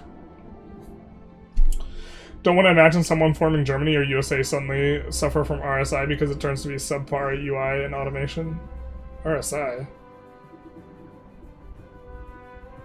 One of the review videos showed HRE having a requirement of 567 locations to form. Yeah, I think India is bigger. Just in terms of raw locations, but we played Yuan a bit. I think the place to build is, you know, kind of where all this farmland is. Subtropical is the better climate. They also start out with a ton of development. They got some harbors. More in the south. But we did look at this before. Someone was asking about the resources, so let's scroll into that. The resources are now a lot stronger, just generally overall. There's quite a bit of gold. There's some gold up here. There's some silver down here. There's a decent chunk of gold and silver. It's not the most insane density, but they actually have good resources now, whereas they didn't have good resources before. Like gold here. Good chunks of iron, all this type of stuff. It's not just all agrarian stuff. And so now China looks really strong. China doesn't have as good provincial location density as India, though. India is just like the turbo standout here. How's performance? It's kind of okay considering. It's pretty good considering I'm under the recommended, or not the recommended. Yeah, no, I'm under the recommended, but above the minimum in terms of my PC. I still have some issues and I've like abandoned runs because they're starting to go slow, but like it depends how much tolerance you have for like stuff going slow and getting choppy. I will say the one area I don't like playing with for performance reasons is the HRE. Just because once all of those tags have armies, those make you lag a little bit. Are the resources on the East Coast of North America better or still? They're better, but it's still the worst continent. Also, what does having gold and silver allow you to do? The base price of gold and silver are just so insanely high that like you get so much tax value from them, and then you feed them into jewelry, which is used as an input for trade, and trade is an enormous source of value early on, and so they're an input for an important good, and the base price is like more where it's at. So all value comes from providing a good at a price, right? And the higher the price, the more value you get. The price is dynamic and is influenced by supply and demand. So, something that there's very often a high demand for, let's say fur, it will have a higher price than the base price very often. But I think fur's base price is like 2 or 3. So even if fur's plus 100% price, it's like 4 to 6 in terms of value. Gold's base price is 10. So even if you crater gold to minus 50% price, still worth 5. And so that's why providing it is so good. But also, gold is kind of, overall, with the overall RGO demand profile of, like, the economics in the game, gold is still relatively scarce. So the price doesn't get turbo low unless you're playing, like, if you're playing Mali, it gets dirt cheap in your market. But for most markets, it's actually going to be expensive. So it's going to be, like, price is going to be like 20 or something. And so when you're Mali and the price locally is like 3 or 4, you get a tax base of 3 or 4. And then when you trade it to a price where the price is 20, you get like 16. Something like this. Yeah, an estuary should be way better for trade. Give the feedback. Yeah, I'll make a note for it.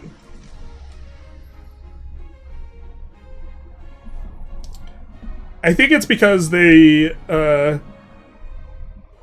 it worked, it was the way they wanted it before, but they actually changed the way that control calculations were propagated. And I think that we kind of might have had a little bit to do with it. But before it was calculating on what location you're going into. And so we were recommending putting your, like, putting your capital on the roughest terrain, because you won't have to pay the control cost for passing through the really rough terrain. Now it calculates based on what province you're coming from. And so having your capital on flatlands is not good. Which works better overall, but if they just reversed everything, then it would have used to have been that estuaries were important, but now they're not. Or, like, you know what I'm saying? So you overall get more market access if you put it at the top of the river instead of the bottom, which is not the way it should work. Wait, are you still talking when you could be playing EU5? Yes, I could play the game right now. I could do a video, maybe I'm allowed to do a video where I don't include my audio, and it's just me playing the game, except I don't show any of the game, it's just me clicking. I think technically I could just narrate what I'm doing, not show any of it, not have any of the sound, and that would be above board. They wouldn't want me to do that, though. I think, like, technically, based on directives I've been given, I'd be allowed to do that, but I'm not going to do that. I don't think they would want that. How do you think multiplayer will be? Will it be possible to start as opium and catch Castillo or BAMs? Yes, I think actually coordinating with other people will be really important because of how control works, really. You can get a lot more from an area if it has high control. And so having an area controlled by 2 different players is more valuable than having it controlled by 1. So I think that the systems within the game encourage coordination and playing tall rather than elimination and assimilation.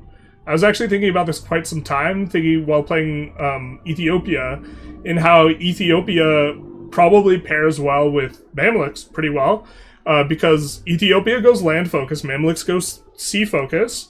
Ethiopia pushes really deep into East Africa and gets access to all these really rich resources and is able to ship them to Mamluk places. And Mamluks, because they're sea focused, can push control much further along the ocean tiles, but wouldn't really be as good at pushing it inland. And so in that way, they get more aggregate control for the areas and the territories. And so I think that thinking of things in terms of coordination between players and interests is going to be more the thing than acquiring more like terrain for your own thing. Paradox would love that. Just show a black screen with your mouse. I think that that's maybe a bad idea. I think that I'm not on their bad list, and I'd like not to be. I think that they kind of are okay with me / like me. So,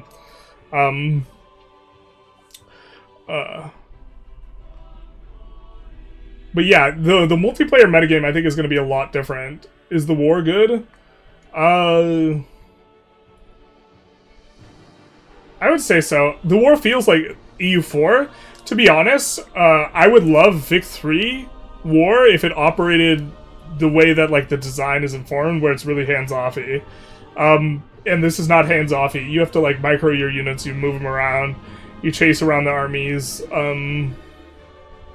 this type of thing. Vic 3 war is bad. The naval invasions are the only fun part. Yeah, so you probably will like the war. I think in theory would prefer Vic 3 war if it worked the way it should. The war is enjoyable. I'm more focused on the economics, but that's just like a playstyle thing rather than like a vibe. Yeah, there's just so much gold and silver now on these. Marble's also a really good resource because it's scarce. It's really good to have also at least one marble because upgrading the cities takes marble. That's the primary use for it, and if you don't have any marble, stockpiling in your nation is kind of a little bit rough. But yeah, multiplayer, I think it's actually going to be really interesting how much you are, in theory, encouraged to actually keep as many players in the game as possible, by virtue of, like, forming an alliance is just so much better than owning everything yourself. I find the Vic 3 one to be micro-intensive. It's micro-intensive because it's executed poorly. I would prefer Vic 3 wars if they were perfect. Yeah, this is... Yeah. As they are, I probably prefer EU5 warfare. But you definitely feel like you're fighting a war, not just like a war is happening in the background in EU4. Just because, like, if you don't pay attention, you just get stack wiped. Sometimes, right? Or you've just built an enormous army where you like have multiple stacks and none of them can get wiped out by a consolidated stack because you're just so rich. At which point, like, you can kind of ignore what's going on. But yeah, just kind of like a lot of just like losing an army somewhere if you don't pay attention means that you have to be focused on fighting a war. Lots of players needs lots of performance. Fair. Do you know if anyone tried multiplayer when you had access? Yes, there have been people who've tried multiplayer. I know specifically Lathe and Redhawk did. I think we're gonna go... Let's see, how long have we been... We're gonna go another 3 minutes, so if anyone has any other questions, we're gonna go for it. If people really want more like discussion videos, we can do that. But I'm probably gonna be more focused on playing the game because I have access to it.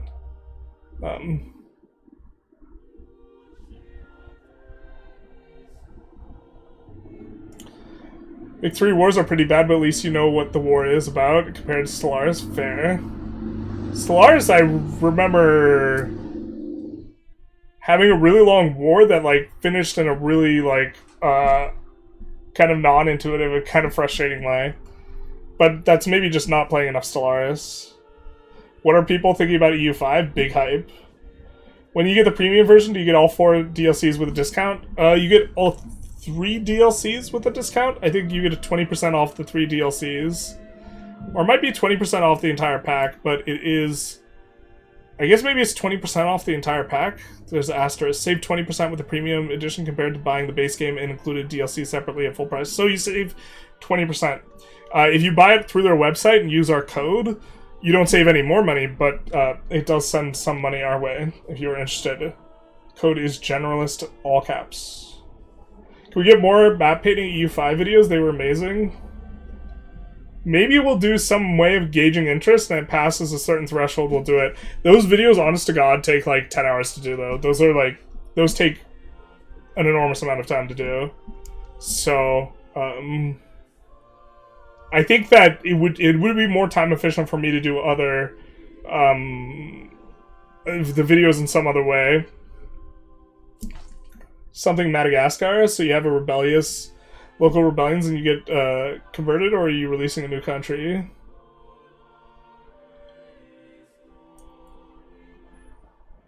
I think you're releasing a new country if you have a rebel of that type. Do you think the game is in a releasable state right now? No, but that's just because of like weird UI elements people will complain about. Like if you're on DirectX instead of Vulkan, like the portraits are messed up. And they just look like bugged out. So like that would have to get fixed. But it's like stuff like that where I think that the game's like not releasable.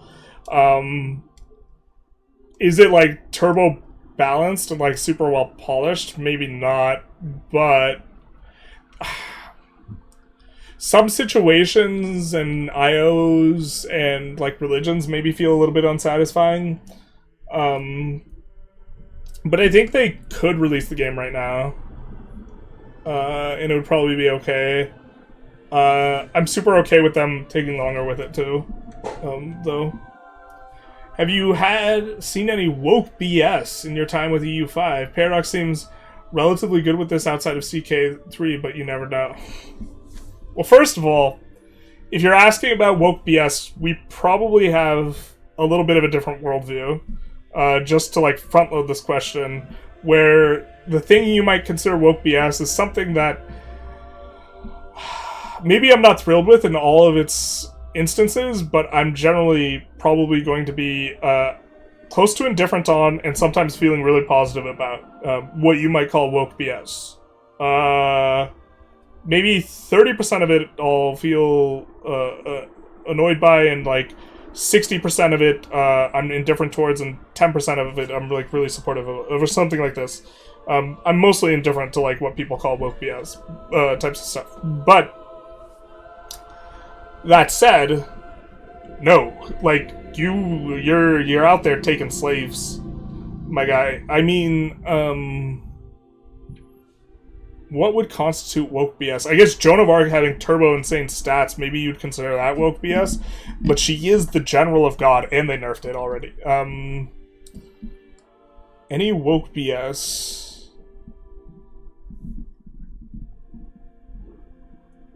Or something that would be considered woke BS?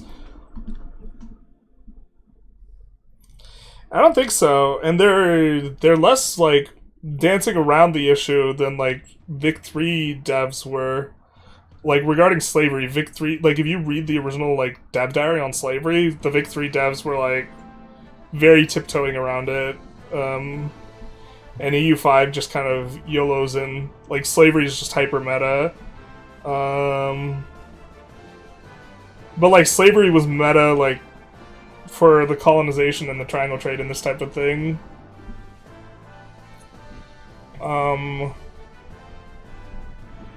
Nothing comes to mind. I mean, if you're like a critical drinking enjoyer, you'll almost certainly find something that annoys you, though. Like, I don't know. I'm trying to answer your question, but I don't think that there is. When does the embargo lift? We cannot make any videos. It's not in, like, we don't have a green light to make a video on any version, so there's nothing that's currently getting embargoed. We just have access to a version. I imagine we're going to get a more polished version to record videos on. Something Madagascar. We already said. Has optimization improved? Enormously. It's it's like night and day how much better. Like, if you asked me if the game was like releasable, it would have been no for like when we had access before, it would have been no for performance reasons. I think it's like good enough now, but like lags as the game goes on. What big mechanics features do you still think need fixed, changed?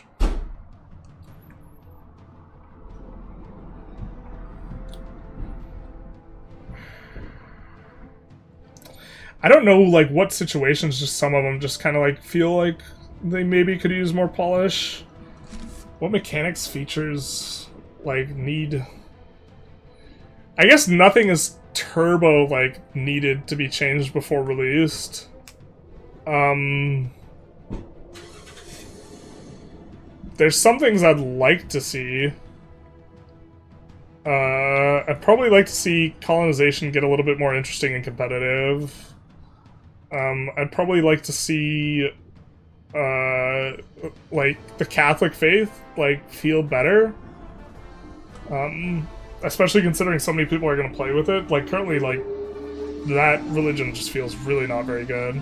Most of the Christian religions don't feel good. Protestant feels okay. Just in terms of, like, power level.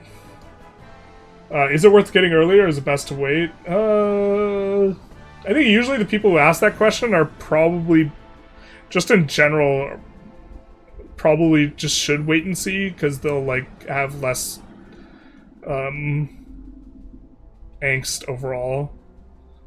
I really like trying new things, like, immediately, and it feels good, and, like, the budget is less of a concern, because I can justify it to myself, because content. Not because I have a lot of money, but because I can justify it. Knowing what I know, I would just pre-order the game and not wait, to be honest. But I think it's really safe to just wait a week and watch someone stream it and be like, do I want to play like this? And so maybe, yeah, it's kind of a non-answer. I don't know. If you like waiting for games, I would wait. There's kind of like a lot going on and there's a lot to see, so maybe... seeing some, like, live play, like, gives you a better idea how it plays out. Can smaller diseases break out? Yes. Yes. They're obviously not as painful as the Black Plague. Forgot to delete the first sentence about Madagascar? Kick, basically. What's your favorite region and why? I do not like playing in Russia. I do not like playing in Russia because the resources are bad and you have no pops. I like areas where you have a lot of pops and you have good resources. Playing in Asia is quite a bit of fun, even though you get wrecked on the institutions early on.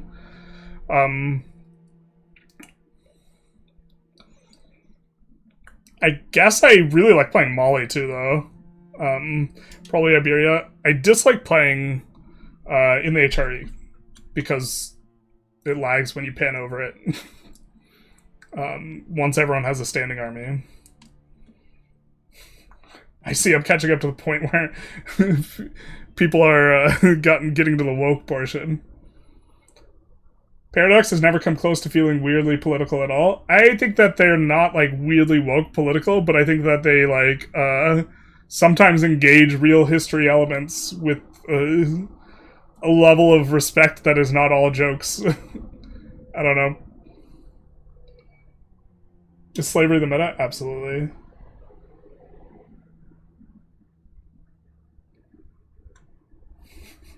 No way you're seriously considering this question? Yeah, basically. I don't know, I try and... Look, people have different perspectives and they view the world different ways. And, like, I think it's important that you not necessarily judge other people's worldviews, even if you're really... if yours is a lot divergent from their own. Why don't they represent the economic downsides of slavery?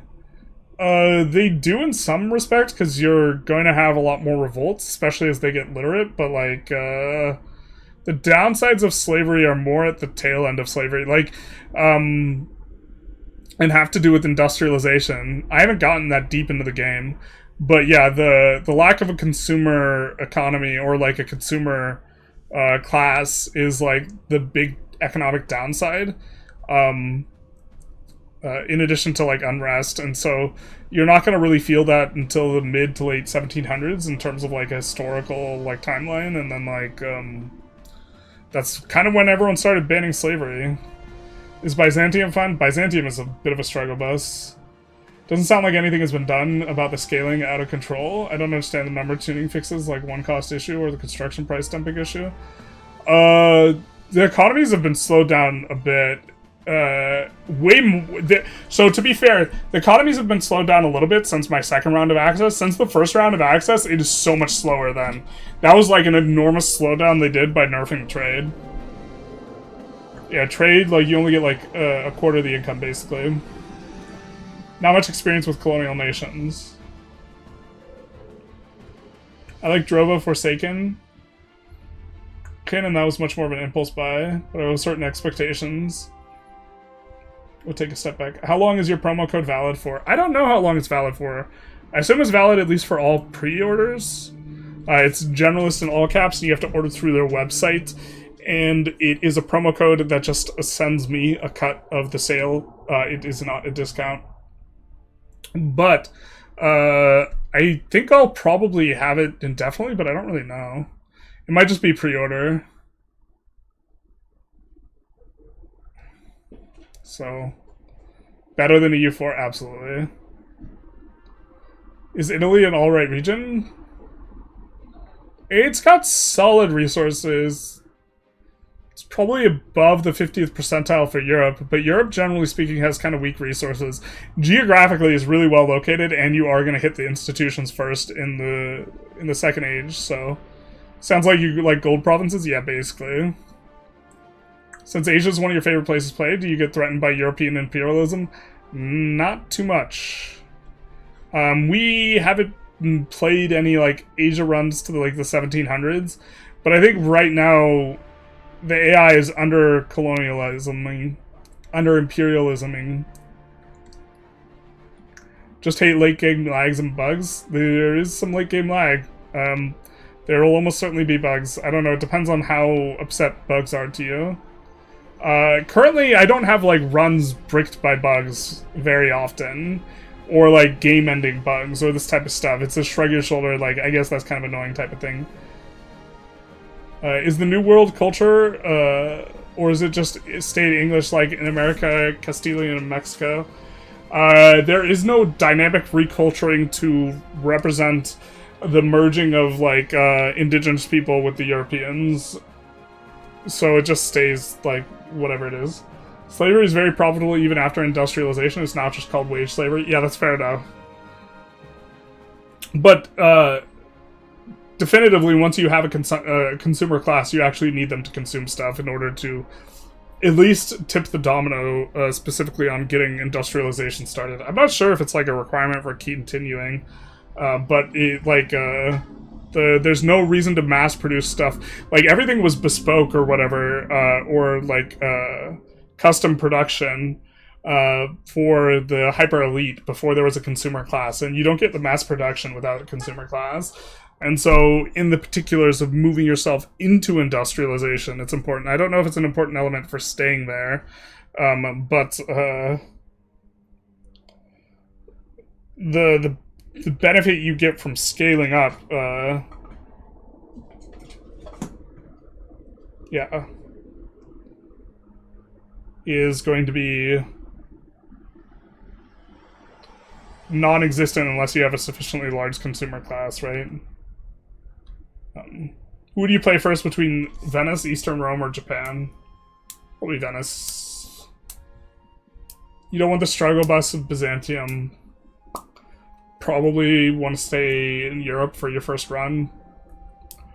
I think Japan's the best. But what would be a fun combination of nations for 4 friends to play? That probably depends a lot on friends' preferences.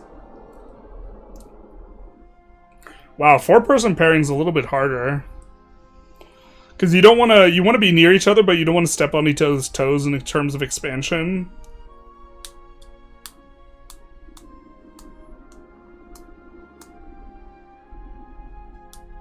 I don't know, you guys could split up India. Maybe. I don't know, probably just wherever you want to play.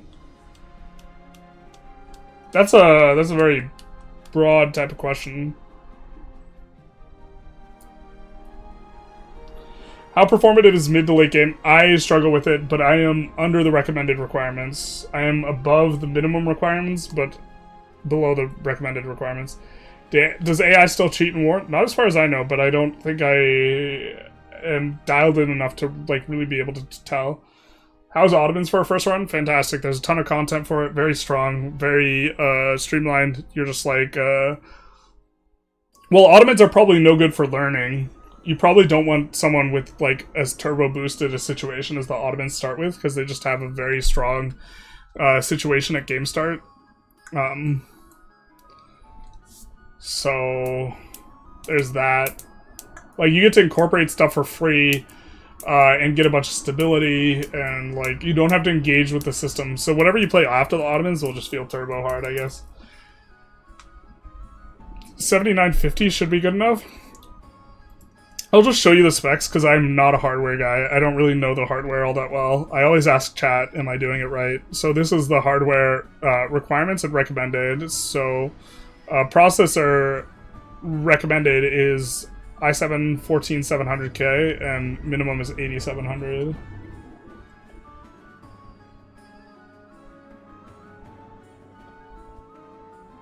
Oh, so you might be in trouble. I don't know how the numbers work exactly.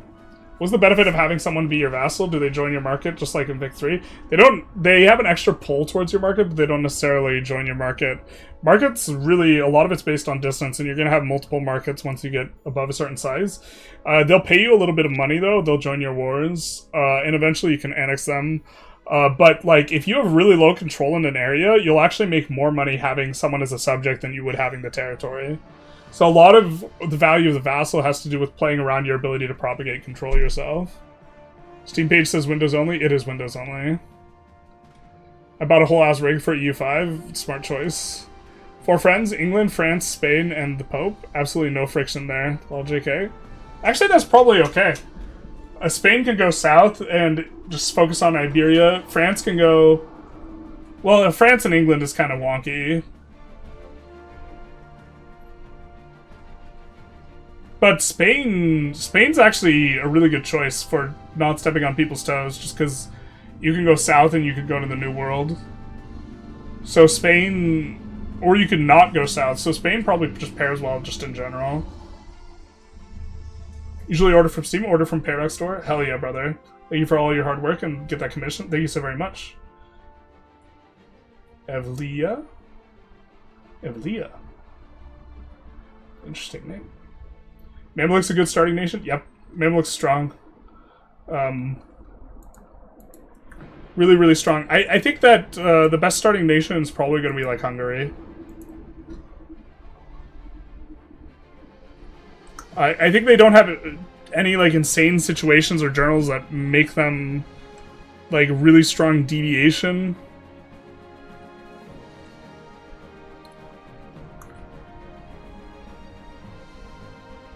Oh, they had a weird sounding, yeah, Carpathia in the Balkans. And they have really turbo good resources, and most importantly, I think so here's the feature that I think is most important, is the economic stuff is a little bit confusing. And it's a lot less confusing when you have exactly one market, and you are entirely within that market, and you are a majority of the member of that market. And if we see a market in here, which we might not, this is all of Hungary, basically, and only Hungary is there.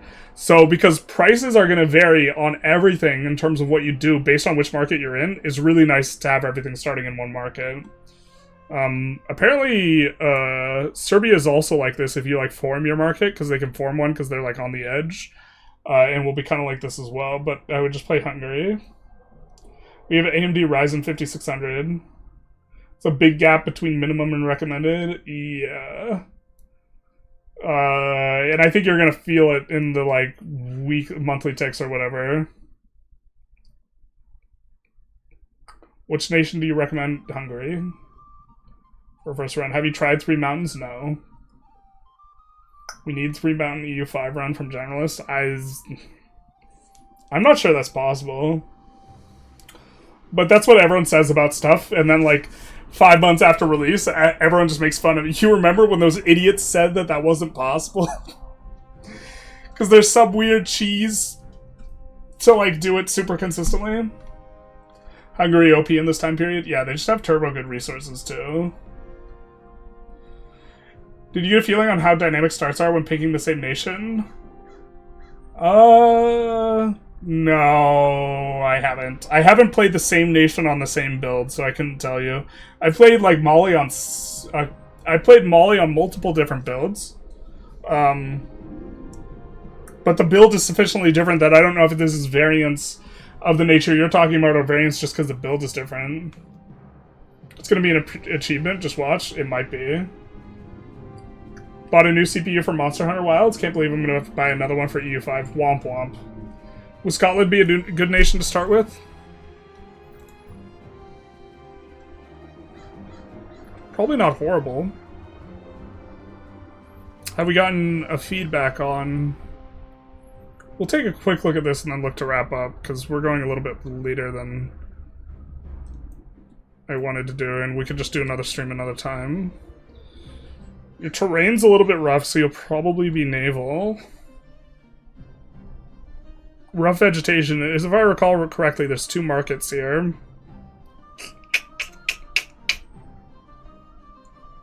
Oh, this is court language. Wool is a pretty good resource. So is pearls and salt. So your resources are all right. You got lumber in there. Is there more lumber in your market? There's some lumber down here. There's like a diagonal market.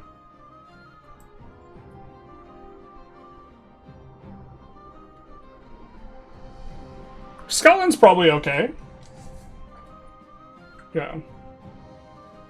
Ben's upset about something. I'm going to start with Byzantium so I can experience the first-hand helplessness of not knowing what I'm doing until I fall to the Ottoman Empire. That's a good plan, too. If you like losing, that's maybe a choice. Oh, someone was knowing the French. Yeah, is the court language. Yep. That tracks. It's not... the good old Paradox community, like... Paradox, the way the Paradox community is moderated, it's not racism if it's directed at the French or the English. Moderators do not care if you say anything about French or English. It really does seem like French and English specific.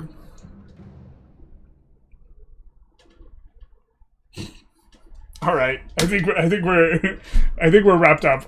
We'll maybe do some type of community post as a little bit of an interest check to see how much people want to watch these types of streams or get EU5 content. But I'm probably relatively inclined to just keep playing rather than making content and try and push the hours up. This type of thing. Are you gonna host multiplayer campaigns? Maybe. I might join multiplayer campaigns. It depends on how like. So if it ever becomes a feeling like I'm dealing with people, and having to organize and like people are late and this type of stuff, it's like I don't necessarily want to deal with that much on the like organization end, or like for me it's just like kind of frustrating. So it depends on how the first few organizations go. I'll probably try, and then it'll depend on how they go. Yeah. Was that the culture map? Anglo-Saxon culture? Yeah, this is the culture map. Not surprising given all the trouble we've called. He does with the Nigel Thornberry. But is San Marino in game? I can't remember. But classic. Can we get more gameplay vids from you before launch? Like actual gameplay? I don't know if I'm going to be allowed to show actual gameplay before launch. So... It's gonna be, playing the Ottomans might be tough, especially in multiplayer. I feel like it could, it depends on how much everyone wants to thumb the pie of the Ottomans. Ottomans might have to have a buddy.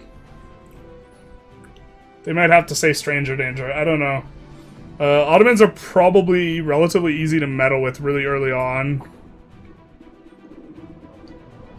Seems like you'd have to go kind of out of your way. But if you're Hungary, maybe you just don't want the headache. So Ottoman might involve a lot of like pre-game negotiation because they have insane bonuses, but they start small. So, yeah, I'm not sure exactly the best way to handle that. Where's this master thread? So you go into the Paradox forums. You go to the EU5 section. Yeah. You scroll down. It's sticky to the mega thread, which includes all this. We've also read every single dev diary on stream, so yeah. Anyways, I'm gonna sign off for now. We'll do some sort of the Discord is in the description.